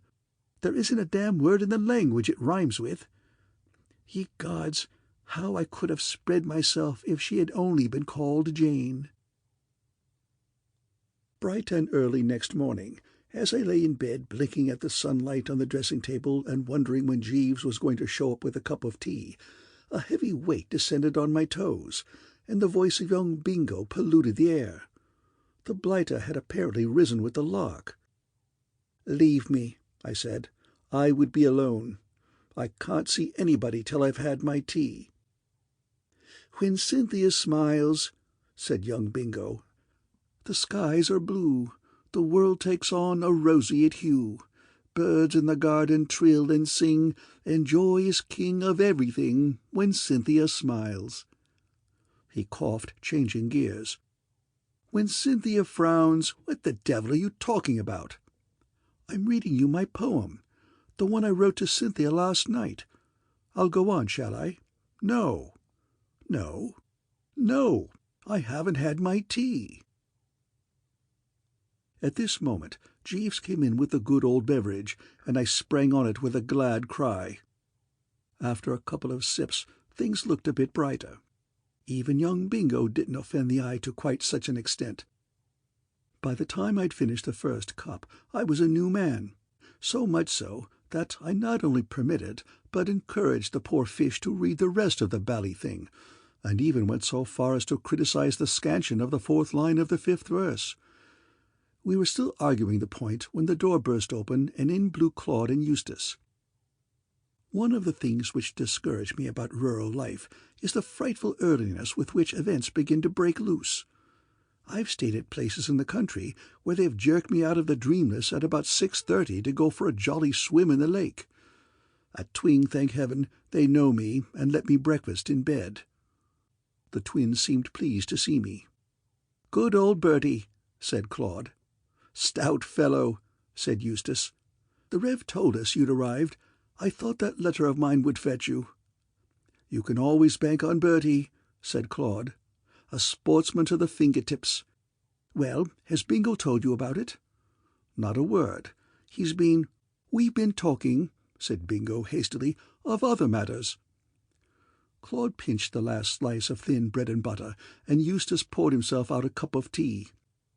"It's like this, Bertie," said Eustace, settling down cosily. "As I told you in my letter, there are 9 of us marooned in this desert spot, reading with old Heppenstall. Well, of course, nothing is jollier than sweating up the classics when it's 100 in the shade, but there does come a time when you begin to feel the need of a little relaxation.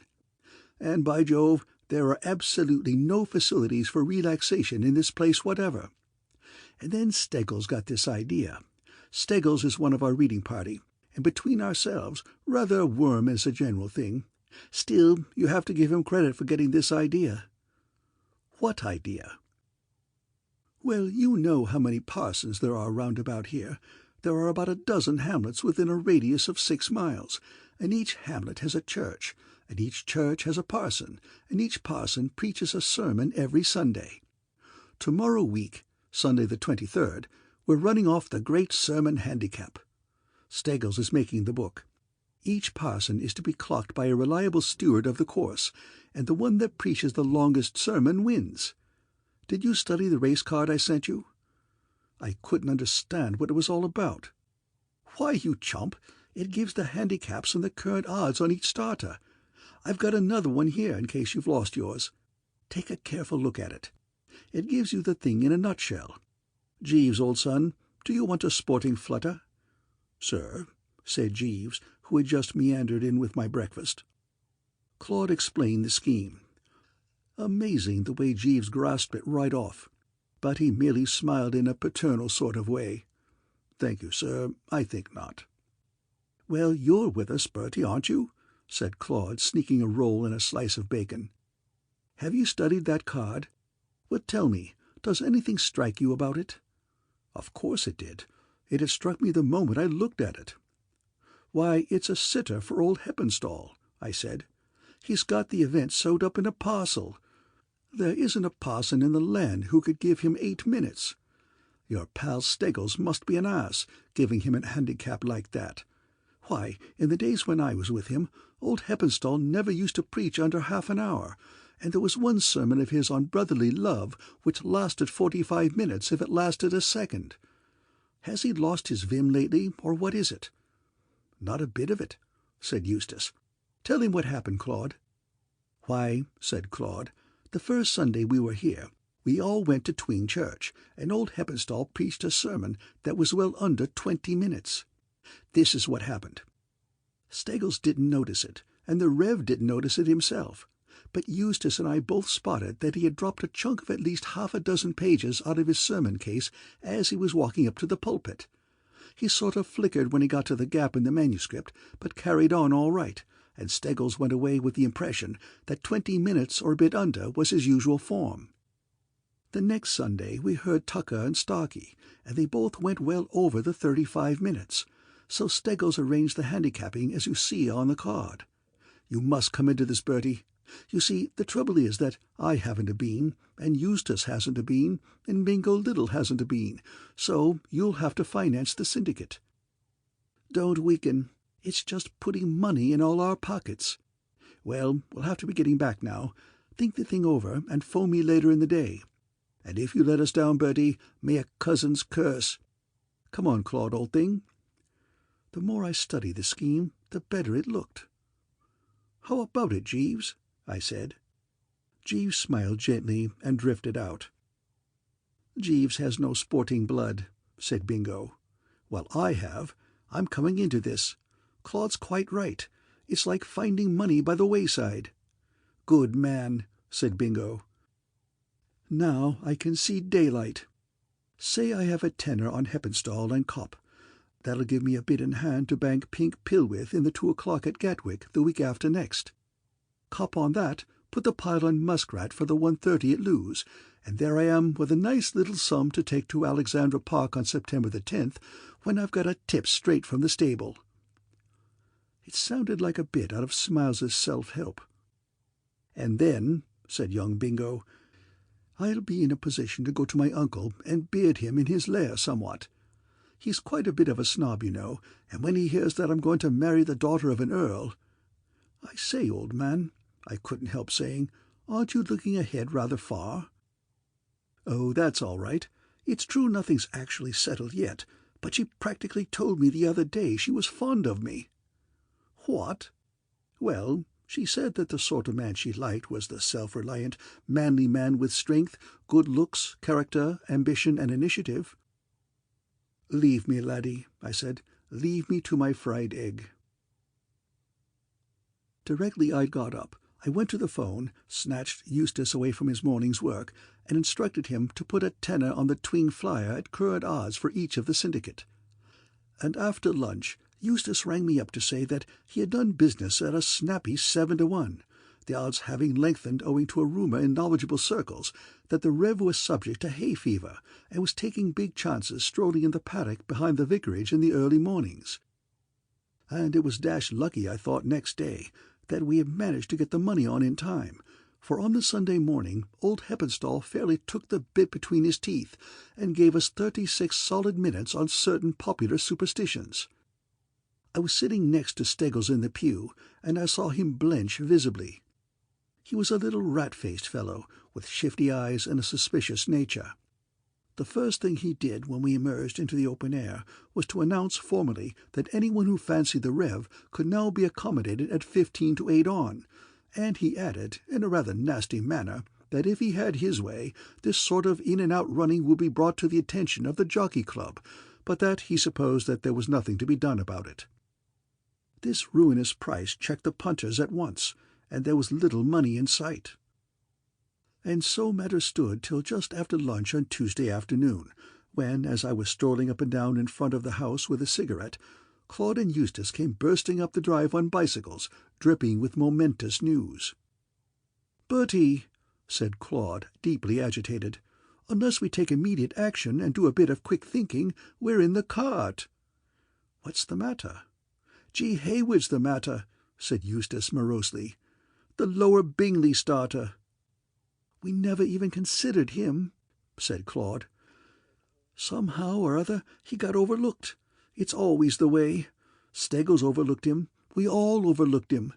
But Eustace and I happened by the merest fluke to be riding through Lower Bingley this morning, and there was a wedding on at the church, and it suddenly struck us that it wouldn't be a bad move to get a line on G. Hayward's form, in case he might be a dark horse." "And it was jolly lucky we did," said Eustace. "He delivered an address of 26 minutes by Claude's stopwatch. At a village wedding, mark you. What'll he do when he really extends himself?" "There's only one thing to be done, Bertie," said Claude. "You must spring some more funds so that we can hedge on Hayward and save ourselves." "But, well, it's the only way out." "But I say, you know, I hate the idea of all that money we put on Heppenstall being chucked away." "What else can you suggest? You don't suppose the Rev can give this absolute marvel a handicap and win, do you?" "I've got it," I said. "What?" "I see a way by which we can make it safe for our nominee. I'll pop over this afternoon and ask him as a personal favour to preach that sermon of his on brotherly love on Sunday." Claude and Eustace looked at each other, like those chappies in the poem with a wild surmise. "It's a scheme," said Claude. "A jolly brainy scheme," said Eustace. "I didn't think you had it in you, Bertie." "But even so," said Claude, "fizzer as that sermon no doubt is, will it be good enough in the face of a 4-minute handicap?" "Rather," I said. "When I told you it lasted 45 minutes, I was probably understating it. I should call it, from my recollection of the thing, nearer 50. "Then carry on," said Claude. I toddled over in the evening and fixed the thing up. Old Heppenstall was most decent about the whole affair. He seemed pleased and touched that I should have remembered the sermon all these years, and said he had once or twice had an idea of preaching it again, only it had seemed to him, on reflection, that it was perhaps a trifle long for a rustic congregation. "And in these restless times, my dear Wooster," he said, "I fear that brevity in the pulpit is becoming more and more desiderated by even the bucolic churchgoer, who one might have supposed would be less afflicted with the spirit of hurry and impatience than his metropolitan brother. I have had many arguments on the subject with my nephew, young Bates, who is taking my old friend Spedigue's cure over at Gandle by the Hill. His view is that a sermon nowadays should be a bright, brisk, straight-from-the-shoulder address, never lasting more than 10 or 12 minutes. "Long?" I said. "Why, my goodness, you don't call that brotherly love sermon of yours long, do you?" "It takes fully 50 minutes to deliver." "Surely not." "Your incredulity, my dear Wooster, is extremely flattering. Far more flattering, of course, than I deserve. Nevertheless, the facts are as I have stated. You are sure that I would not be well advised to make certain excisions and eliminations? You do not think it would be a good thing to cut, to prune? I might, for example, delete the rather exhaustive excursus into the family life of the early Assyrians?" "Don't touch a word of it, or you'll spoil the whole thing," I said earnestly. "I am delighted to hear you say so, and I shall preach the sermon without fail next Sunday morning." What I have always said, and what I always shall say, is that this ante-post betting is a mistake, an error, and a mug's game. You never can tell what's going to happen. If fellows would only stick to the good old SP, there would be fewer young men go wrong. I'd hardly finished my breakfast on the Saturday morning when Jeeves came to my bedside to say that Eustace wanted me on the telephone. Good Lord, Jeeves, what's the matter, do you think? I'm bound to say I was beginning to get a bit jumpy by this time. "Mr. Eustace did not confide in me, sir." "Has he got the wind up?" "Somewhat vertically, sir, to judge by his voice." "Do you know what I think, Jeeves? Something's gone wrong with the favourite." "Which is the favourite, sir?" "Mr. Heppenstall. He's gone to odds-on. He was intending to preach a sermon on brotherly love which would have brought him home by lengths. I wonder if anything's happened to him." "You could ascertain, sir, by speaking to Mr. Eustace on the telephone. He is holding the wire." "By Jove, yes." I shoved on a dressing-gown and flew downstairs like a mighty rushing wind. The moment I heard Eustace's voice, I knew we were for it. It had a croak of agony in it. "Bertie?" "Here I am." "Deuce of a time you've been. Bertie, we're sunk. The favourite's blown up." "No." "Yes. Coughing in his stable all last night." "What?" "Absolutely. Hay fever." "Oh, my sainted aunt." "The doctor is with him now, and it's only a question of minutes before he's officially scratched. That means the curate will show up at the post instead, and he's no good at all. He is being offered at 106, and no takers. What shall we do?" I had to grapple with the thing for a moment in silence. "Eustace? Hello? What can you get on G. Hayward?" "Only 4-1 now. I think there's been a leak, and Steggles has heard something. The odds shortened late last night in a significant manner. Well, 4-1 will clear us. Put another fiver all round on G. Hayward for the syndicate. That'll bring us out on the right side of the ledger. If he wins."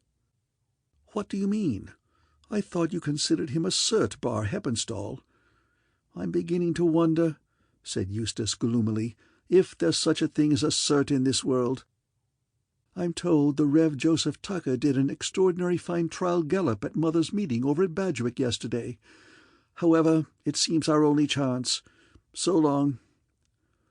Not being one of the official stewards, I had my choice of churches next morning, and naturally I didn't hesitate.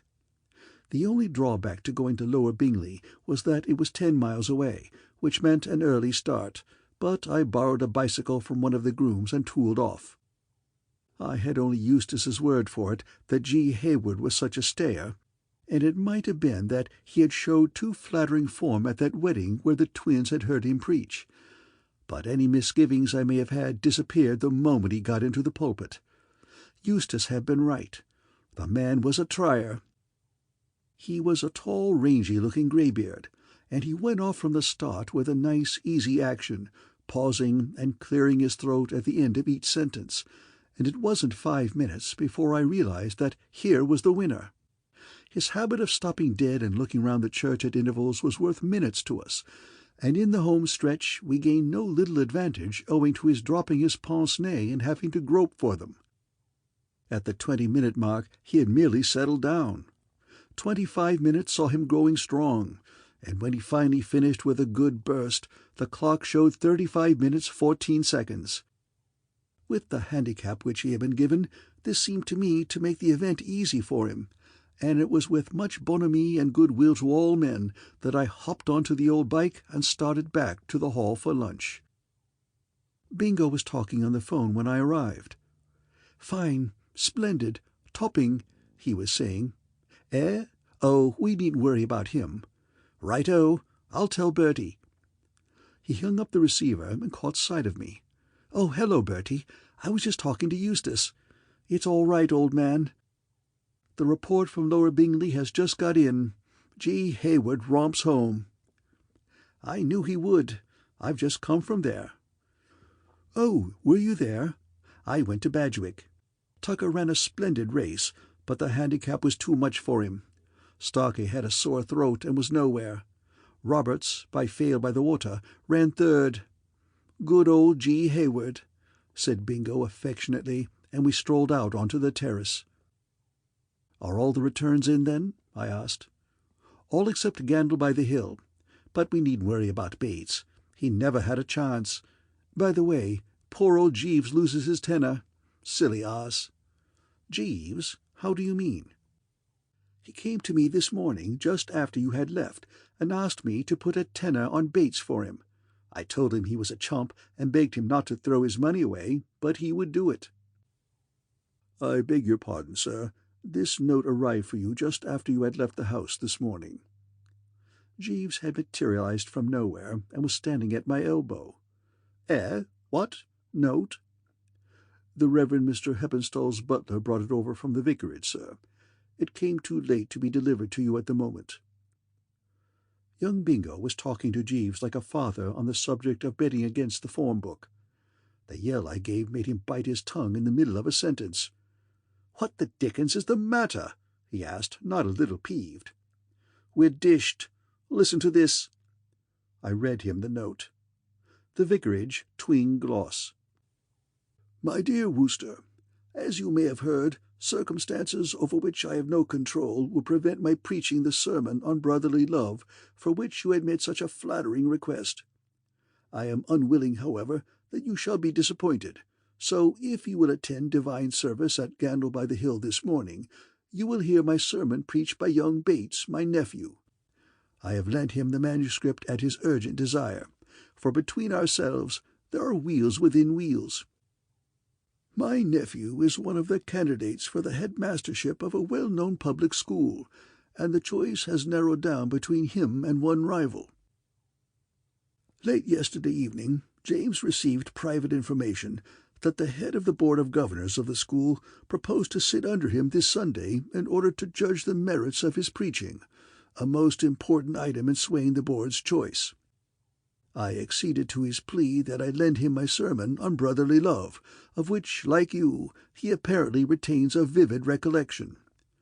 It would have been too late for him to compose a sermon of suitable length in place of the brief address which, mistakenly in my opinion, he had designed to deliver to his rustic flock, and I wished to help the boy. Trusting that his preaching of the sermon will supply you with as pleasant memories as you say you have of mine, I remain, cordially yours, F. Heppenstall. P.S. The hay fever has rendered my eyes unpleasantly weak for the time being, so I am dictating this letter to my butler, Brookfield, who will convey it to you. I don't know when I've experienced a more massive silence than the one that followed my reading of this cheery epistle. Young Bingo gulped once or twice, and practically every known emotion came and went on his face. Jeeves coughed one soft, low, gentle cough, like a sheep with a blade of grass stuck in its throat, and then stood gazing serenely at the landscape. Finally, young Bingo spoke. "Great Scott!" he whispered hoarsely. "An S.P. job." "I believe that is the technical term, sir," said Jeeves. "So you had inside information, dash it," said young Bingo. "Why, yes, sir," said Jeeves. "Brookfield happened to mention the contents of the note to me when he brought it. We are old friends." Bingo registered grief, anguish, rage, despair, and resentment. "Well, all I can say," he cried, "is that it's a bit thick. Preaching another man's sermon? Do you call that honest? Do you call that playing the game?" "Well, my dear old thing," I said, "be fair. It's quite within the rules. Clergymen do it all the time.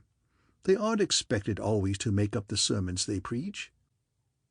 Jeeves coughed again and fixed me with an expressionless eye. "And in the present case, sir, If I may be permitted to take the liberty of making the observation, I think we should make allowances. We should remember that the securing of this headmastership meant everything to the young couple." "Young couple? What young couple?" "The Reverend James Bates, sir, and Lady Cynthia. I am informed by your ladyship's maid that they have been engaged to be married for some weeks, provisionally, so to speak, and his lordship made his consent conditional on Mr. Bates securing a really important and remunerative position." Young Bingo turned a light green. "Engaged to be married?" "Yes, sir." There was a silence. "I think I'll go for a walk," said Bingo. "But, my dear old thing," I said, "it's just lunch-time. The gong will be going any minute now." "I don't want any lunch," said Bingo. End of chapter 13.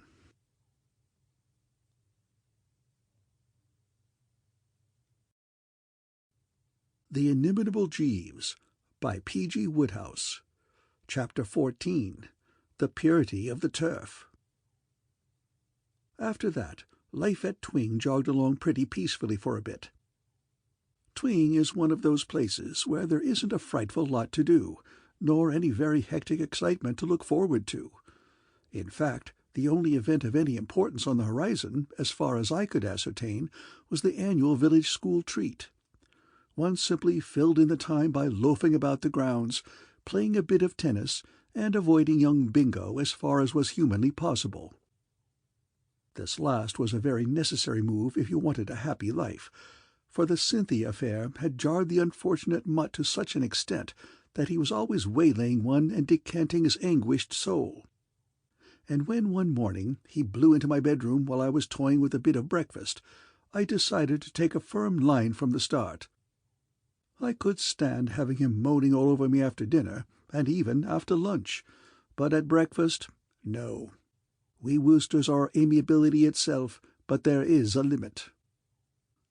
"Now look here, old friend," I said, "I know your bally heart is broken and all that, and at some future time I shall be delighted to hear all about it, but I didn't come to talk about that." "No? Good egg." "The past," said young Bingo, "is dead. Let us say no more about it." "Right-o." "I have been wounded to the very depths of my soul, but don't speak about it." "I won't." "Ignore it. Forget it." "Absolutely." I hadn't seen him so dashed reasonable for days. "What I came to see you about this morning, Bertie," he said, fishing a sheet of paper out of his pocket, "was to ask you if you would care to come in on another little flutter. If there is one thing we Woosters are simply dripping with, it is sporting blood." I bolted the rest of my sausage and sat up and took notice. "Proceed," I said. "You interest me strangely, old bird." Bingo laid the paper on the bed. "On Monday week," he said, "you may or may not know the annual village school treat takes place. Lordwick Hammersley lends the hall grounds for the purpose.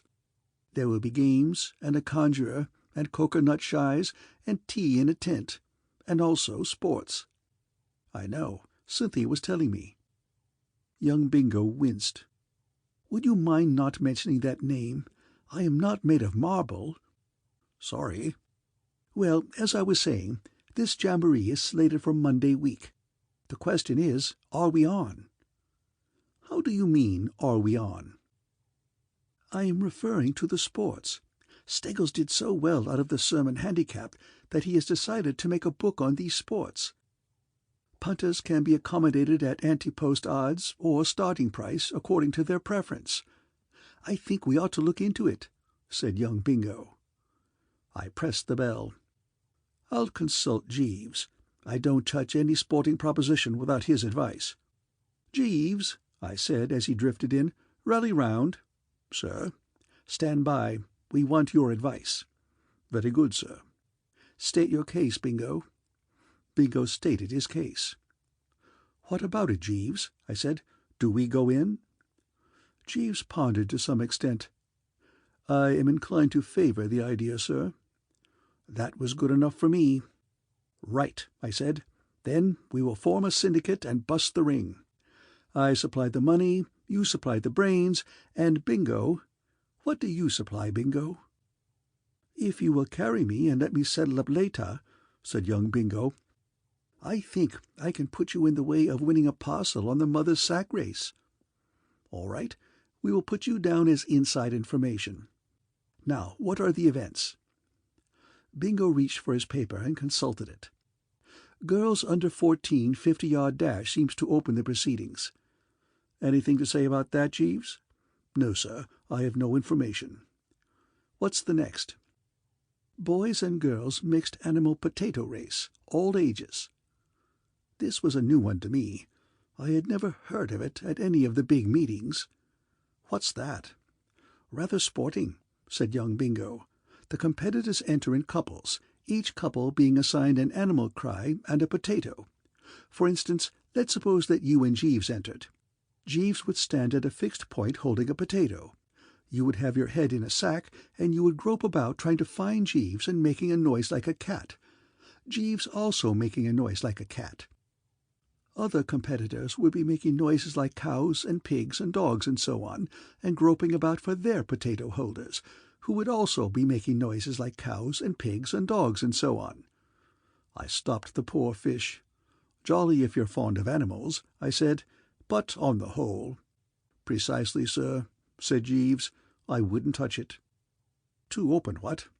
"Exactly, sir. Very hard to estimate form." "Carry on, Bingo. Where do we go from there?" "Mother's sack race." "Ah, that's better. This is where you know something." "A gift for Mrs. Penworthy, the tobacconist's wife," said Bingo confidently. "I was in at her shop yesterday buying cigarettes, and she told me she had won 3 times at fairs in Worcestershire. She only moved to these parts a short time ago, so nobody knows about her. She promised me she would keep herself dark, and I think we could get a good price." "Risk a tenner each way, Jeeves, what?" "I think so, sir." "Girls open egg and spoon race," read Bingo. "How about that?" "I doubt if it would be worth while to invest, sir," said Jeeves. "I am told it is a certainty for last year's winner, Sarah Mills, who will doubtless start an odds-on favourite." "Good, is she?" "They tell me in the village she carries a beautiful egg, sir." "Then there's the obstacle race," said Bingo. "Risky, in my opinion. Like betting on the Grand National." "Father's hat-trimming contest. Another speculative event. That's all except for the choir boys' 100 yards handicap, for a pewter mug presented by the vicar, open to all whose voices have not broken before the second Sunday in Epiphany. Willie Chambers won last year in a canter receiving 15 yards. This time he will probably be handicapped out of the race. I don't know what to advise." "If I might make a suggestion, sir." I eyed Jeeves with interest. I don't know that I'd ever seen him look so nearly excited. "You've got something up your sleeve?" "I have, sir." "Red hot?" "That precisely describes it, sir. I think I may confidently assert that we may have the winner of the choir boys' handicap under this very roof, sir. Harold the page boy." "Page boy? You mean the tubby little chap in buttons one sees bobbing about here and there? Why, dash it, Jeeves, nobody has a greater respect for your knowledge of form than I have, but I'm hanged if I can see Harold catching the judge's eye. He's practically circular, and every time I've seen him he's been leaning up against something half asleep." "He receives 30 yards, sir, and could win from scratch. The boy is a flyer." "How do you know?" Jeeves coughed, and there was a dreamy look in his eye. "I was as much astonished as yourself, sir, when I first became aware of the lad's capabilities. I happened to pursue him one morning with the intention of fetching him a clip on the side of the head." "Great Scott, Jeeves! You?" "Yes, sir. The boy is of an outspoken disposition, and had made an opprobrious remark respecting my personal appearance." "What did he say about your appearance?" "I have forgotten, sir," said Jeeves with a touch of austerity. "But it was opprobrious. I endeavoured to correct him, but he outdistanced me by yards and made good his escape." "But I say, Jeeves, this is sensational. And yet, if he's such a sprinter, Why hasn't anybody in the village found it out? Surely he plays with the other boys." "No, sir. As his lordship's page boy, Harold does not mix with the village lads." "Bit of a snob, what?" "He is somewhat acutely alive to the existence of class distinction, sir." "You're absolutely certain he's such a wonder?" said Bingo. "I mean, it wouldn't do to plunge unless you're sure." "If you desire to ascertain the boy's form by personal inspection, sir, it will be a simple matter to arrange a secret trial." "I'm bound to say I should feel easier in my mind," I said. "Then, if I may take a shilling from the money on your dressing-table." "What for?" "I propose to bribe the lad to speak slightingly of the second footman's squint, sir. Charles is somewhat sensitive on the point, and should undoubtedly make the lad extend himself. If you will be at the first-floor passage-window overlooking the back door in half an hour's time." "I don't know when I've dressed in such a hurry. As a rule, I'm what you might call a slow and careful dresser. I like to linger over the tie and see that the trousers are just so. But this morning I was all worked up. I just shoved on my things anyhow and joined Bingo at the window with a quarter of an hour to spare." The passage-window looked down onto a broad sort of paved courtyard, which ended after about 20 yards in an archway through a high wall. Beyond this archway you got into a strip of the drive, which curved round for another 30 yards or so, till it was lost behind a thick shrubbery. I put myself in the stripling's place and thought what steps I would take with a second footman after me. There was only one thing to do: leg it for the shrubbery and take cover, which meant that at least 50 yards would have to be covered, an excellent test. If good old Harold could fight off the second footman's challenge long enough to allow him to reach the bushes, there wasn't a choir-boy in England who could give him 30 yards in the 100. I waited all of a twitter for what seemed hours, and then suddenly there was a confused noise without, and something round and blue and buttony shot through the back door and buzzed for the archway like a mustang. And about 2 seconds later out came the second footman, going his hardest. There was nothing to it, absolutely nothing. The field never had a chance. Long before the footman reached the half-way mark, Harold was in the bushes throwing stones. I came away from the window thrilled to the marrow, and when I met Jeeves on the stairs I was so moved that I nearly grasped his hand. "Jeeves," I said, "no discussion. The Wooster shirt goes on this boy." "Very good, sir," said Jeeves. The worst of these country meetings is that you can't plunge as heavily as you would like when you get a good thing, because it alarms the ring.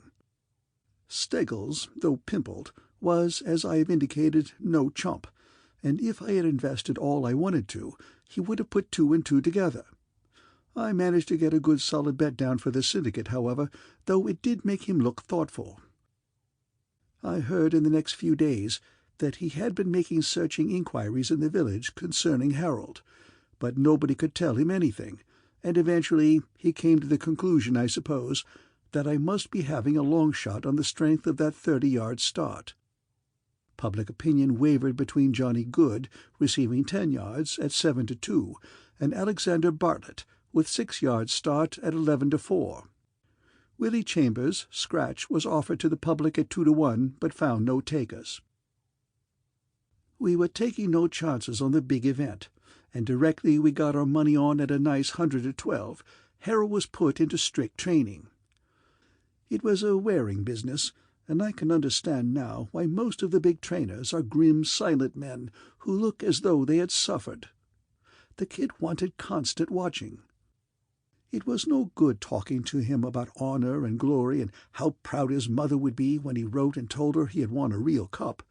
The moment blighted Harold discovered that training meant knocking off pastry, taking exercise, and keeping away from the cigarettes, he was all against it, and it was only by unceasing vigilance that we managed to keep him in any shape at all. It was the diet that was the stumbling block. As far as exercise went, we could generally arrange for a sharp dash every morning with the assistance of the second footman. It ran into money, of course, but that couldn't be helped. Still, when a kid has simply to wait till the butler's back is turned to have the run of the pantry, and has only to nip into the smoking room to collect a handful of the best Turkish, training becomes a rocky job. We could only hope that on the day his natural stamina would pull him through. And then one evening young Bingo came back from the links with a disturbing story. He had been in the habit of giving Harold mild exercise in the afternoons by taking him out as a caddy. At first he seemed to think it humorous, the poor chump. He bubbled over with merry mirth as he began his tale. "I say, rather funny this afternoon," he said. "You ought to have seen Steggles's face." "Seen Steggles's face? What for?" "When he saw young Harold sprint, I mean."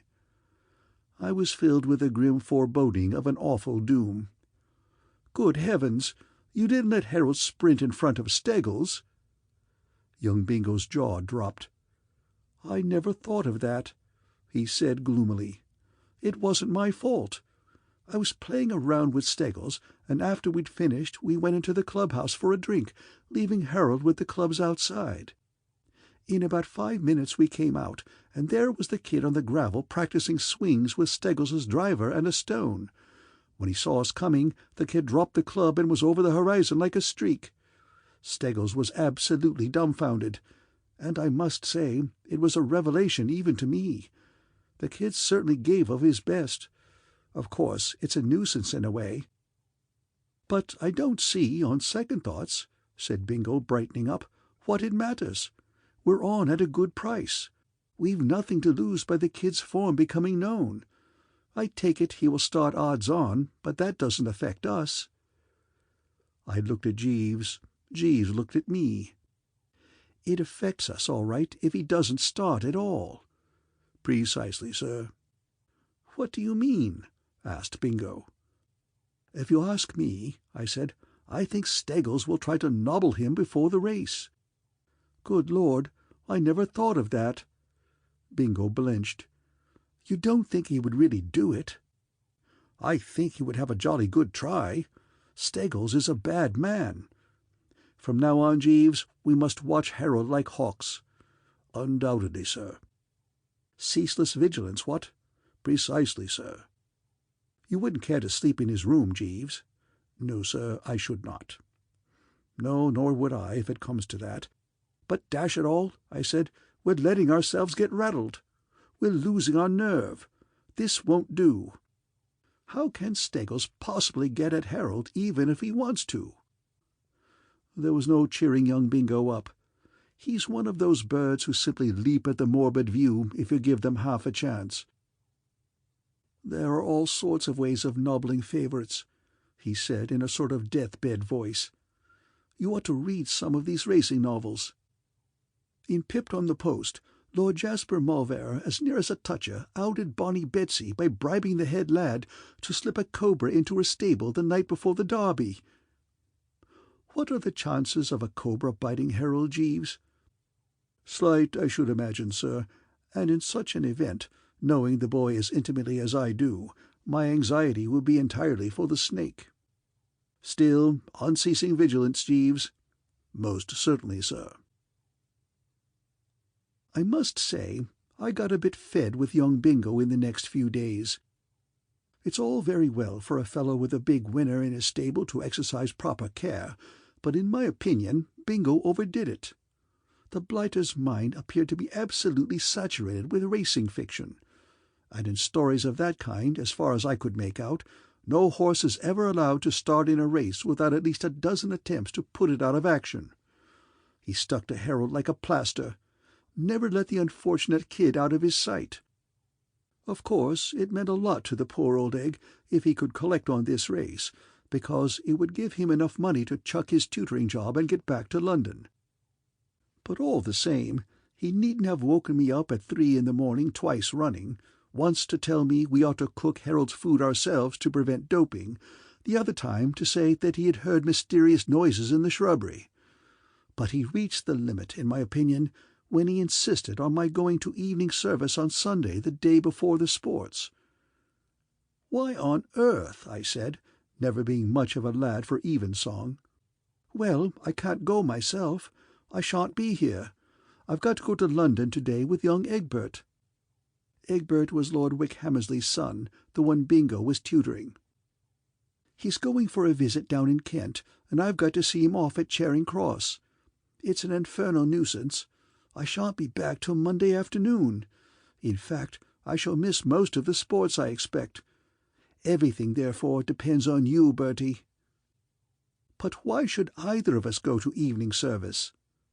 "Us? Harold sings in the choir, doesn't he?" "What about it? I can't stop him dislocating his neck over a high note, if that's what you're afraid of." "Fool, Steggles sings in the choir too. There may be dirty work after the service." "What absolute rot!" "Is it?" said young Bingo. "Well, let me tell you that in Jenny the Girl Jockey, the villain kidnapped the boy who was to ride the favourite the night before the big race, and he was the only one who understood and could control the horse. And if the heroine hadn't dressed up in riding things and— Oh, all right, all right. But if there's any danger, it seems to me the simplest thing would be for Harold not to turn out on Sunday evening." "He must turn out. You seem to think the infernal kid is a monument of rectitude, beloved by all. He's got the shakiest reputation of any kid in the village. His name is as near being mud as it can jolly well stick. He's played hookey from choir so often that the vicar told him if one more thing happened he would fire him out.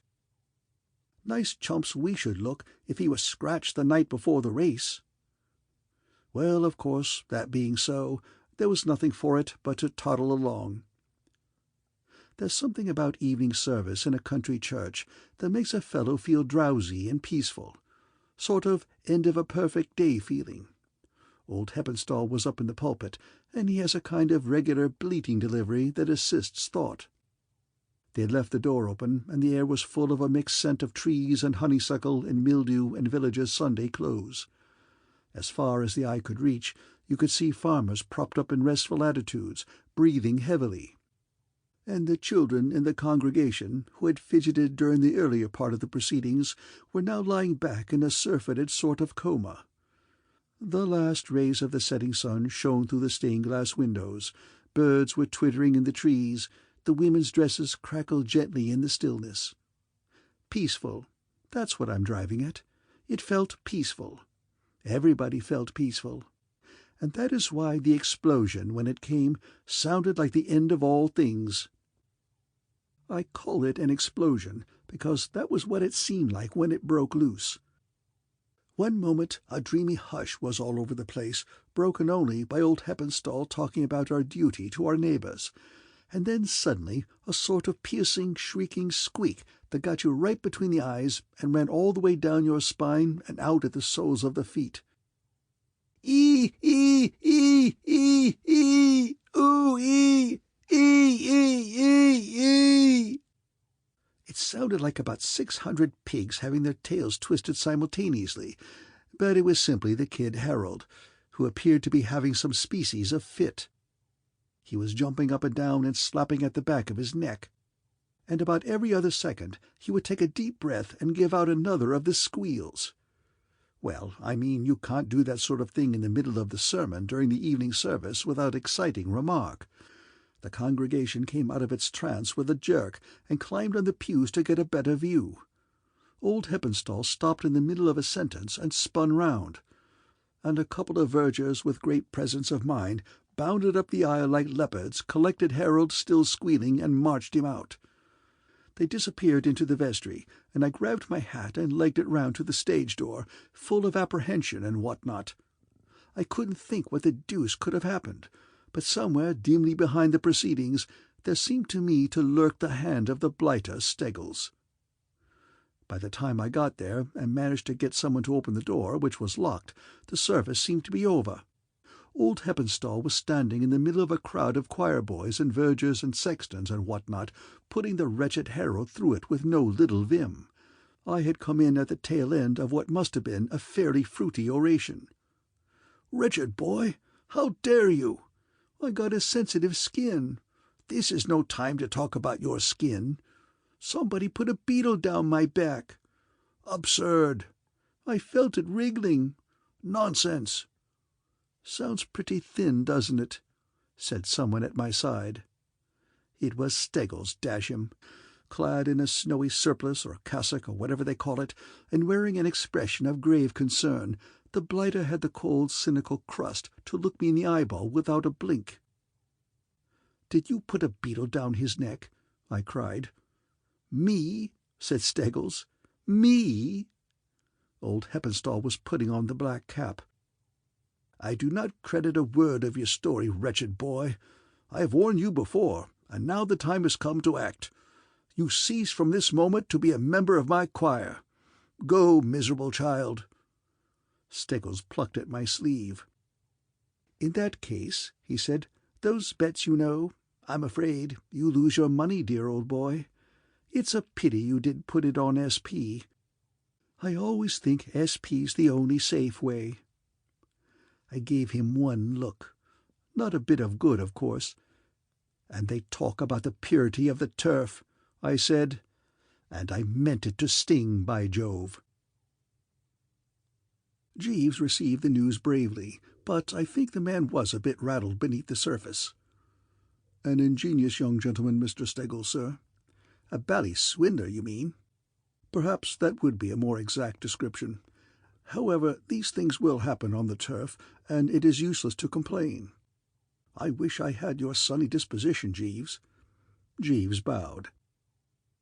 "We now rely, then, it would seem, sir, almost entirely on Mrs. Penworthy. Should she justify Mr. Little's encomiums and show real class in the mother's sack race, our gains will just balance our losses." "Yes, but that's not much consolation when you've been looking forward to a big win." "It is just possible that we may still find ourselves on the right side of the ledger after all, sir. Before Mr. Little left, I persuaded him to invest a small sum for the syndicate of which you were kind enough to make me a member, sir, on the girls' egg and spoon race." "On Sarah Mills?" "No, sir. On a long-priced outsider. Little Prudence Baxter, sir, the child of his lordship's head gardener. Her father assures me she has a very steady hand. She is accustomed to bring him his mug of beer from the cottage each afternoon, and he informs me she has never spilled a drop." Well, that sounded as though young Prudence's control was good. But how about speed? With seasoned performers like Sarah Mills entered, the thing practically amounted to a classic race, and in these big events you must have speed.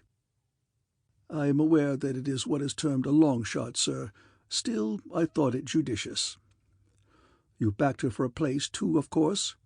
"Yes, sir, each way." "Well, I suppose it's all right. I've never known you make a bloomer yet." "Thank you very much, sir." I'm bound to say that, as a general rule, my idea of a large afternoon would be to keep as far away from a village school treat as possible. A sticky business. But with such grave issues toward, if you know what I mean, I sank my prejudices on this occasion and rolled up. I found the proceedings about as scaly as I had expected. It was a warm day, and the hall grounds were a dense, practically liquid mass of peasantry. Kids seethed to and fro. One of them, a small girl of sorts, grabbed my hand and hung on to it as I clove my way through the jam to where the mother's sack race was to finish. We hadn't been introduced, but she seemed to think I would do as well as anyone else to talk to about the rag doll she had won in the lucky dip, and she rather spread herself on the topic. "I'm going to call it Gertrude," she said, "and I shall undress it every night and put it to bed, and wake it up in the morning and dress it, and put it to bed at night, and wake it up next morning and dress it." "I say, old thing," I said, "I don't want to hurry you and all that, but you couldn't condense it a bit, could you? I'm rather anxious to see the finish of this race. The Wooster fortunes are by way of hanging on it." "I'm going to run in a race soon," she said, shelving the doll for the nonce and descending to ordinary chit-chat. "Yes," I said, distrait, if you know what I mean, and tried to peer through the chinks in the crowd. "What race is that?" "Egg and spoon." "No, really? Are you Sarah Mills?" "No," registering scorn. "I'm Prudence Baxter." Naturally, this put our relations on a different footing. I gazed at her with considerable interest. One of the stable. I must say she didn't look much of a flyer. She was short and round. Bit out of condition, I thought. "I say," I said, "that being so, you mustn't dash about in the hot sun and take the edge off yourself. You must conserve your energies, old friend. Sit down here in the shade." "Don't want to sit down." "Well, take it easy anyhow." The kid flitted to another topic like a butterfly hovering from flower to flower.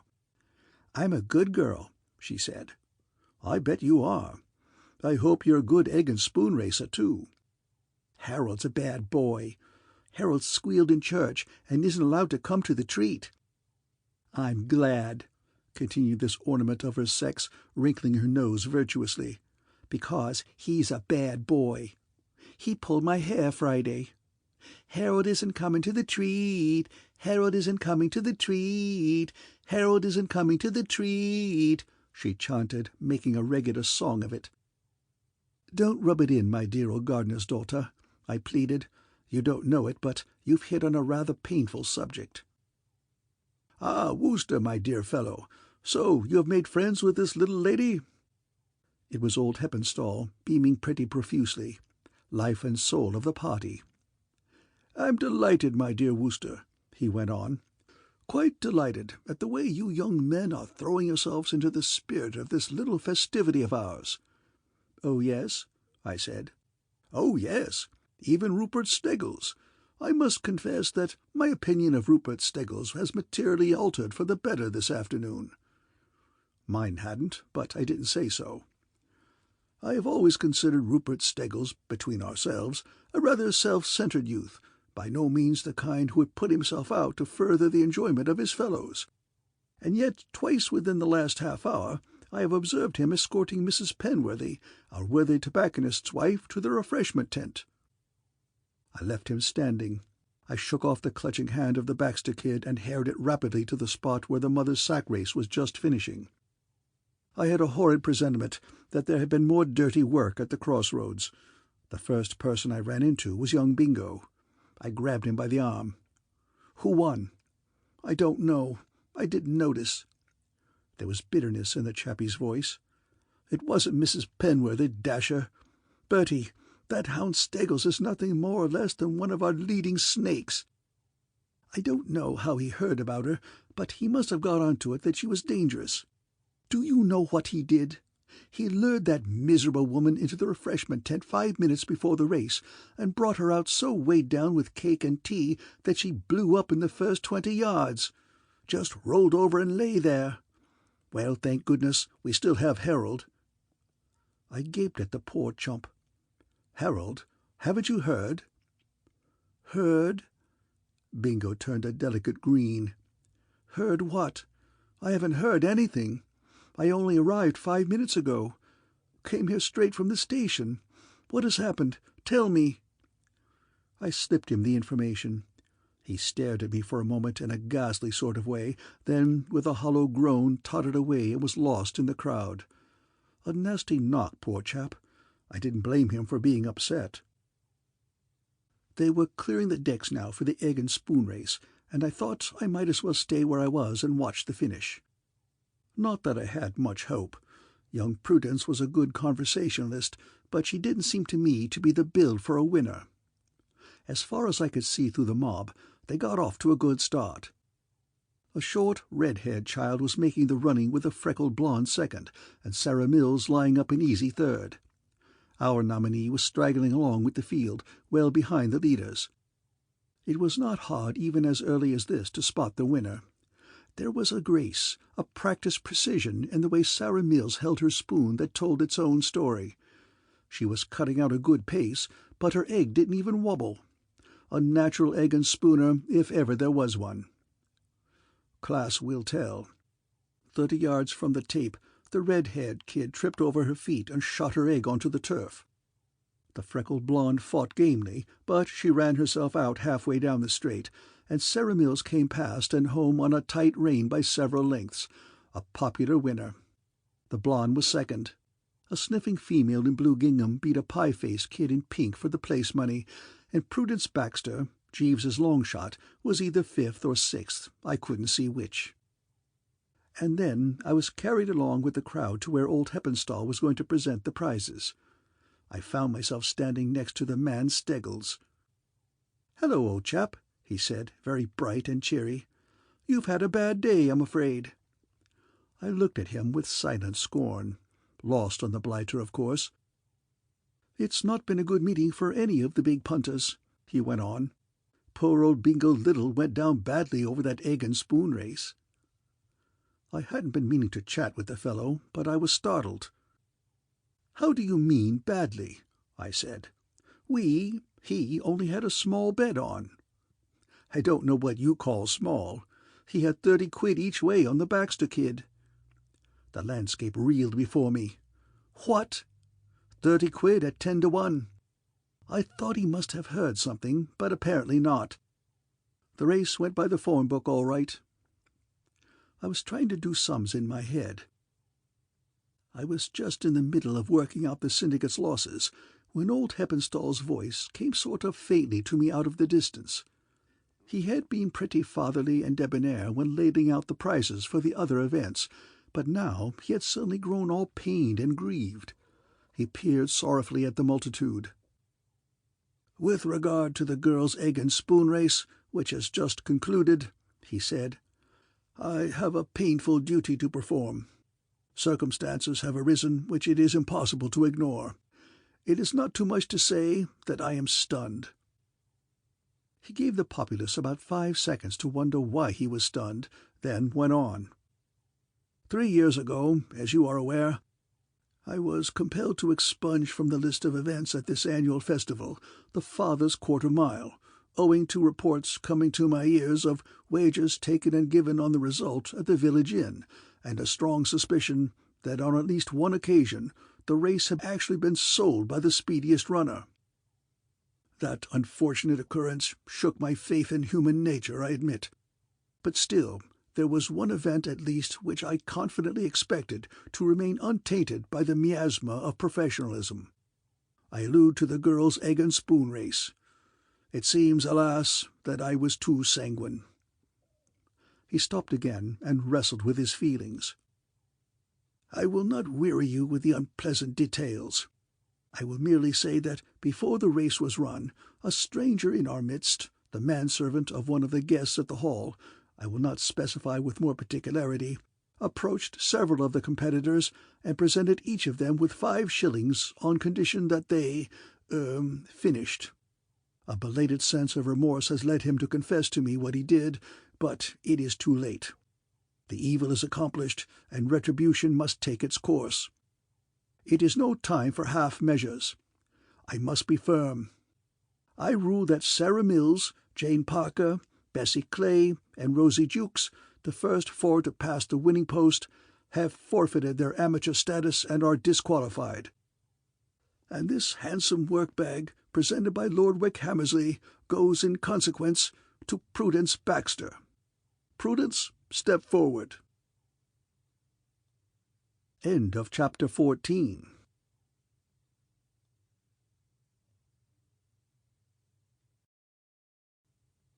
The Inimitable Jeeves by P.G. Wodehouse. Chapter 15. The Metropolitan Touch. Nobody's more alive than I am to the fact that young Bingo Little is in many respects a sound old egg. In one way and another he has made life pretty interesting for me at intervals ever since we were at school. As a companion for a cheery hour, I think I would choose him before anybody. On the other hand, I'm bound to say that there are things about him that could be improved. This habit of falling in love with every second girl he sees is one of them. And another is his way of letting the world in on the secrets of his heart. If you want shrinking reticence, don't go to Bingo, because he's got about as much of it as a soap advertisement. I mean to say, well, here's a telegram I got from him one evening in November, about a month after I'd got back to town from my visit to Twing Hall. "I say, Bertie, old man, I am in love at last. She is the most wonderful girl, Bertie, old man. This is the real thing at last, Bertie. Come here at once and bring Jeeves. Oh, I say, you know that tobacco shop in Bond Street on the left side as you go up? Will you get me 100 of their special cigarettes and send them to me here? I have run out. I know when you see her you will think she is the most wonderful girl. Mind you, bring Jeeves. Don't forget the cigarettes. Bingo." It had been handed in at Twing post office. In other words, he had submitted that frightful rot to the goggling eye of a village postmistress, who was probably the mainspring of local gossip and would have the place ringing with the news before nightfall. He couldn't have given himself away more completely if he had hired the town crier. When I was a kid, I used to read stories about knights and Vikings and that species of chappie who would get up without a blush in the middle of a crowded banquet and loose off a song about how perfectly priceless they thought their best girl. I've often felt that those days would have suited young Bingo down to the ground. Jeeves had brought the thing in with the evening drink, and I slung it over to him. "It's about due, of course," I said. "Young Bingo hasn't been in love for at least a couple of months. I wonder who it is this time." "Miss Mary Burgess, sir," said Jeeves, "the niece of the Reverend Mr. Heppenstall. She is staying at Twing Vicarage." Great Scott! I knew that Jeeves knew practically everything in the world, but this sounded like second sight. "How do you know that?" "When we were visiting Twing Hall in the summer, sir, I formed a somewhat close friendship with Mr. Heppenstall's butler. He is good enough to keep me abreast of the local news from time to time. From his account, sir, the young lady appears to be a very estimable young lady, of a somewhat serious nature, I understand. Mr. Little is very épris, sir. Brookfield, my correspondent, writes that last week he observed him in the moonlight at an advanced hour gazing up at his window." "Whose window? Brookfield's?" "Yes, sir, presumably under the impression that it was the young lady's." "But what the deuce is he doing at Twing at all?" "Mr. Little was compelled to resume his old position as tutor to Lord Wickhammersley's son at Twing Hall, sir, owing to having been unsuccessful in some speculations at Hurst Park at the end of October." "Good Lord, Jeeves, is there anything you don't know?" "I could not say, sir." I picked up the telegram. "I suppose he wants us to go down and help him out a bit?" "That would appear to be his motive in dispatching the message, sir." "Well, what shall we do? Go?" "I would advocate it, sir. If I may say so, I think that Mr. Little should be encouraged in this particular matter." "You think he's picked a winner this time?" "I hear nothing but excellent reports of the young lady, sir. I think it is beyond question that she would be an admirable influence for Mr. Little should the affair come to a happy conclusion. Such a union would also, I fancy, go far to restore Mr. Little to the good graces of his uncle, the young lady being well connected and possessing private means. In short, sir, I think that if there is anything we can do, we should do it." "Well, with you behind him," I said, "I don't see how he can fail to click." "You are very good, sir," said Jeeves. "The tribute is much appreciated." Bingo met us at Twing Station next day, and insisted on my sending Jeeves on in the car with the bags while he and I walked. He started in about the female the moment we had begun to hoof it. "She is very wonderful, Bertie. She is not one of those flippant, shallow-minded modern girls. She is sweetly grave and beautifully earnest. She reminds me of— what is the name I want?" "Marie Lloyd?" "Saint Cecilia," said young Bingo, eyeing me with a good deal of loathing. "She reminds me of Saint Cecilia. She makes me yearn to be a better, nobler, deeper, broader man." "What beats me," I said, following up a train of thought, "is what principle you pick them on. The girls you fall in love with, I mean. I mean to say, what's your system? As far as I can see, no two of them are alike. First it was Mabel the waitress, then Honoria Glossop, then that fearful blister Charlotte Corday Robotham." I own that Bingo had the decency to shudder. Thinking of Charlotte always makes me shudder too. "You don't seriously mean, Bertie, that you are intending to compare the feeling I have for Mary Burgess, the holy devotion, the spiritual—" "Oh, all right, let it go," I said. "I say, old lad, aren't we going rather a long way round?" Considering that we were supposed to be heading for Twing Hall, it seemed to me that we were making a longish job of it. The Hall is about 2 miles from the station by the main road, and we had cut off down a lane, gone across country for a bit, climbed a stile or two, and were now working our way across a field that ended in another lane. "She sometimes takes her little brother for a walk round this way," explained Bingo. "I thought we would meet her and bow, and you could see her, you know, and then we would walk on." "Of course," I said, "that's enough excitement for anyone, and undoubtedly a corking reward for tramping 3 miles out of one's way over ploughed fields with tight boots. But don't we do anything else? Don't we tack on to the girl and buzz along with her?" "Good Lord!" said Bingo, honestly amazed. "You don't suppose I've got nerve enough for that, do you? I just look at her from afar off and all that sort of thing. Quick, here she comes. No, I'm wrong." It was like that song of Harry Lauder's, where he's waiting for the girl and says, "This is her." No, it's a rabbit. Young Bingo made me stand there in the teeth of a nor'east half-gale for 10 minutes, keeping me on my toes with a series of false alarms, and I was just thinking of suggesting that we should lay off and give the rest of the proceedings a miss, when round the corner there came a fox-terrier, and Bingo quivered like an aspen. Then there hove in sight a small boy, and he shook like a jelly. Finally, like a star whose entrance has been worked up by the personnel of the ensemble, a girl appeared, and his emotion was painful to witness.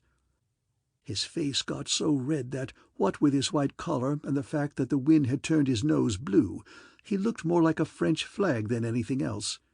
He sagged from the waist upwards as if he had been filleted.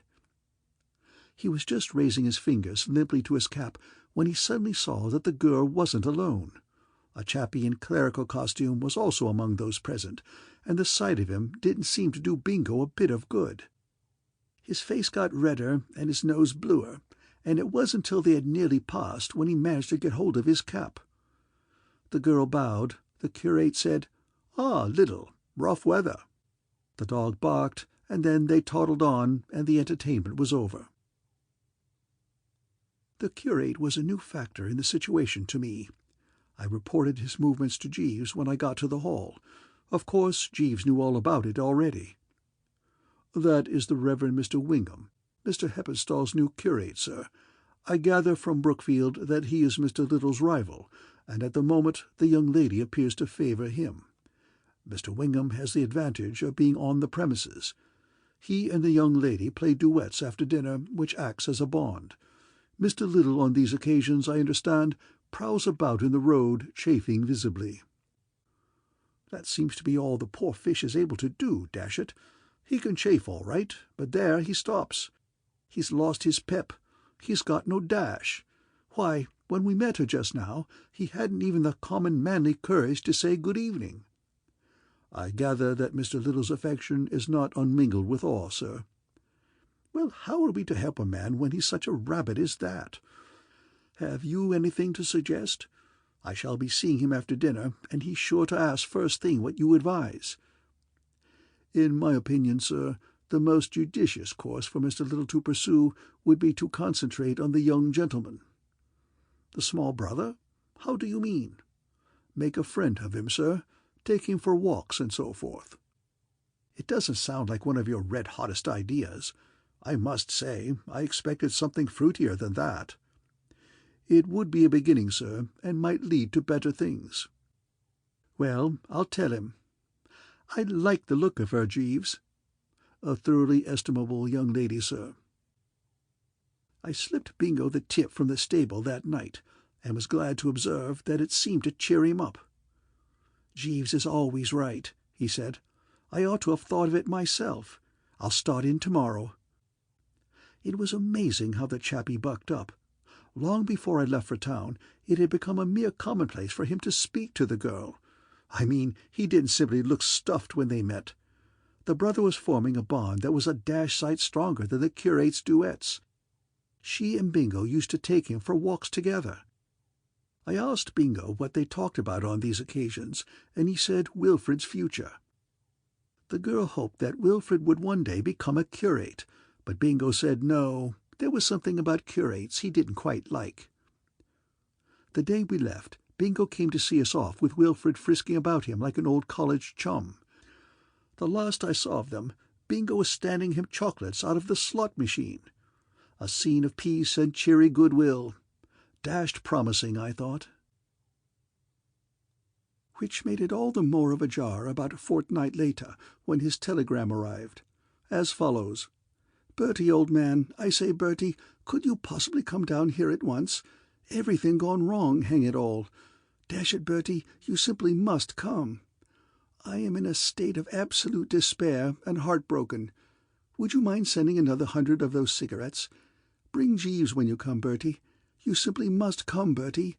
I rely on you. Don't forget to bring Jeeves. Bingo." For a chap who's perpetually hard up, I must say that young Bingo is the most wasteful telegraphist I ever struck. He's got no notion of condensing. The silly ass simply pours out his wounded soul at 2p a word, or whatever it is, without a thought. "How about it, Jeeves?" I said. "I'm getting a bit fed up. I can't go chucking all my engagements every second week in order to biff down to Twing and rally round young Bingo. Send him a wire telling him to end it all in the village pond." "If you could spare me for the night, sir, I should be glad to run down and investigate." "Oh, dash it. Well, I suppose there's nothing else to be done. After all, you're the fellow he wants. All right, carry on." Jeeves got back late the next day. "Well?" I said. Jeeves appeared perturbed. He allowed his left eyebrow to flicker upwards in a concerned sort of manner. "I have done what I could, sir," he said, "but I fear Mr. Little's chances do not appear bright. Since our last visit, sir, there has been a decidedly sinister and disquieting development." "Oh, what's that?" "You may remember Mr. Steggles, sir, the young gentleman who was studying for an examination with Mr. Heppenstall at the vicarage." "What's Steggles got to do with it?" I asked. "I gather from Brookfield, sir, who chanced to overhear a conversation, that Mr. Steggles is interesting himself in the affair." "Good Lord! What, making a book on it?" "I understand that he's accepting wages from those in his immediate circle, sir, against Mr. Little, whose chances he does not seem to fancy." "I don't like that, Jeeves." "No, sir, it is sinister." "From what I know of Steggles, there will be dirty work." "It has already occurred, sir." "Already?" "Yes, sir. It seems that, in pursuance of the policy which he had been good enough to allow me to suggest to him, Mr. Little escorted Master Burgess to the church bazaar, and there met Mr. Steggles, who is in the company of young Master Heppenstall, the Reverend Mr. Heppenstall's second son, who is home from Rugby just now, having recently recovered from an attack of mumps. The encounter took place in the refreshment room, where Mr. Steggles was at that moment entertaining Master Heppenstall. To cut a long story short, sir, the two gentlemen became extremely interested in the haughty manner in which the lads were fortifying themselves, and Mr. Steggles offered to back his nominee in a weight-for-age eating contest against Master Burgess for £1 a side. Mr. Little admitted to me that he was conscious of a certain hesitation as to what the upshot might be should Miss Burgess get to hear of the matter, but his sporting blood was too much for him, and he agreed to the contest. This was duly carried out, both lads exhibiting the utmost willingness and enthusiasm, and eventually Master Burgess justified Mr. Little's confidence by winning, but only after a bitter struggle. Next day both contestants were in considerable pain. Inquiries were made and confessions extorted, and Mr. Little, I learned from Brookfield, who happened to be near the door of the drawing-room at the moment, had an extremely unpleasant interview with the young lady, which ended in her desiring him never to speak to her again. There's no getting away from the fact that, if ever a man required watching, it's Steggles. Machiavelli could have taken his correspondence course. "It was a put-up job, Jeeves," I said. "I mean, Steggles worked the whole thing on purpose. It's his old nobbling game." "There would seem to be no doubt about that, sir." "Well, he seems to have dished poor old Bingo all right." "That is the prevalent opinion, sir. Brookfield tells me that down in the village at the Cow and Horses 7-1 is being freely offered on Mr. Wingham and finding no takers." "Good Lord! Are they betting about it down in the village too?" "Yes, sir, and in adjoining hamlets also. The affair has caused widespread interest. I am told that there is a certain sporting reaction in even so distant a spot as Lower Bingley. Well, I don't see what there is to do, if Bingo is such a chump. One is fighting a losing battle, I fear, sir, but I did venture to indicate to Mr. Little a course of action which might prove of advantage. I recommended him to busy himself with good works. Good works? About the village, sir. Reading to the bedridden, chatting with the sick, that sort of thing, sir. We can but trust that good results will ensue. Yes, I suppose so, I said doubtfully. But, by gosh, if I was a sick man, I'd hate to have a loony like young Bingo coming and gibbering at my bedside. There is that aspect of the matter, sir, said Jeeves. I didn't hear a word from Bingo for a couple of weeks, and I took it after a while that he had found the going too hard and had chucked in the towel. And then, one night not long before Christmas, I came back to the flat pretty latish, having been out dancing at the embassy. I was fairly tired, having swung a practically non-stop shoe from shortly after dinner till 2 a.m., and bed seemed to be indicated. Judge of my chagrin and all that sort of thing, therefore, when tottering to my room and switching on the light, I observed the foul features of young Bingo all over the pillow. The blighter had appeared from nowhere and was in my bed, sleeping like an infant, with a sort of happy, dreamy smile on his map. A bit thick, I mean to say. We Woosters are all for the good old medieval hosp and all that, but when it comes to finding chappies collaring your bed, the thing becomes a trifle too mouldy. I hove a shoe, and Bingo sat up, gurgling. "Smatter, smatter," said young Bingo. "What the deuce are you doing in my bed?" I said. "Oh, hello, Bertie. So there you are." "Yes, here I am. What are you doing in my bed?" "I came up to town for the night on business." "Yes, but what are you doing in my bed?" "Dash it all, Bertie," said young Bingo querulously, "don't keep harping on your beastly bed. There's another made up in the spare room. I saw Jeeves make it up with my own eyes. I believe he meant it for me, but I knew what a perfect host you were, so I just turned in here." "I say, Bertie, old man," said Bingo, apparently fed up with the discussion about sleeping quarters, "I see daylight." "Well, it's getting on for 3 in the morning." "I was speaking figuratively, you ass. I meant that hope has begun to dawn. About Mary Burgess, you know. Sit down, and I'll tell you all about it." "I won't. I'm going to sleep." "To begin with," said young Bingo, settling himself comfortably against the pillows and helping himself to a cigarette from my special private box, "I must once again pay a marked tribute to good old Jeeves. A modern Solomon. I was badly up against it when I came to him for advice, but he rolled up with a tip which has put me, I use the term advisedly and a conservative spirit, on velvet. He may have told you that he recommended me to win back the lost ground by busying myself with good works. Bertie, old man," said young Bingo earnestly, "for the last 2 weeks I've been comforting the sick to such an extent that if I had a brother and you brought him to me on a sick-bed at this moment, by Jove, old man, I'd heave a brick at him. However, though it took it out of me like the deuce, the scheme worked splendidly. She softened visibly before I'd been at it a week. Started to bow again when we met in the street, and so forth. About a couple of days ago she distinctly smiled, in a sort of faint, saint-like kind of way, you know, when I ran into her outside the vicarage. And yesterday, I say, you remember that curate chap Wingham, fellow with a long nose?" "Of course I remember him. Your rival." "Rival?" Bingo raised his eyebrows. "Oh, well, I suppose you could have called him that at one time, though it sounds a little far-fetched." "Does it?" I said, stung by the sickening complacency of the chump's manner. "Well, let me tell you that the last I heard was that at the Cow and Horses in Twing Village, and all over the place as far as Lower Bingley, they are offering 7 to 1 on the curate and finding no takers." Bingo started violently and sprayed cigarette ash all over my bed. "Betting," he gargled. "Betting. You don't mean that they're betting on this holy, sacred— Oh, I say, dash it all, haven't people any sense of decency and reverence? Is nothing safe from their beastly, sordid graspingness?" "I wonder," said young Bingo thoughtfully, if there's a chance of my getting any of that 7-to-1 money. 7-to-1? What a price! Who's offering it, do you know? Oh, well, I suppose it wouldn't do. No, I suppose it wouldn't be quite the thing." "You seem dashed confident," I said. "I'd always thought that Wingham—" "Oh, I'm not worried about him," said Bingo. "I was just going to tell you. Wingham's got the mumps and won't be out and about for weeks. And, jolly as that is in itself, it's not all.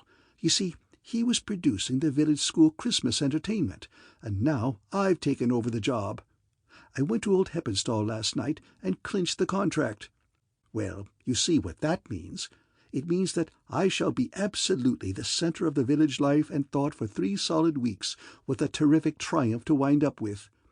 Everybody looking up to me and fawning on me, don't you see, and all that. It's bound to have a powerful effect on Mary's mind. It will show her that I'm capable of serious effort, that there is a solid foundation of worth in me, that, mere butterfly as she may have once thought me, I am in reality— Oh, all right, let it go. It's a big thing, you know, this Christmas entertainment. Old Heppenstall's very much wrapped up in it.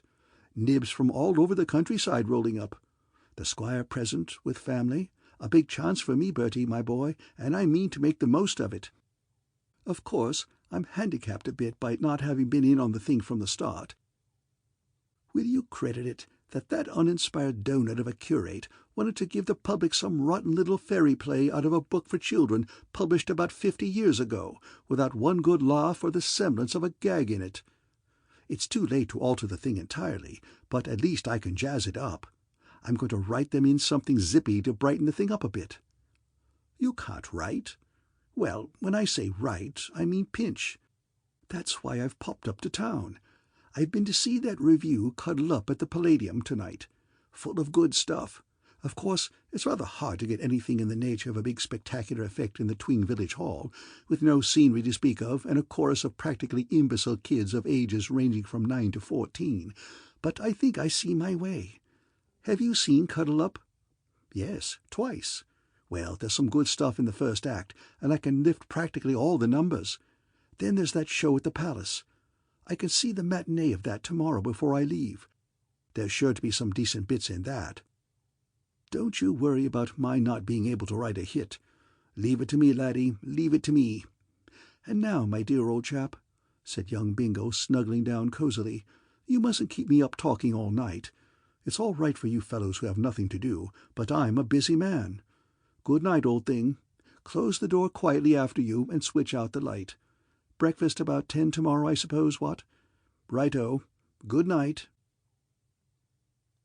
For the next 3 weeks I didn't see Bingo. He became a sort of voice heard off, developing a habit of ringing me up on long distance and consulting me on various points arising at rehearsal, until the day when he got me out of bed at 8 in the morning to ask whether I thought Merry Christmas was a good title. I told him then that this nuisance must now cease, and after that he cheesed it and practically passed out of my life, till one afternoon, when I got back to the flat to dress for dinner, and found Jeeves inspecting a whacking big poster sort of thing, which he had draped over the back of an armchair. "Good Lord, Jeeves," I said. I was feeling rather weak that day, and the thing shook me. "What on earth's that?" "Mr. Little sent it to me, sir, and desired me to bring it to your notice." "Well, you've certainly done it." I took another look at the object. There was no doubt about it, he caught the eye. It was about 7 feet long, and most of the lettering in about as bright red ink as I ever struck. This is how it ran: "Twing Village Hall, Friday, December 23rd, Richard Little presents a new and original review entitled What Ho, Twing? Book by Richard Little. Lyrics by Richard Little. Music by Richard Little. With the full Twing Juvenile Company and Chorus. Scenic effects by Richard Little. Produced by Richard Little." "What do you make of it, Jeeves?" I said. "I confess I am a little doubtful, sir. I think Mr. Little would have done better to follow my advice and confine himself to good works about the village." "You think the things will be a frost?" "I could not hazard a conjecture, sir, but my experience has been that What pleases the London public is not always so acceptable to the rural mind. The metropolitan touch sometimes proves a trifle too exotic for the provinces. I suppose I ought to go down and see the dashed thing. I think Mr. Little would be wounded were you not present, sir." The village hall at Twing is a smallish building, smelling of apples. It was full when I turned up on the evening of the 23rd, for I had purposely timed myself to arrive not long before the kick-off. I had had experience of one or two of these binges, and didn't want to run any risk of coming early and finding myself shoved into a seat in one of the front rows, where I wouldn't be able to execute a quiet sneak into the open air halfway through the proceedings if the occasion seemed to demand it. I secured a nice strategic position near the door at the back of the hall. From where I stood, I had a good view of the audience. As always on these occasions, the first few rows were occupied by the nibs, consisting of the squire, a fairly mauve old sportsman with white whiskers, his family, a platoon of local parsons, and perhaps a couple of dozen of prominent pew-holders. Then came a dense squash of what you might call the lower middle classes. And at the back, where I was, we came down with a jerk in the social scale, this end of the hall being given up almost entirely to a collection of frankly tough eggs, who had rolled up not so much for any love of the drama as because there was a free tea after the show. Take it for all in all, a representative gathering of Twing life and thought. The nibs were whispering in a pleased manner to each other, the lower middles were sitting up very straight, as if they'd been bleached, and the tough eggs whiled away the time by cracking nuts and exchanging low rustic wheezes. The girl, Mary Burgess, was at the piano playing a waltz. Beside her stood the curate Wingham, apparently recovered. The temperature, I should think, was about 127. Somebody jabbed me heartily in the lower ribs, and I perceived the man Steggles. "Hello," he said. "I didn't know you were coming down." I didn't like the chap, but we Woosters can wear the mask. I beamed a bit. "Oh, yes," I said. "Bingo wanted me to roll up and see his show." "I hear he's giving us something pretty ambitious," said the man Steggles. "Big effects and all that sort of thing." "I believe so." "Of course, it means a lot to him, doesn't it? He's told you about the girl, of course?" "Yes, and I hear you're laying 7-1 against him," I said, eyeing the blighter a trifle austerely. He didn't even quiver. "Just a little flutter to relieve the monotony of country life," he said. "But you've got the facts a bit wrong. It's down in the village that they're laying 7-1. I can do you better than that, if you feel in a speculative mood. How about a tenner at 100-8? Good Lord, are you giving that?" "Yes. Somehow," said Steggles meditatively, "I have a sort of feeling, a kind of premonition that something's going to go wrong tonight. You know what Little is, a bungler if ever there was one. Something tells me that this show of his is going to be a frost, and if it is, of course, I should think it would prejudice the girl against him pretty badly. His standing always was rather shaky." "Are you going to try and smash up the show?" I said sternly. "Me?" said Steggles.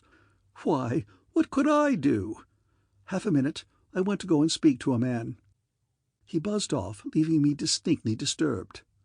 I could see from the fellow's eye that he was meditating some of his customary rough stuff, and I thought Bingo ought to be warned.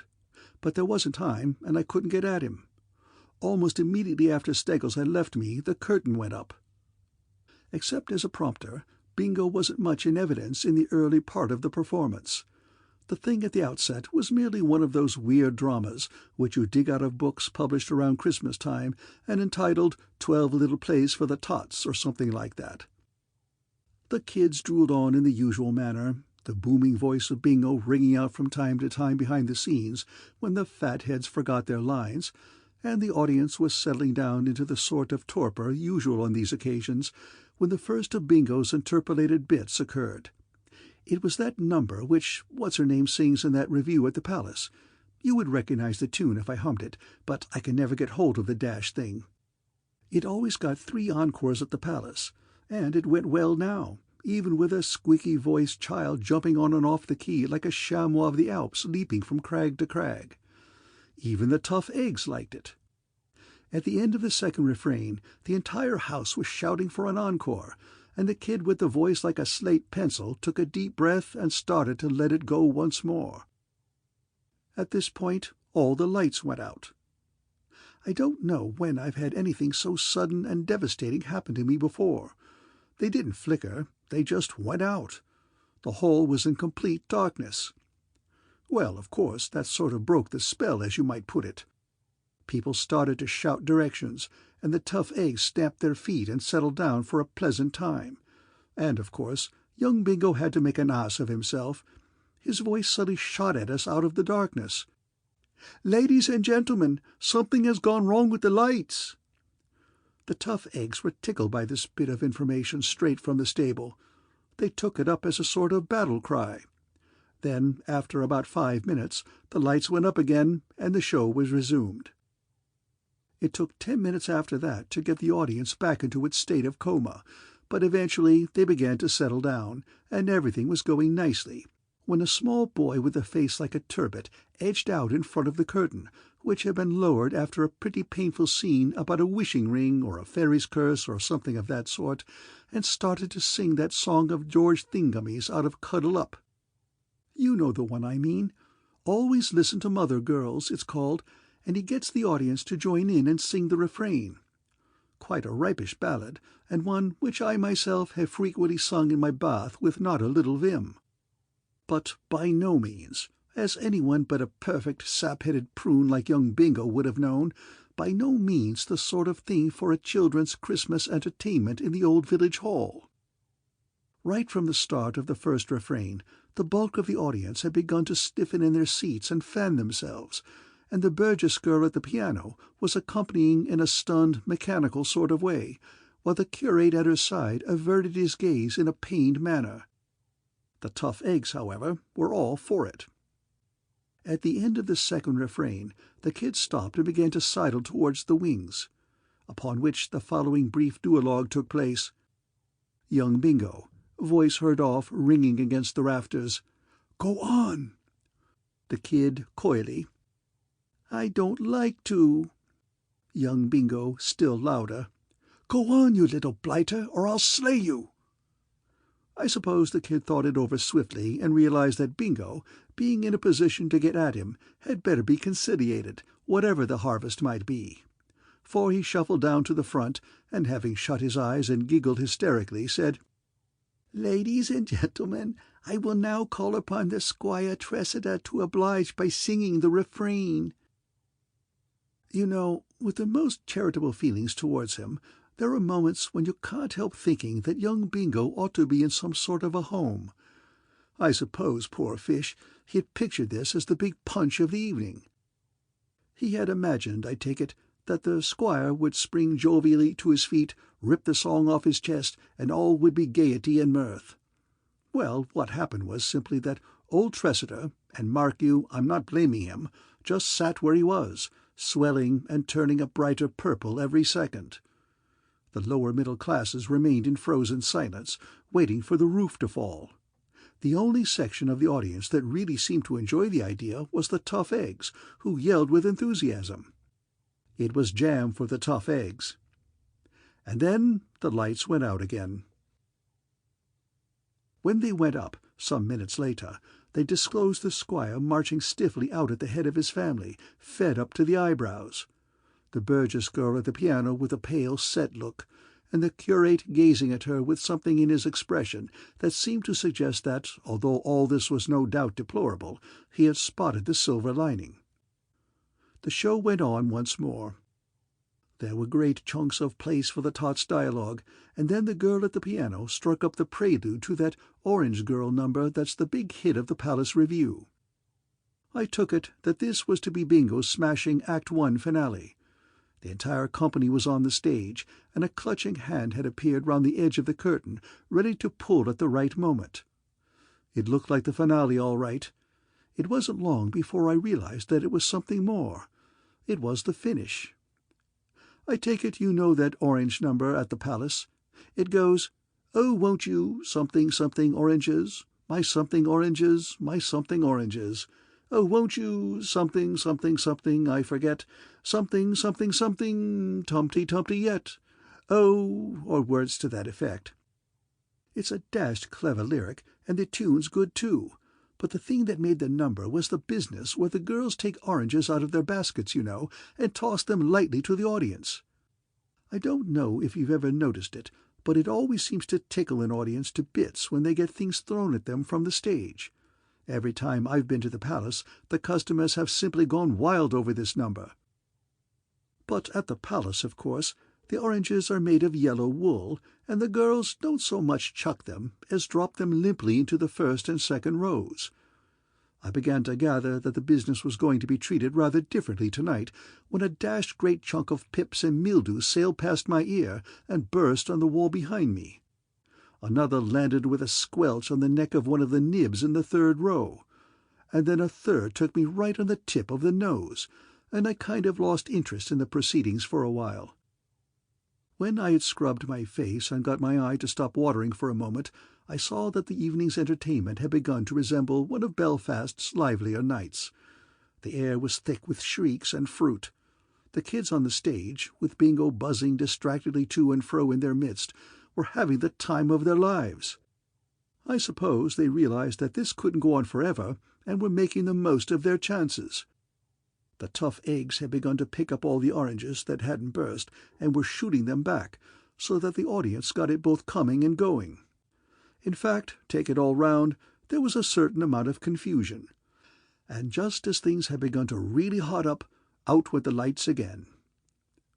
It seemed to me about my time for leaving, so I slid for the door. I was hardly outside when the audience began to stream out. They surged about me in twos and threes, and I've never seen a public body so dashed unanimous on any point. To a man and to a woman they were cursing poor old Bingo, and there was a large and rapidly growing school of thought which held that the best thing to do would be to waylay him as he emerged and splash him about in the village pond a bit.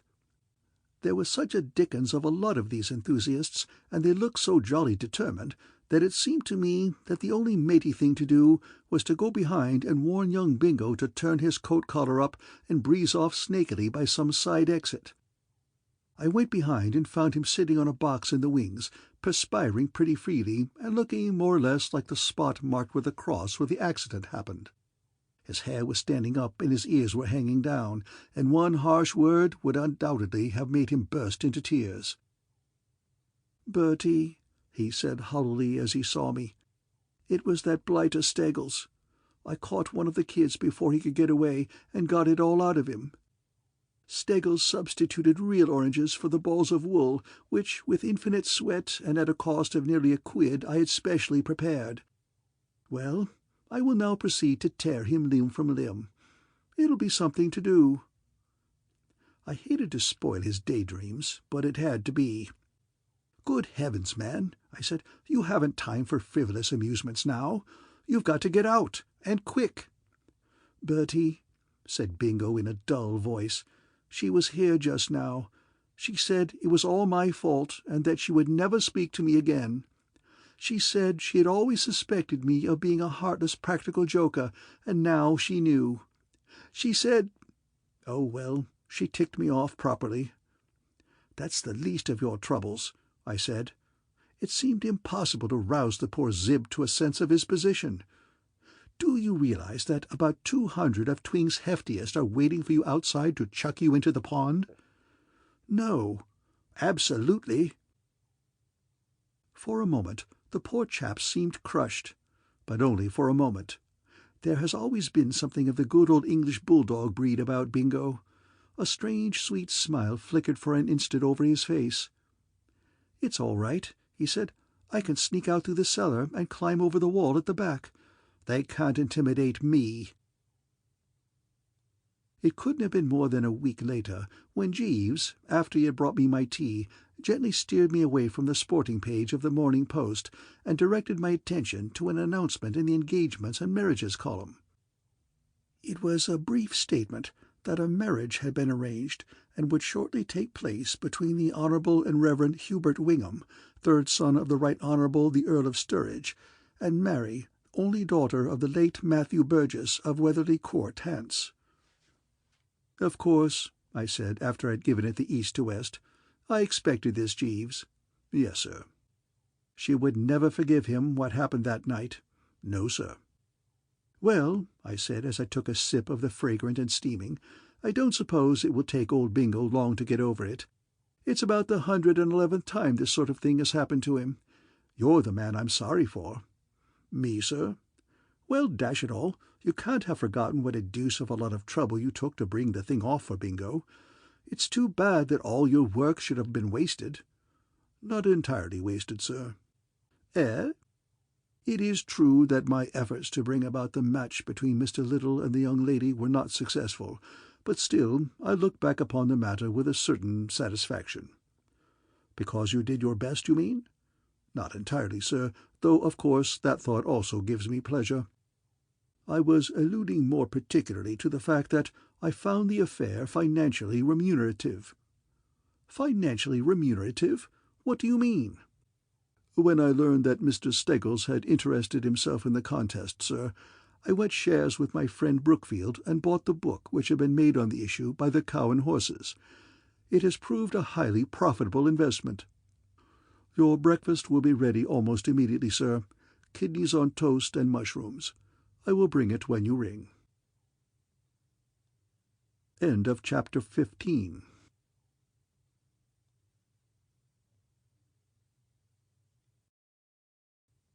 The Inimitable Jeeves, by P. G. Wodehouse. Chapter 16. The Delayed Exit of Claude and Eustace. The feeling I had when Aunt Agatha trapped me in my lair that morning and spilled the bad news was that my luck had broken at last. As a rule, you see, I'm not lugged into family rows.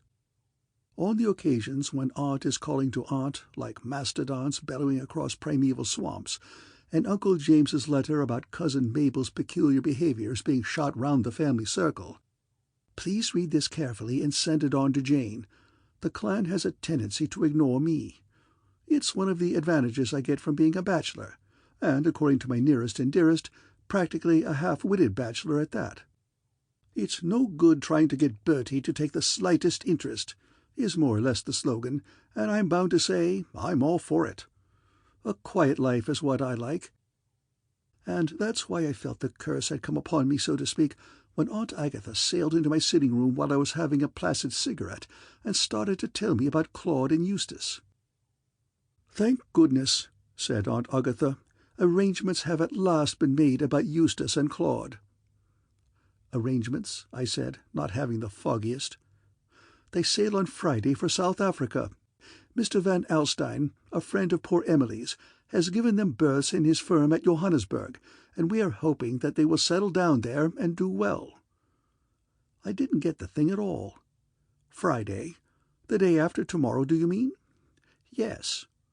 "For South Africa?" "Yes. They leave on the Edinburgh Castle." "But what's the idea? I mean, aren't they in the middle of their term at Oxford?" Aunt Agatha looked at me coldly. "Do you positively mean to tell me, Bertie, that you take so little interest in the affairs of your nearest relatives that you are not aware that Claude and Eustace were expelled from Oxford over a fortnight ago?" "No, really?" "You are hopeless, Bertie. I should have thought that even you—" "Why were they sent down?" "They poured lemonade on the junior dean of their college. I see nothing amusing in the outrage, Bertie." "No, rather not," I said hurriedly. "I wasn't laughing. Choking. Got something stuck in my throat, you know." "Poor Emily," went on Aunt Agatha, "being one of those doting mothers who are the ruin of their children, wished to keep the boys in London. She suggested that they might cram for the army, but I was firm. The colonies are the only place for wild youths like Eustace and Claude. So they sail on Friday. They have been staying for the last 2 weeks with your Uncle Clive in Worcestershire. They will spend tomorrow night in London and catch the boat train on Friday morning." "Bit risky, isn't it? I mean, aren't they apt to cut loose a bit tomorrow night if they're left all alone in London?" "They will not be alone. They will be in your charge." "Mine?" Yes. I wish you to put them up in your flat for the night, and see that they do not miss the train in the morning." "Oh, I say, no, Bertie." "Well, I mean, quite jolly coves, both of them, but I don't know. They're rather nuts, you know. Always glad to see them, of course, but when it comes to putting them up for the night, Bertie, if you are so sunk in callous self-indulgence that you cannot even put yourself to this trifling inconvenience for the sake of—" "Oh, all right," I said, "all right." It was no good arguing, of course. Aunt Agatha always makes me feel as if I had gelatin where my spine ought to be. She's one of those forceful females. I should think Queen Elizabeth must have been something like her. When she holds me with a glittering eye and says, "Jump to it, my lad," or words to that effect, I make it so without further discussion. When she had gone, I rang for Jeeves to break the news to him. "Oh, Jeeves," I said, "Mr. Claude and Mr. Eustace will be staying here tomorrow night." "Very good, sir." "I'm glad you think so. To me the outlook seems black and scaly. You know what those two lads are. Very high-spirited young gentlemen, sir. Blisters, Jeeves, undeniable blisters. It's a bit thick." "Would there be anything further, sir?" At that, I'm bound to say, I drew myself up a trifle haughtily. We Woosters freeze like the dickens when we seek sympathy and meet with cold reserve. I knew what was up, of course. For the last day or so there had been a certain amount of coolness in the home over a pair of jazz spats which I had dug up while exploring in the Burlington Arcade. Some dashed brainy cove, probably the chap who invented those coloured cigarette cases, had recently had the rather topping idea of putting out a line of spats on the same system. I mean to say, instead of the ordinary grey and white, you can now get them in your regimental or school colours. And believe me, it would have taken a chappie of stronger fibre than I am to resist the pair of old Etonian spats which had smiled up at me from inside the window. I was inside the shop opening negotiations before it had even occurred to me that Jeeves might not approve. And I must say he had taken the thing a bit hardly. The fact of the matter is, Jeeves, though in many ways the best valet in London, is too conservative. Hidebound, if you know what I mean, and an enemy to progress. "Nothing further, Jeeves," I said with quiet dignity. "Very good, sir." He gave one frosty look at the spats and biffed off. Dash him.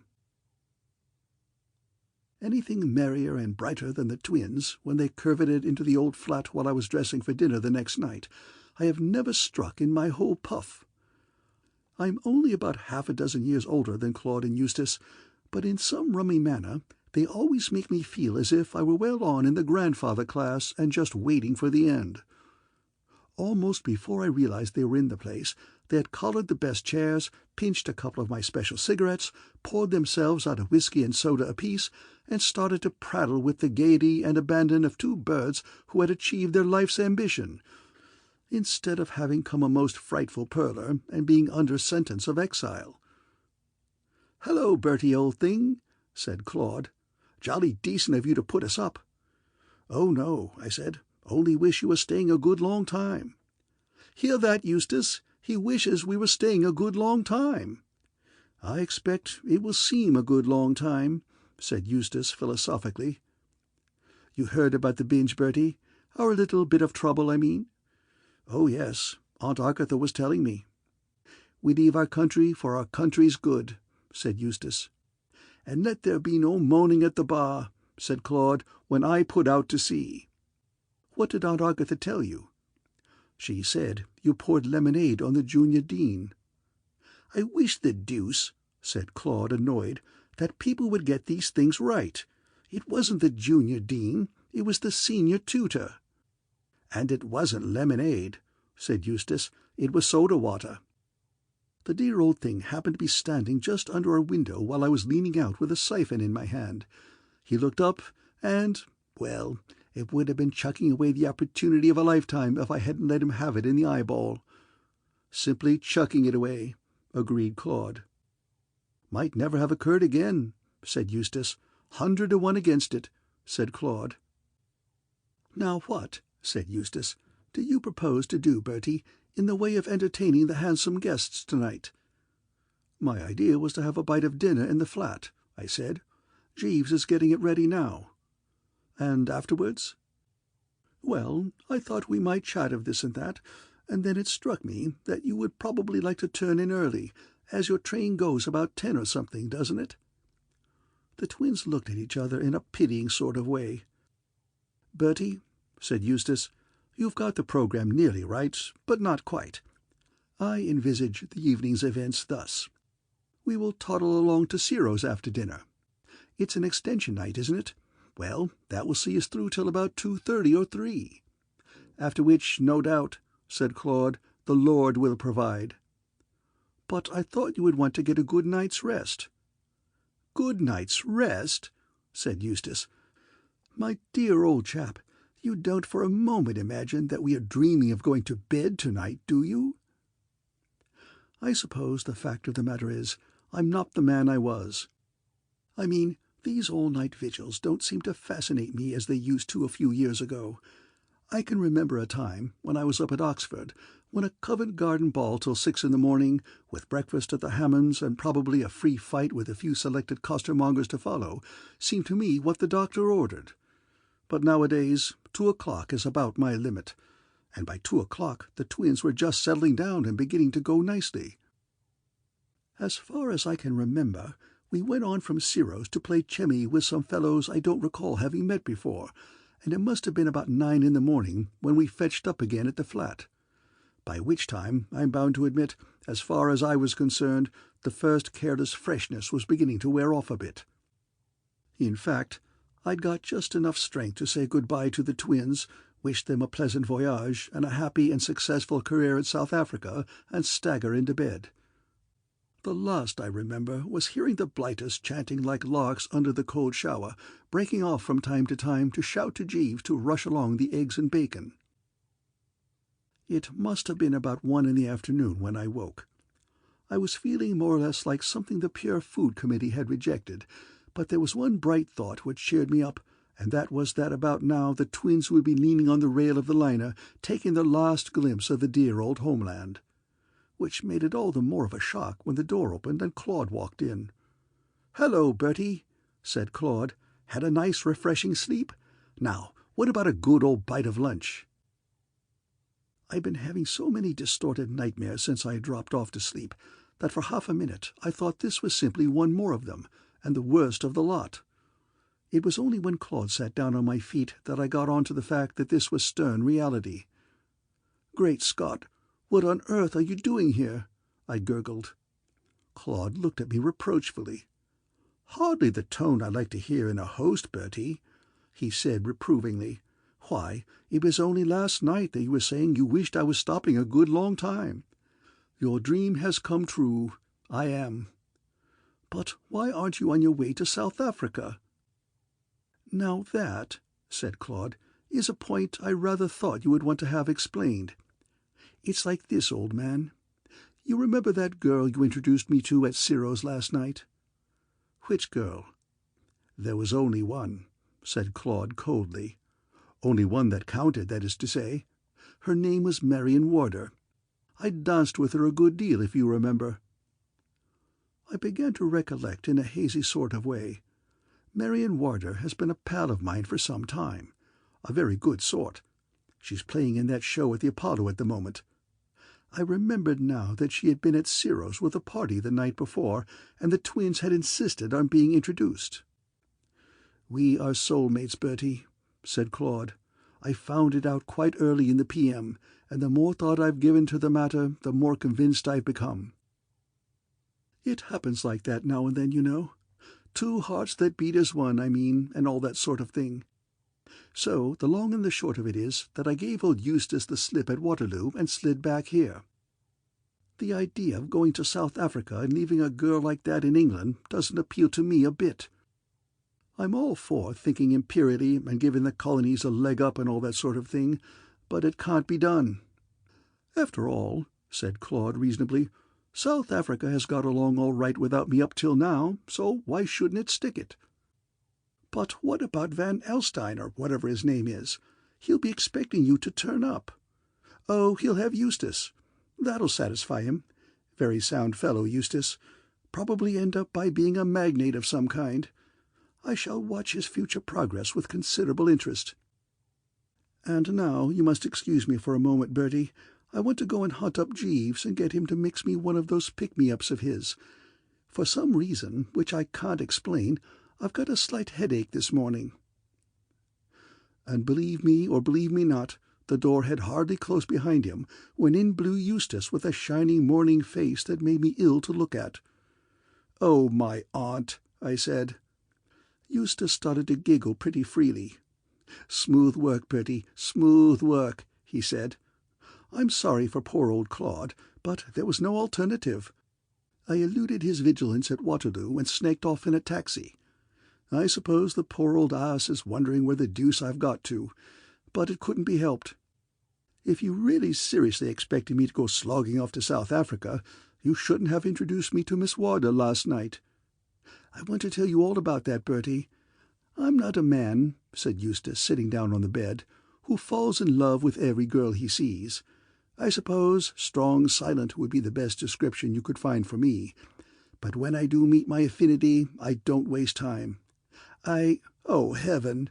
Are you in love with Marion Warder too?" "Too? What do you mean, too?" I was going to tell him about Claude, when the blighter came in person, looking like a giant refreshed. There's no doubt that Jeeves's pick-me-ups will produce immediate results in anything short of an Egyptian mummy. It's something he puts in them, the Worcestershire sauce or something.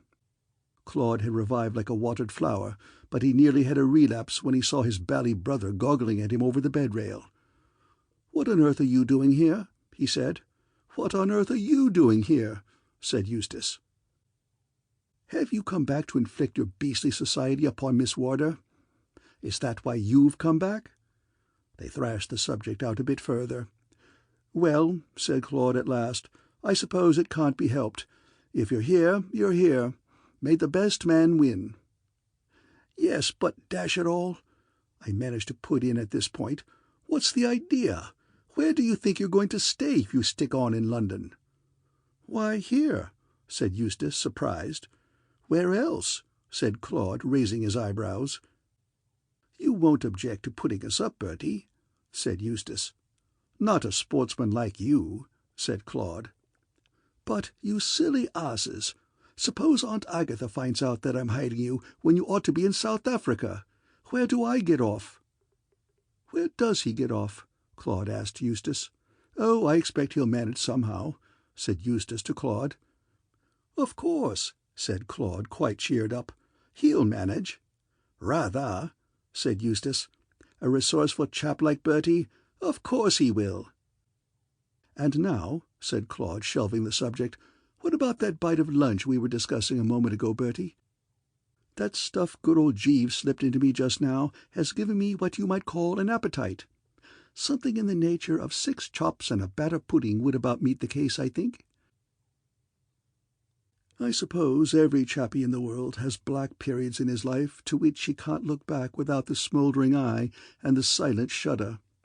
Some coves, if you can judge by the novels you read nowadays, have them practically all the time. But what with enjoying a sizable private income and a topping digestion, I'm bound to say it isn't very often I find my own existence getting a flat tire.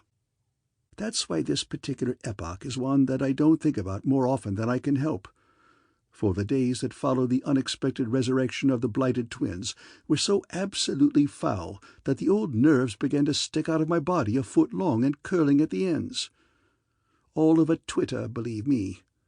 I imagine the fact of the matter is that we Woosters are so frightfully honest and open and all that it gives us the pip to have to deceive. All was quiet along the Potomac for about 24 hours, and then Aunt Agatha trickled in to have a chat. 20 minutes earlier, and she would have found the twins gaily shoving themselves outside a couple of rashers and an egg. She sank into a chair, and I could see that she was not in her usual sunny spirits. "Bertie," she said, "I am uneasy." So was I. I didn't know how long she intended to stop, or when the twins were coming back. "I wonder," she said, "if I took too harsh a view towards Claude and Eustace." "You couldn't," "What do you mean?" "I mean it would be so unlike you to be harsh to anybody, Aunt Agatha." "Not bad, either. I mean quick, like that, without thinking." It pleased the old relative, and she looked at me with slightly less loathing than she usually does. "It's nice of you to say that, Bertie, but what I was thinking was, are they safe?" "Are they what?" It seemed such a rummy adjective to apply to the twins, they being about as innocuous as a couple of sprightly young tarantulas. "Do you think all is well with them?" "How do you mean?" Aunt Agatha eyed me almost wistfully. "Has it ever occurred to you, Bertie," she said, "that your Uncle George may be psychic?" She seemed to me to be changing the subject. "Psychic? Do you think it possible that he could see things not visible to the normal eye?" I thought it dashed possible, if not probable. "I don't know if you've ever met my Uncle George. He's a festive old egg who wanders from club to club continually, having a couple with other festive old eggs. When he heaves in sight, waiters brace themselves up, and the wine steward toys with his corkscrew. It was my Uncle George who discovered that alcohol was a food well in advance of modern medical thought. Your Uncle George was dining with me last night, and he was quite shaken. He declares that, while on his way from the Devonshire Club to Boodle's, he suddenly saw the phantasm of Eustace." "The what of Eustace?" "The phantasm, the wraith. It was so clear that he thought for an instant that it was Eustace himself. The figure vanished round a corner, and when Uncle George got there nothing was to be seen. It was all very queer and disturbing. It had a marked effect on poor George. All through dinner he touched nothing but barley water, and his manner was quite disturbed. You do think those poor dear boys are safe, Bertie? They have not met with some horrible accident?" It made my mouth water to think of it, but I said no, I didn't think they had met with any horrible accident. I thought Eustace was a horrible accident, and Claude about the same, but I didn't say so. And presently she biffed off, still worried. When the twins came in, I put it squarely to the Blighters. Jolly as it was to give Uncle George shocks, they must not wander at large about the metrop. "But, my dear old soul," said Claude, "be reasonable. We can't have our movements hampered." "Out of the question," said Eustace. "The whole essence of the thing, if you understand me," said Claude, "is that we should be at liberty to flit hither and thither." "Exactly," said Eustace. "Now hither, now thither." "But, damn it, Bertie," said Eustace reprovingly, "not before the boy." "Of course, in a way I see his point," said Claude. "I suppose the solution of the problem would be to buy a couple of disguises." "My dear old chap," said Eustace, looking at him with admiration, "the brightest idea on record. Not your own, surely?" "Well, as a matter of fact, it was Bertie who put it into my head." "Me?" "You were telling me the other day about old Bingo Little and the beard he bought when he didn't want his uncle to recognize him. If you think I'm going to have you two excrescences popping in and out of my flat in beards—" "Something in that," agreed Eustace. "We'll make it whiskers, then." "And false noses," said Claude. "And, as you say, false noses. Right-o then, Bertie, old chap, that's a load off your mind. We don't want to be any trouble to you while we're paying you this little visit." And when I went buzzing round to Jeeves for consolation, all he would say was something about young blood. No sympathy. "Very good, Jeeves," I said. "I shall go for a walk in the park. Kindly put me out the old Etonian spats." "Very good, sir." It must have been a couple of days after that Marion Warder rolled in at about the hour of tea. She looked warily round the room before sitting down. "Your cousin's not at home, Bertie?" she said. "No, thank goodness." "Then I'll tell you where they are. They're in my sitting-room, glaring at each other from opposite corners, waiting for me to come in. Bertie, this has got to stop." "You're seeing a good deal of them, are you?" Jeeves came in with the tea, but the poor girl was so worked up that she didn't wait for him to pop off before going on with her complaint. She had an absolutely hunted air, poor thing. "I can't move a step without tripping over one or both of them," she said. "Generally both. They've taken to calling together, and they just settle down grimly and try to sit each other out. It's wearing me to a shadow." "I know," I said sympathetically. "I know." "Well, what's to be done?" "It beats me. Couldn't you tell your maid to say you are not at home?" She shuddered slightly. "I tried that once. They camped on the stairs, and I couldn't get out all the afternoon. And I had a lot of particularly important engagements. I wish you would persuade them to go to South Africa, where they seem to be wanted." "You must have made the dickens of an impression on them." "I should say I have. They've started giving me presents now. At least Claude has. He insisted on my accepting this cigarette case last night. Came round to the theatre and wouldn't go away till I took it. It's not a bad one, I must say." It wasn't. It was a distinctly fruity concern in gold with a diamond stuck in the middle. And the rummy thing was that I had a notion I'd seen something very like it before somewhere. How the deuce Claude had been able to dig up the cash to buy a thing like that was more than I could imagine. Next day was a Wednesday, and as the object of their devotion had a matinee, the twins were, so to speak, off duty. Claude had gone with his whiskers on to Hurst Park, and Eustace and I were in the flat talking. At least he was talking, and I was wishing he would go. "The love of a good woman, Bertie," he was saying, "must be a wonderful thing. Sometimes— Good Lord, what's that?" The front door had opened, and from out in the hall there came the sound of Aunt Agatha's voice asking if I was in. Aunt Agatha has one of those high, penetrating voices, but this was the first time I'd ever been thankful for it. There was just about 2 seconds to clear the way for her, but it was long enough for Eustace to dive under the sofa. His last shoe had just disappeared when she came in. She had a worried look. It seemed to me about this time that everybody had. "Bertie," she said, "what are your immediate plans?" "How do you mean?" "I'm dining tonight with—" "Oh, no, I don't mean tonight. Are you busy for the next few days? But of course you are not," she went on, not waiting for me to answer. "You never have anything to do. Your whole life is spent in idle— But we can go into that later. What I came for this afternoon was to tell you that I wish you to go with your poor Uncle George to Harrogate for a few weeks. The sooner you can start, the better."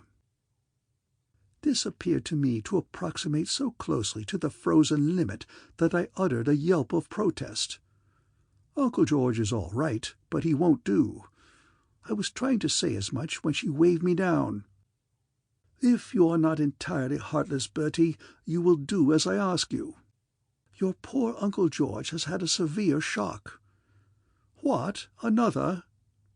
"He feels that only complete rest and careful medical attendance can restore his nervous system to its normal poise. It seems that in the past he has derived benefit from taking the waters at Harrogate, and he wishes to go there now. We do not think he ought to be alone, so I wish you to accompany him." "But I say, Bertie—" There was a lull in the conversation. "What shock has he had?" I asked. "Between ourselves," said Aunt Agatha, lowering her voice in an impressive manner, "I incline to think that the whole affair was the outcome of an overexcited imagination. You are one of the family, Bertie, and I can speak freely to you. You know as well as I do that your poor Uncle George has for many years not been he has developed a habit of— how shall I put it? Shifting it a bit. I beg your pardon? Mopping up the stuff to some extent. I dislike your way of putting it exceedingly, but I must confess that he has not been, perhaps, as temperate as he should. He is highly strung, and— well, the fact is, he has had a shock." "Yes, but what?" "That is what is so hard to induce him to explain with any precision. With all his good points, your Uncle George is apt to become incoherent when strongly moved. As far as I could gather, he appears to have been the victim of a burglary." "Burglary?" "He says that a strange man with whiskers and a peculiar nose entered his rooms at Jermyn Street during his absence and stole some of his property. He says that he came back and found the man in his sitting-room. He immediately rushed out of the room and disappeared." "Uncle George?" "No, the man. And according to your Uncle George, he had stolen a valuable cigarette-case. But, as I say, I am inclined to think that the whole thing was imagination. He has not been himself since the day that he fancied that he saw Eustace in the street. So I should like you, Bertie, to be prepared to start for Harrogate with him not later than Saturday." She popped off, and Eustace crawled out from under the sofa. The blighter was strongly moved. So was I, for the matter of that. The idea of several weeks with Uncle George at Harrogate seemed to make everything go black. "So that's where he got that cigarette-case, dash him," said Eustace bitterly. "Of all the dirty tricks, robbing his own flesh and blood. The fellow ought to be in chokey." "He ought to be in South Africa," I said, "and so ought you." And with an eloquence which rather surprised me, I hauled up my slacks for perhaps 10 minutes on the subject of his duty to his family and what not. I appealed to his sense of decency. I boosted South Africa with vim. I said everything I could think of, much of it twice over. But all the blighter did was to babble about his dashed brother's baseness in putting one over on him in the matter of the cigarette-case. He seemed to think that Claude, by slinging in the handsome gift, had got right ahead of him, and there was a painful scene when the latter came back from Hurst Park. I could hear them talking half the night, long after I had tottered off to bed. I don't know when I've met fellows who could do with less sleep than those two. After this, things became a bit strained on the flat owing to Claude and Eustace not being on speaking terms. I'm all for a certain chumminess in the home, and it was wearing to have to live with two fellows who wouldn't admit that the other one was on the map at all. One felt the thing couldn't go on like that for long, and by Jove it didn't. But if anyone had come to me the day before and told me what was going to happen, I should simply have smiled wanly. I mean, I'd got so accustomed to thinking that nothing short of a dynamite explosion could ever dislodge those two nestlers from my midst, that when Claude sidled up to me on the Friday morning and told me his bit of news, I could hardly believe I was hearing right. "Bertie," he said, "I've been thinking it over." "What over?" I said. "The whole thing. This business of staying in London when I ought to be in South Africa. It isn't fair," said Claude warmly. "It isn't right. And the long and short of it is, Bertie, old man, I'm leaving tomorrow." I reeled in my tracks. "You are?" I gasped. "Yes, if," said Claude, "you won't mind sending old Jeeves out to buy a ticket for me. I'm afraid I'll have to stick you for the passage money, old man. You don't mind?" "Mind?" I said, clutching his hand fervently.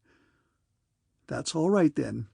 Oh, I say, you won't say a word to Eustace about this, will you?" "But isn't he going too?" Claude shuddered. "No, thank heaven. The idea of being cooped up on board a ship with that blighter gives me the pip just to think of it. No, not a word to Eustace. I say, I suppose you can get me a berth all right at such short notice?" "Rather," I said.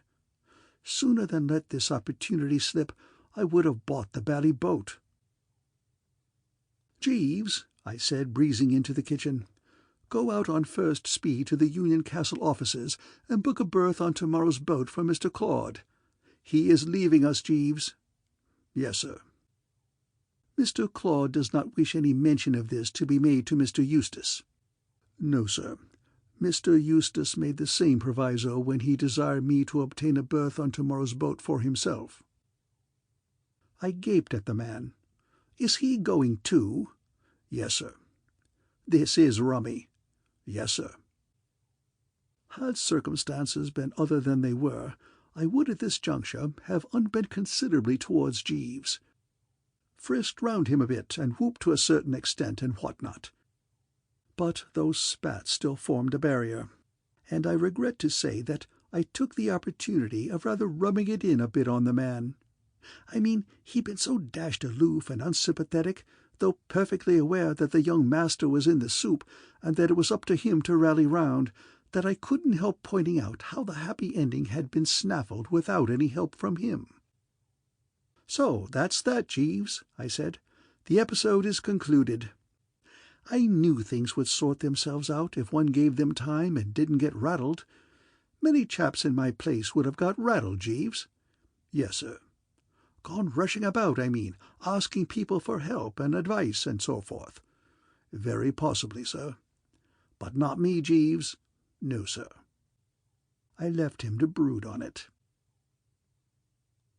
Even the thought that I'd got to go to Harrogate with Uncle George couldn't depress me that Saturday, when I gazed about the old flat and realized that Claude and Eustace weren't in it.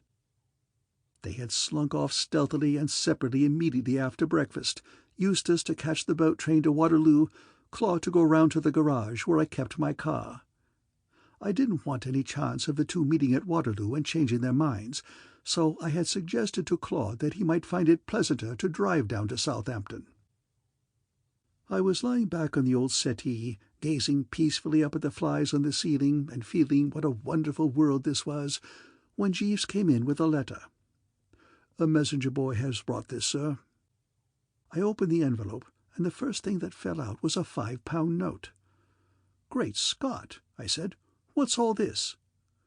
The letter was scribbled in pencil, and was quite brief. "Dear Bertie, will you give enclosed to your man and tell him I wish I could make it more? He has saved my life. This is the first happy day I've had for a week. Yours, M.W." Jeeves was standing holding out the fiver, which had fluttered to the floor. "You'd better stick to it," I said. "It seems to be for you." "Sir?" "I say that fiver is for you, apparently. Miss Warder sent it." "That was extremely kind of her, sir." "What the dickens is she sending you fivers for? She says you saved her life." Jeeves smiled gently. "She overestimates my services, sir." "But what were your services, dash it?" "It was in the matter of Mr. Claude and Mr. Eustace, sir. I was hoping that she would not refer to the matter, as I did not wish you to think that I have been taking a liberty." "What do you mean?" "I chanced to be in the room while Miss Warder was complaining with some warmth of the manner in which Mr. Claude and Mr. Eustace were thrusting their society upon her. I felt that in the circumstances it might be excusable if I suggested a slight ruse to enable her to dispense with their attentions." "Good Lord! You don't mean to say you were at the bottom of their popping off after all?" Silly ass it made me feel. I mean, after rubbing it into him like that about having clicked without his assistance. "It occurred to me that, were Miss Warder to inform Mr. Claude and Mr. Eustace independently that she proposed sailing for South Africa to take up a theatrical engagement, the desired effect might be produced. It appears that my anticipations were correct, sir. The young gentleman ate it, if I may use the expression." "Jeeves," I said, "we Woosters may make bloomers, but we are never too proud to admit it. You stand alone." "Thank you very much, sir." "Oh, but I say—" A ghastly thought had struck me. "When they get on the boat and find she isn't there, won't they come buzzing back?" "I anticipated that possibility, sir. At my suggestion, Miss Warder informed the young gentleman that she proposed to travel overland to Madeira and join the vessel there." "And where do they touch after Madeira?" "Nowhere, sir."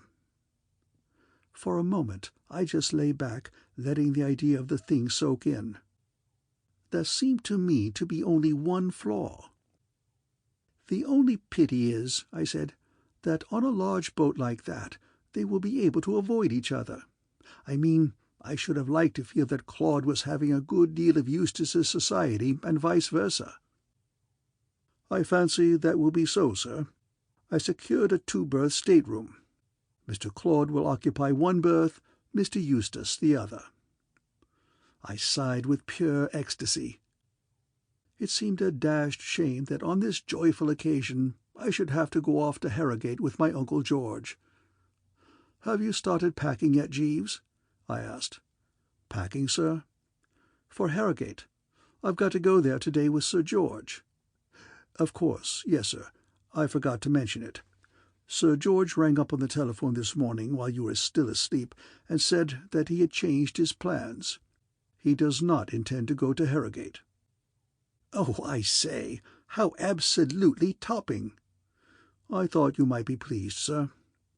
"What made him change his plans? Did he say?" "No, sir, but I gather from his man Stevens that he is feeling much better and does not now require a rest-cure. I took the liberty of giving Stevens the recipe for that pick-me-up of mine, of which you have always approved so much. Stevens tells me that Sir George informed him this morning that he is feeling a new man. Well, there was only one thing to do, and I did it. I'm not saying it didn't hurt, but there was no alternative. "Jeeves," I said, "those spats." "Yes, sir." "You really dislike them?" "Intensely, sir." "You don't think time might induce you to change your views?" "No, sir." "All right, then. Very well. Say no more. You may burn them." "Thank you very much, sir. I have already done so, before breakfast this morning. A quiet grey is far more suitable, sir." "Thank you, sir." End of chapter 16.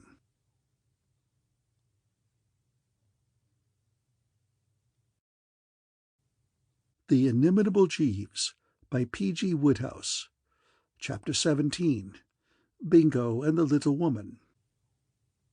It must have been a week or so after the departure of Claude and Eustace that I ran into young Bingo Little in the smoking-room of the Senior Liberal Club.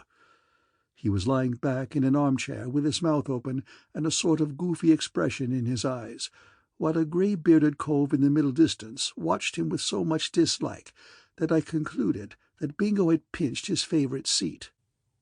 That's the worst of being in a strange club. Absolutely without intending it, you find yourself constantly trampling upon the vested interests of the oldest inhabitants. "Hello, Face," I said. "Cheerio, Ugly," said young Bingo, and we settled down to have a small one before lunch. Once a year the committee of the drones decides that the old club could do with a wash and brush-up, so they shoo us out and dump us down for a few weeks at some other institution. This time we were roosting at the Senior Liberal, and personally I had found the strain pretty fearful.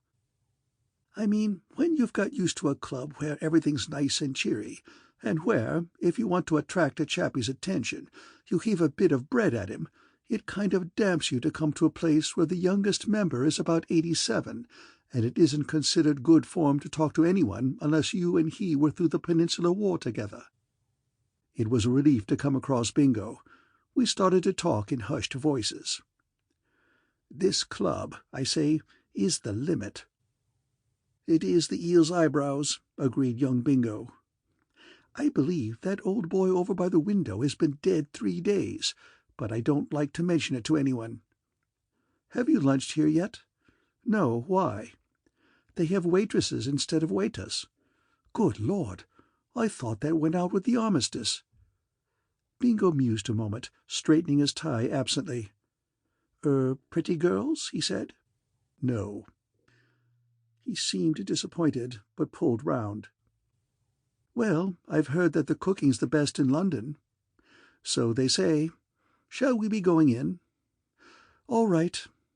"I expect," said young Bingo, "that at the end of the meal, or possibly at the beginning, the waitress will say, 'Both together, sir?'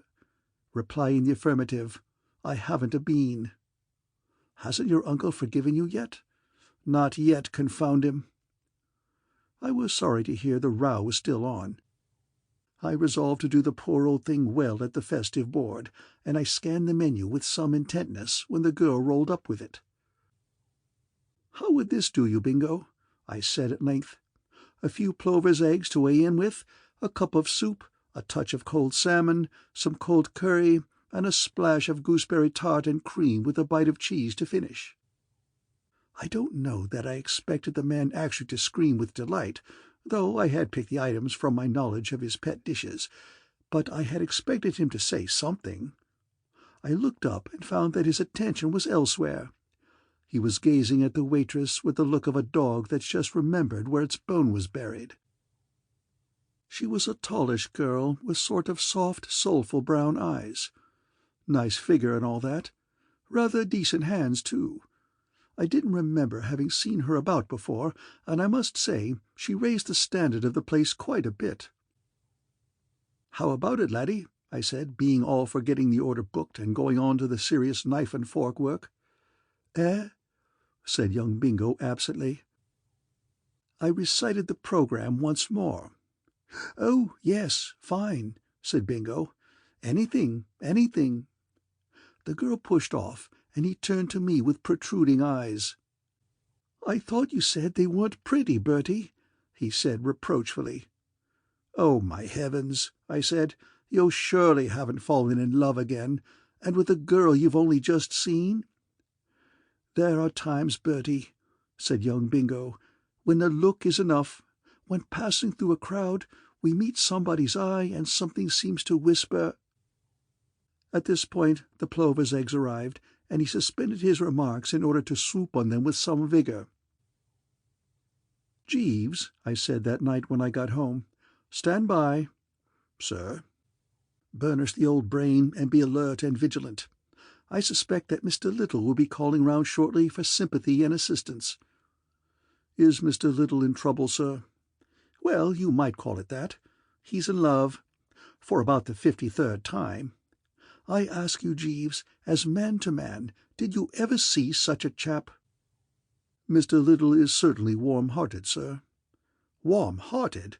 I should think he has to wear asbestos vests. Well, stand by, Jeeves." "Very good, sir." And sure enough, it wasn't 10 days before in rolled the old ass, bleeding for volunteers to step one pace forward and come to the aid of the party. "Bertie," he said, "if you are a pal of mine, now is the time to show it." "Proceed, old gargoyle," I replied. "You have our ear." "You remember giving me lunch at the Senior Liberal some days ago? We were waited on by a—" "I remember, tall, lissom female." He shuddered somewhat. "I wish you wouldn't talk of her like that, dash it all. She's an angel." "All right, carry on." "I love her." "Right-o, push along." "For goodness' sake, don't bustle me. Let me tell the story in my own way. I love her, as I was saying, and I want you, Bertie, old boy, to pop round to my uncle and do a bit of diplomatic work.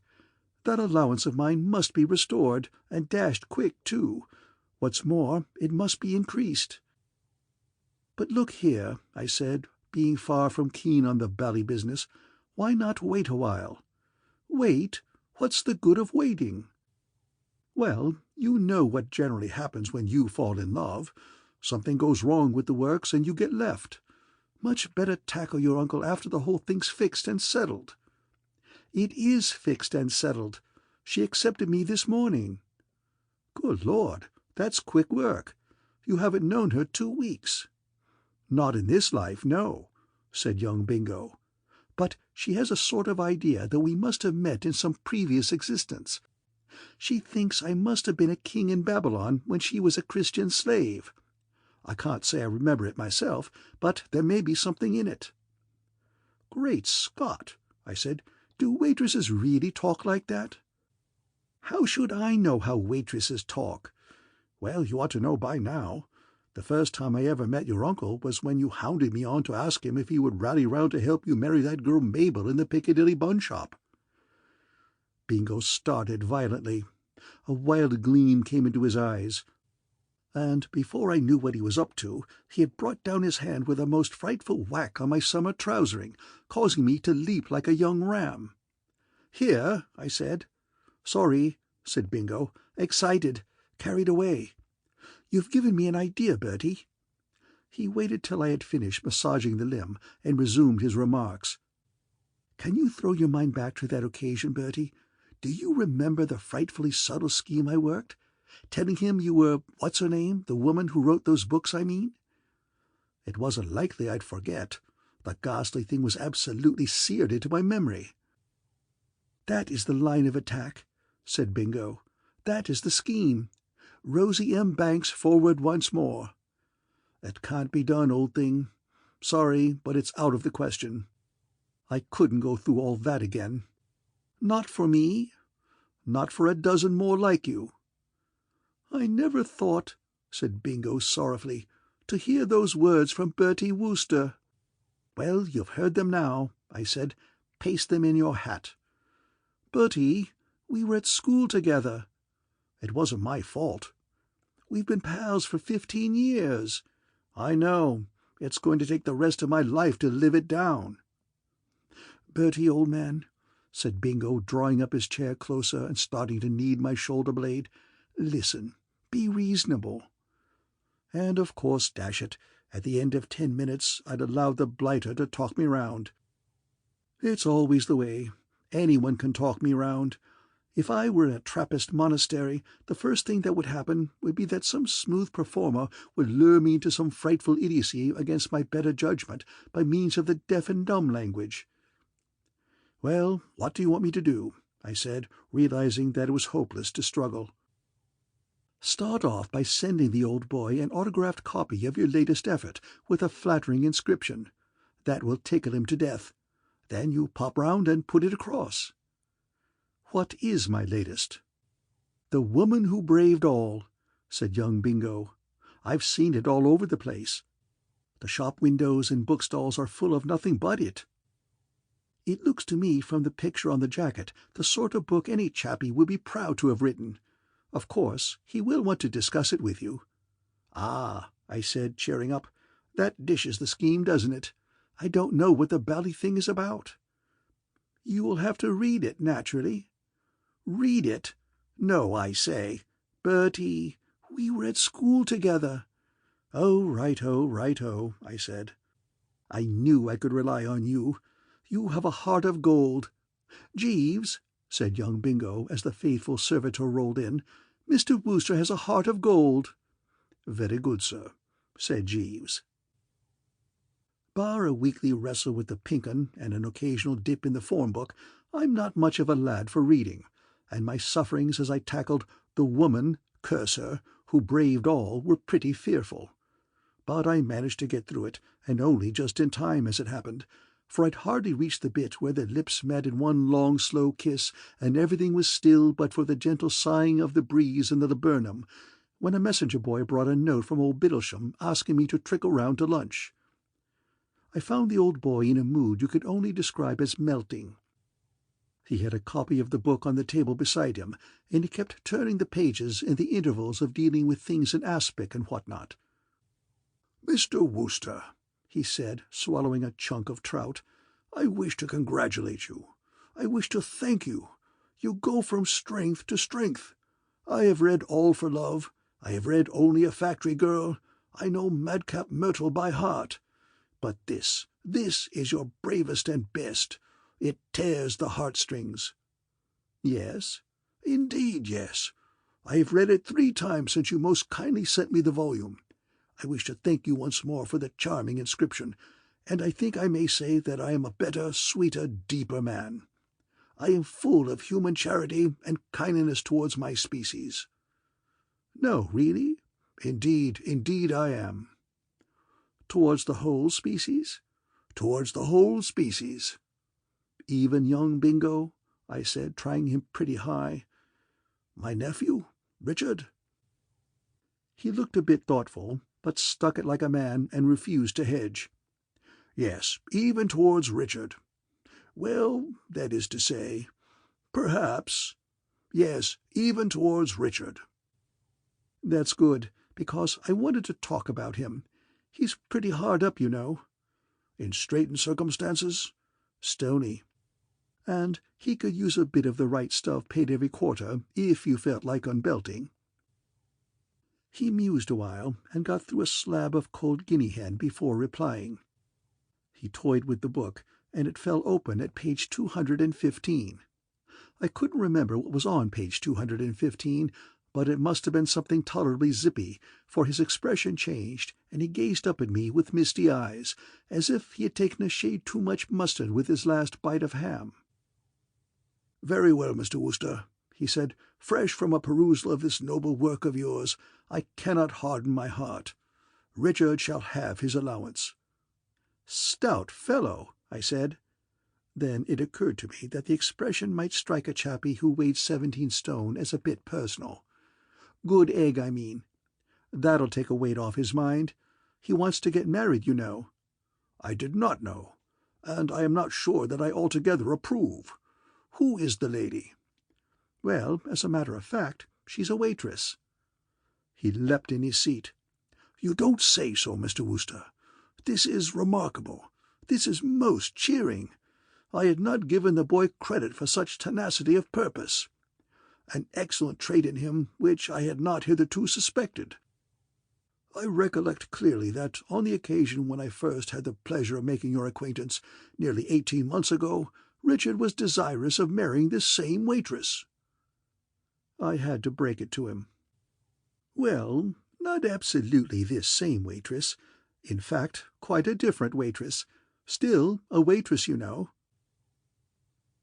The light of avuncular affection died out of the old boy's eyes. He said a bit dubiously. "I had supposed that Richard was displaying the quality of constancy which is so rare in the modern young man.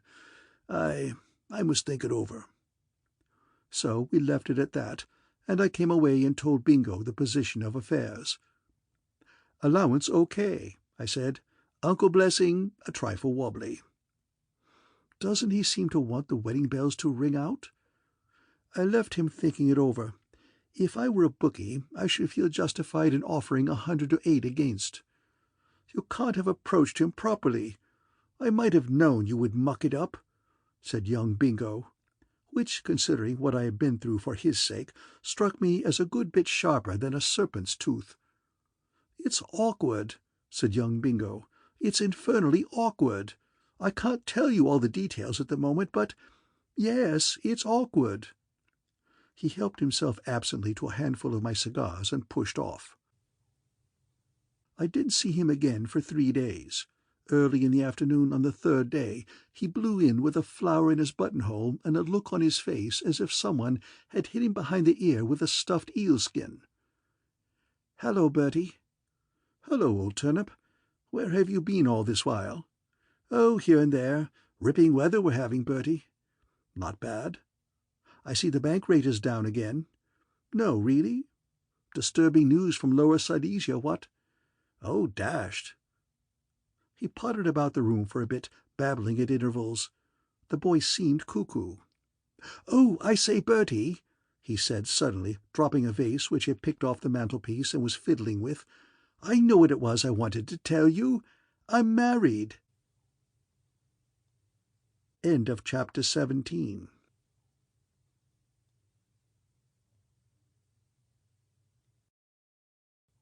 The Inimitable Jeeves, by P.G. Wodehouse. Chapter 18. All's Well. I stared at him. That flower in his buttonhole, that dazed look, yes, he had all the symptoms, and yet the thing seemed incredible. The fact is, I suppose, I'd seen so many of young Bingo's love affairs start off with a whoop and a rattle and poof themselves out halfway down the straight, that I couldn't believe he had actually brought it off at last. Married. Yes, this morning at a registrar's in Holborn. I've just come from the wedding breakfast. I sat up in my chair, alert, the man of affairs. It seemed to me that this thing wanted threshing out in all its aspects. "Let's get this straight," I said. "You're really married?" "Yes." "The same girl you were in love with the day before yesterday?" "What do you mean?" "Well, you know what you're like. Tell me what made you commit this rash act." "I wish the deuce you wouldn't talk like that. I married her because I love her, dash it. The best little woman," said young Bingo, "in the world." "That's all right and deuced creditable, I'm sure, but have you reflected what your uncle's going to say? The last I saw of him, he was by no means in a confetti-scattering mood." "Bertie," said Bingo. "I'll be frank with you. The little woman rather put it up to me, if you know what I mean. I told her how my uncle felt about it, and she said that we must part unless I loved her enough to brave the old boy's wrath and marry her right away. So I had no alternative. I bought a buttonhole and went to it." "And what do you propose to do now?" "Oh, I've got it all planned out.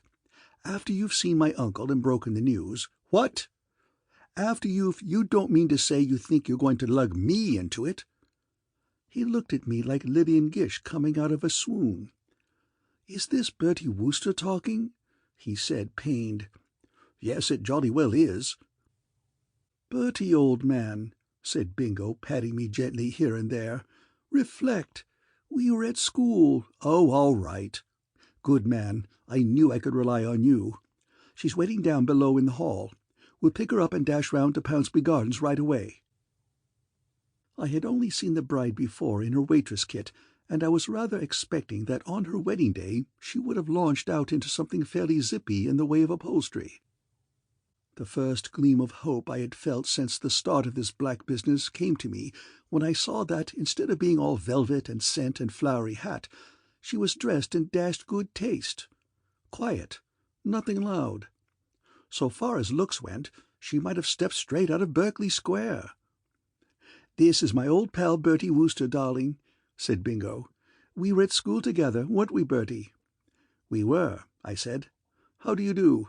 I think we met at lunch the other day, didn't we?" "Oh, yes, how do you do?" "My uncle eats out of Bertie's hand," explained Bingo. "So he's coming round with us to start things off and kind of pave the way. Hi, taxi!" We didn't talk much on the journey. Kind of tense feeling. I was glad when the cab stopped at old Bittlesham's wigwam and we all hopped out. I left Bingo and wife in the hall while I went upstairs to the drawing-room, and the butler toddled off to dig out the big chief. While I was prowling about the room waiting for him to show up, I suddenly caught sight of that bally Woman Who Braved All lying on one of the tables. It was open at page 215, and a passage heavily marked in pencil caught my eye. And directly I read it, I saw that it was all to the mustard and was going to help me in my business. This was the passage. "What can prevail?" Millicent's eyes flashed as she faced the stern old man. "What can prevail against a pure and all-consuming love? Neither principalities nor powers, my lord, nor all the puny prohibitions of guardians and parents. I love your son, Lord Windermere, and nothing can keep us apart. Since time first began, this love of ours was fated, and who are you to pit yourself against the decrees of fate?" The Earl looked at her keenly from beneath his bushy eyebrows. "Humph," he said. Before I had time to refresh my memory as to what Millicent's comeback had been to that remark, the door opened and old Bittlesham rolled in, all over me as usual. "My dear Wooster, this is an unexpected pleasure. Pray take a seat. What can I do for you?" "Well, the fact is, I'm more or less in the capacity of a jolly old ambassador at the moment, representing young Bingo, you know." His geniality sagged a trifle, I thought, but he didn't heave me out, so I pushed on. "The way I always look at it," I said, "is that it's dashed difficult for anything to prevail against what you might call a pure and all-consuming love. I mean, can it be done? I doubt it." My eyes didn't exactly flash as I faced the stern old man, but I sort of waggled my eyebrows. He puffed a bit and looked doubtful. "We discussed this matter at our last meeting, Mr. Wooster, and on that occasion—" "Yes, but there have been developments, as it were, since then. The fact of the matter is," I said, coming to the point, "this morning young Bingo went and jumped off the dock." "Good heavens!" He jerked himself to his feet with his mouth open. "Why? Where? Which dock?" I saw that he wasn't quite on. "I was speaking metaphorically," I explained, "if that's the word I want. I mean, he got married." "Married?" "Absolutely hitched up. I hope you aren't ratty about it, what? Young blood, you know, two loving hearts and all that." He panted in a rather overwrought way. "I am greatly disturbed by your news. I I consider that I have been defied. Yes, defied. But who are you to pit yourself against the decrees of fate?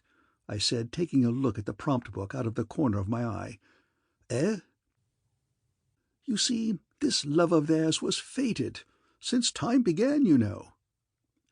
I'm bound to admit that if he'd said humph at this juncture, he would have had me stymied. Luckily, it didn't occur to him. There was a silence, during which he appeared to brood a bit. Then his eye fell on the book, and he gave a sort of start. "Why, bless my soul, Mr. Wooster, you have been quoting."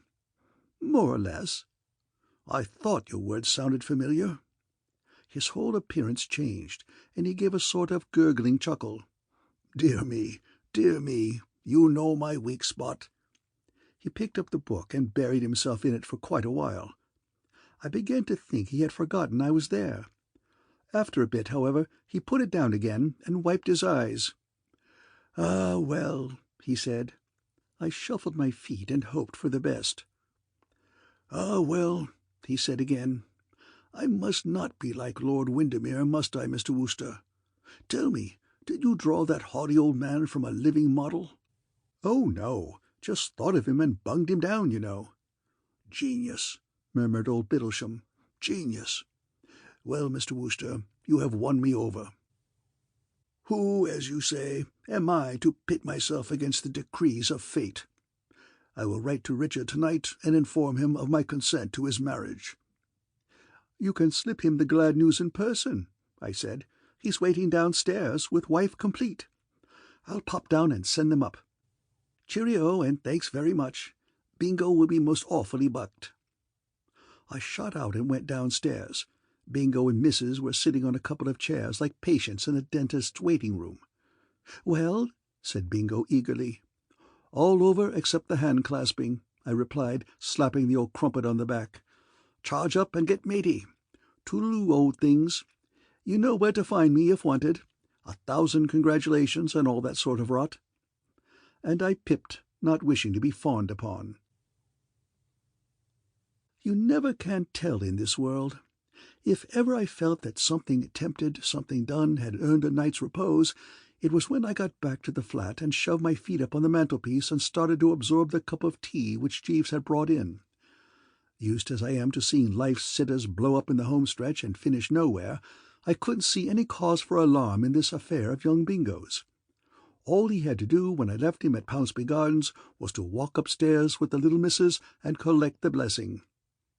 I was so convinced of this that when, about a half-hour later, he came galloping into my sitting-room, all I thought was that he wanted to thank me in broken accents and tell me what a good chap I had been. I merely beamed benevolently at the old creature as he entered, and was just going to offer him a cigarette when I observed that he seemed to have something on his mind. In fact, he looked as if something solid had hit him in the solar plexus. "My dear old soul," I said, "what's up?" Bingo plunged about the room. "I will be calm," he said, knocking over an occasional table. "Calm, damn it!" He upset a chair. "Surely nothing has gone wrong?" Bingo uttered one of those hollow, mirthless yelps. "Only every bally thing that could go wrong. What do you think happened after you left us? You know that beastly book you insisted on sending my uncle? It wasn't the way I should have put it myself, but I saw the poor old bean was upset for some reason or other, so I didn't correct him." "The Woman Who Braved All?" I said. "It came in dashed useful. It was by quoting bits out of it that I managed to talk him round." "Well, it didn't come in useful when he got into the room. It was lying on the table, and after we had started to chat a bit, and everything was going along nicely, the little woman spotted it. 'Oh, have you read this, Lord Bittlesham?' she said. 'Three times already,' said my uncle. 'I'm so glad,' said the little woman. 'Why, are you also an admirer of Rosie M. Banks?' asked the old boy, beaming. 'I am Rosie M. Banks,' said the little woman. Oh, my aunt. Not really? Yes. But how could she be?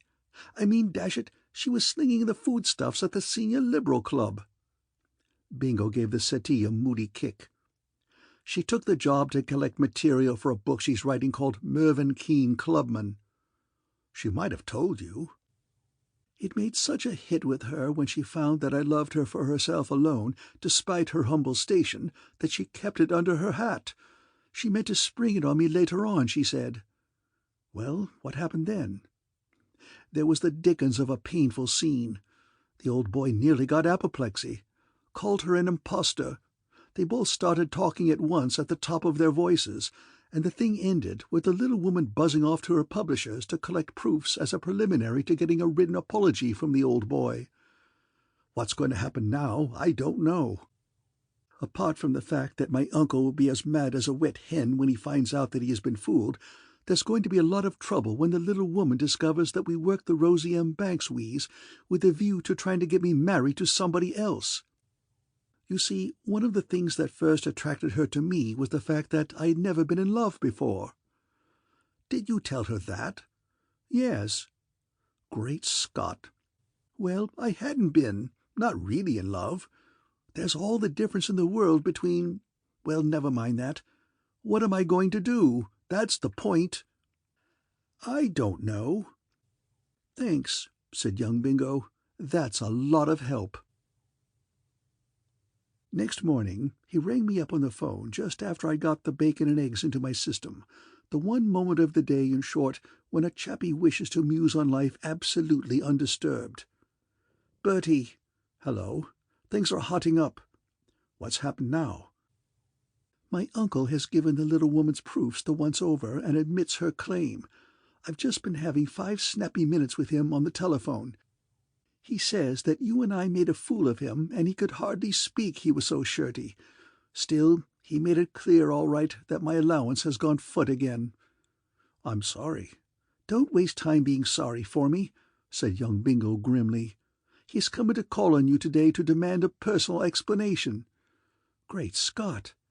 And the little woman is coming to call on you to demand a personal explanation. Good Lord! I shall watch your future career with some considerable interest," said young Bingo. I bellowed for Jeeves. "Jeeves!" "Sir?" "I'm in the soup." "Indeed, sir?" I sketched out the scenario for him. "What would you advise?" "I think if I were you, sir, I would accept Mr. Pitt Whaley's invitation immediately. If you remember, sir, he invited you to shoot with him in Norfolk this week." "So he did. By Jove, Jeeves, you're always right. Meet me at the station with my things the first train after lunch. I'll go and lie low at the club for the rest of the morning." "Would you require my company on this visit, sir?" "Do you want to come?" "If I might suggest it, sir, I think it would be better if I remained here and kept in touch with Mr. Little. I might possibly hit upon some method of pacifying the various parties, sir." "Righto. But if you do, you're a marvel." I didn't enjoy myself much in Norfolk. It rained most of the time, and when it wasn't raining I was so dashed jumpy I couldn't hit a thing. By the end of the week I couldn't stand it any longer. Too bally absurd, I mean, being marooned miles away in the country just because young Bingo's uncle and wife wanted to have a few words with me. I made up my mind that I would pop back and do the strong, manly thing by lying low in my flat and telling Jeeves to inform everybody who called that I wasn't at home. I sent Jeeves a telegram saying I was coming, and drove straight to Bingo's place when I reached town. I wanted to find out the general position of affairs, but apparently the man was out. I rang a couple of times, but nothing happened, and I was just going to leg it when I heard the sound of footsteps inside and the door opened. It wasn't one of the cheeriest moments of my career when I found myself peering into the globular face of Lord Bittlesham. "Oh, hello," I said, and there was a bit of a pause. I don't quite know what I had been expecting the old boy to do, if, by bad luck, we should ever meet again, but I had a sort of general idea that he would turn fairly purple and start almost immediately to let me have it in the gizzard. It struck me as somewhat rummy, therefore, when he simply smiled weakly. A sort of frozen smile it was. His eyes kind of bulged, and he swallowed once or twice. He said. I waited for him to continue, but apparently that was all there was. "Bingo in?" I said, after a rather embarrassing pause. He shook his head and smiled again. And then suddenly, just as the flow of conversation had begun to slacken once more, I'm dashed if he didn't make a sort of lumbering leap back into the flat and bang the door. I couldn't understand it. But as it seemed that the interview, such as it was over, I thought I might as well be shifting. I had just started down the stairs when I met young Bingo charging up 3 steps at a time. "Hello, Bertie," he said. "Where did you spring from? I thought you were out of town." "I've just got back. I looked in on you to see how the land lay." "How do you mean?" "Why, all that business, you know." "Oh, that," said young Bingo airily. "That was all settled days ago. The dove of peace is flapping its wings all over the place. Everything's as right as it can be. Jeeves fixed it all up. He's a marvel, that man, Bertie. I've always said so. Put the whole thing straight in half a minute with one of those brilliant ideas of his." "This is topping. I knew you'd be pleased." "Congratulate you. Thanks." "What did Jeeves do? I couldn't think of any solution of the bally thing myself." "Oh, he took the matter in hand and smoothed it all out in a second. My uncle and the little woman are tremendous pals now. They gas away by the hour together about literature and all that. He's always dropping in for a chat." This reminded me. "He's in there now," I said. "I say, Bingo, how is your uncle these days?" "Much as usual. How do you mean?" "I mean, he hasn't been feeling the strain of things a bit, has he? He seemed rather strange in his manner just now." "Why, have you met him?" "He opened the door when I rang, and then, after he stood goggling at me for a bit, he suddenly banged the door in my face. Puzzled me, you know. I mean, I could have understood it if he'd ticked me off and all that, but dash it, the man seemed absolutely scared." Young Bingo laughed a carefree laugh. "Oh, that's all right," he said. "I forgot to tell you about that. Meant to write, but kept putting it off. He thinks you're a loony." "He... what?" "Yes, that was Jeeves's idea, you know. It solved the whole problem splendidly. He suggested that I should tell my uncle that I had acted in perfectly good faith in introducing you to him as Rosie M. Banks. That I had repeatedly had it from your own lips that you were, and that I didn't see any reason why you shouldn't be. The idea being that you were subject to hallucinations and generally potty. And then we got hold of Sir Roderick Glossop. You remember, the old boy whose kid you pushed into the lake that day down at Ditteridge Hall? And he rallied round with his story of how he had come to lunch with you and found your bedroom full up with cats and fish, and how you had pinched his hat while you were driving past his car in a taxi, all that, you know. It just rounded the whole thing off nicely. I always say, and I always shall say, that you've only got to stand on Jeeves and fate can't touch you." "I can stand a good deal, but there are limits." "Well, of all the dashed bits of nerve I ever—" Bingo looked at me astonished. "You aren't annoyed?" he said. "Annoyed? At having half London going about under the impression that I'm off my chump? Dash it all, Bertie," said Bingo, "you amaze and wound me. If I had dreamed that you would object to doing a trifling good turn to a fellow who's been a pal of yours for 15 years. Yes, but look here. Have you forgotten," said young Bingo, "that we were at school together?" I pushed on to the old flat, seething like the dickens. One thing I was jolly certain of, and that was that this was where Jeeves and I parted company. A topping valet, of course, none better in London, but I wasn't going to allow that to weaken me. I buzzed into the flat like an east wind, and there was the box of cigarettes on the small table, and the illustrated weekly papers on the big table, and my slippers on the floor, and every dashed thing so bally right, if you know what I mean, that I started to calm down in the first 2 seconds.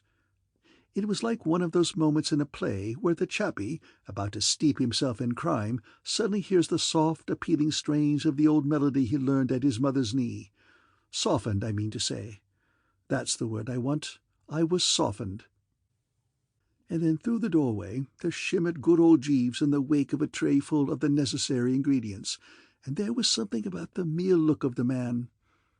However, I steeled the old heart and had a stab at it. "I have just met Mr. Little, Jeeves," I said. "Indeed, sir?"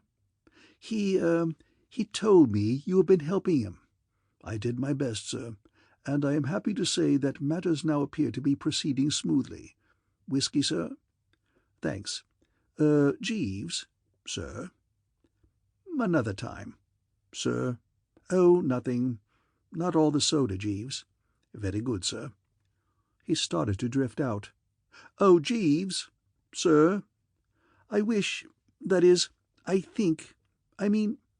"Oh, nothing." "Very good, sir. The cigarettes are at your elbow, sir. Dinner will be ready at 7:45 precisely, unless you desire to dine out." "No, I'll dine in." "Yes, sir." "Jeeves?" "Sir?" "Oh, nothing," I said. "Very good, sir," said Jeeves. End of Chapter 18. The End of The Inimitable Jeeves by P. G. Wodehouse.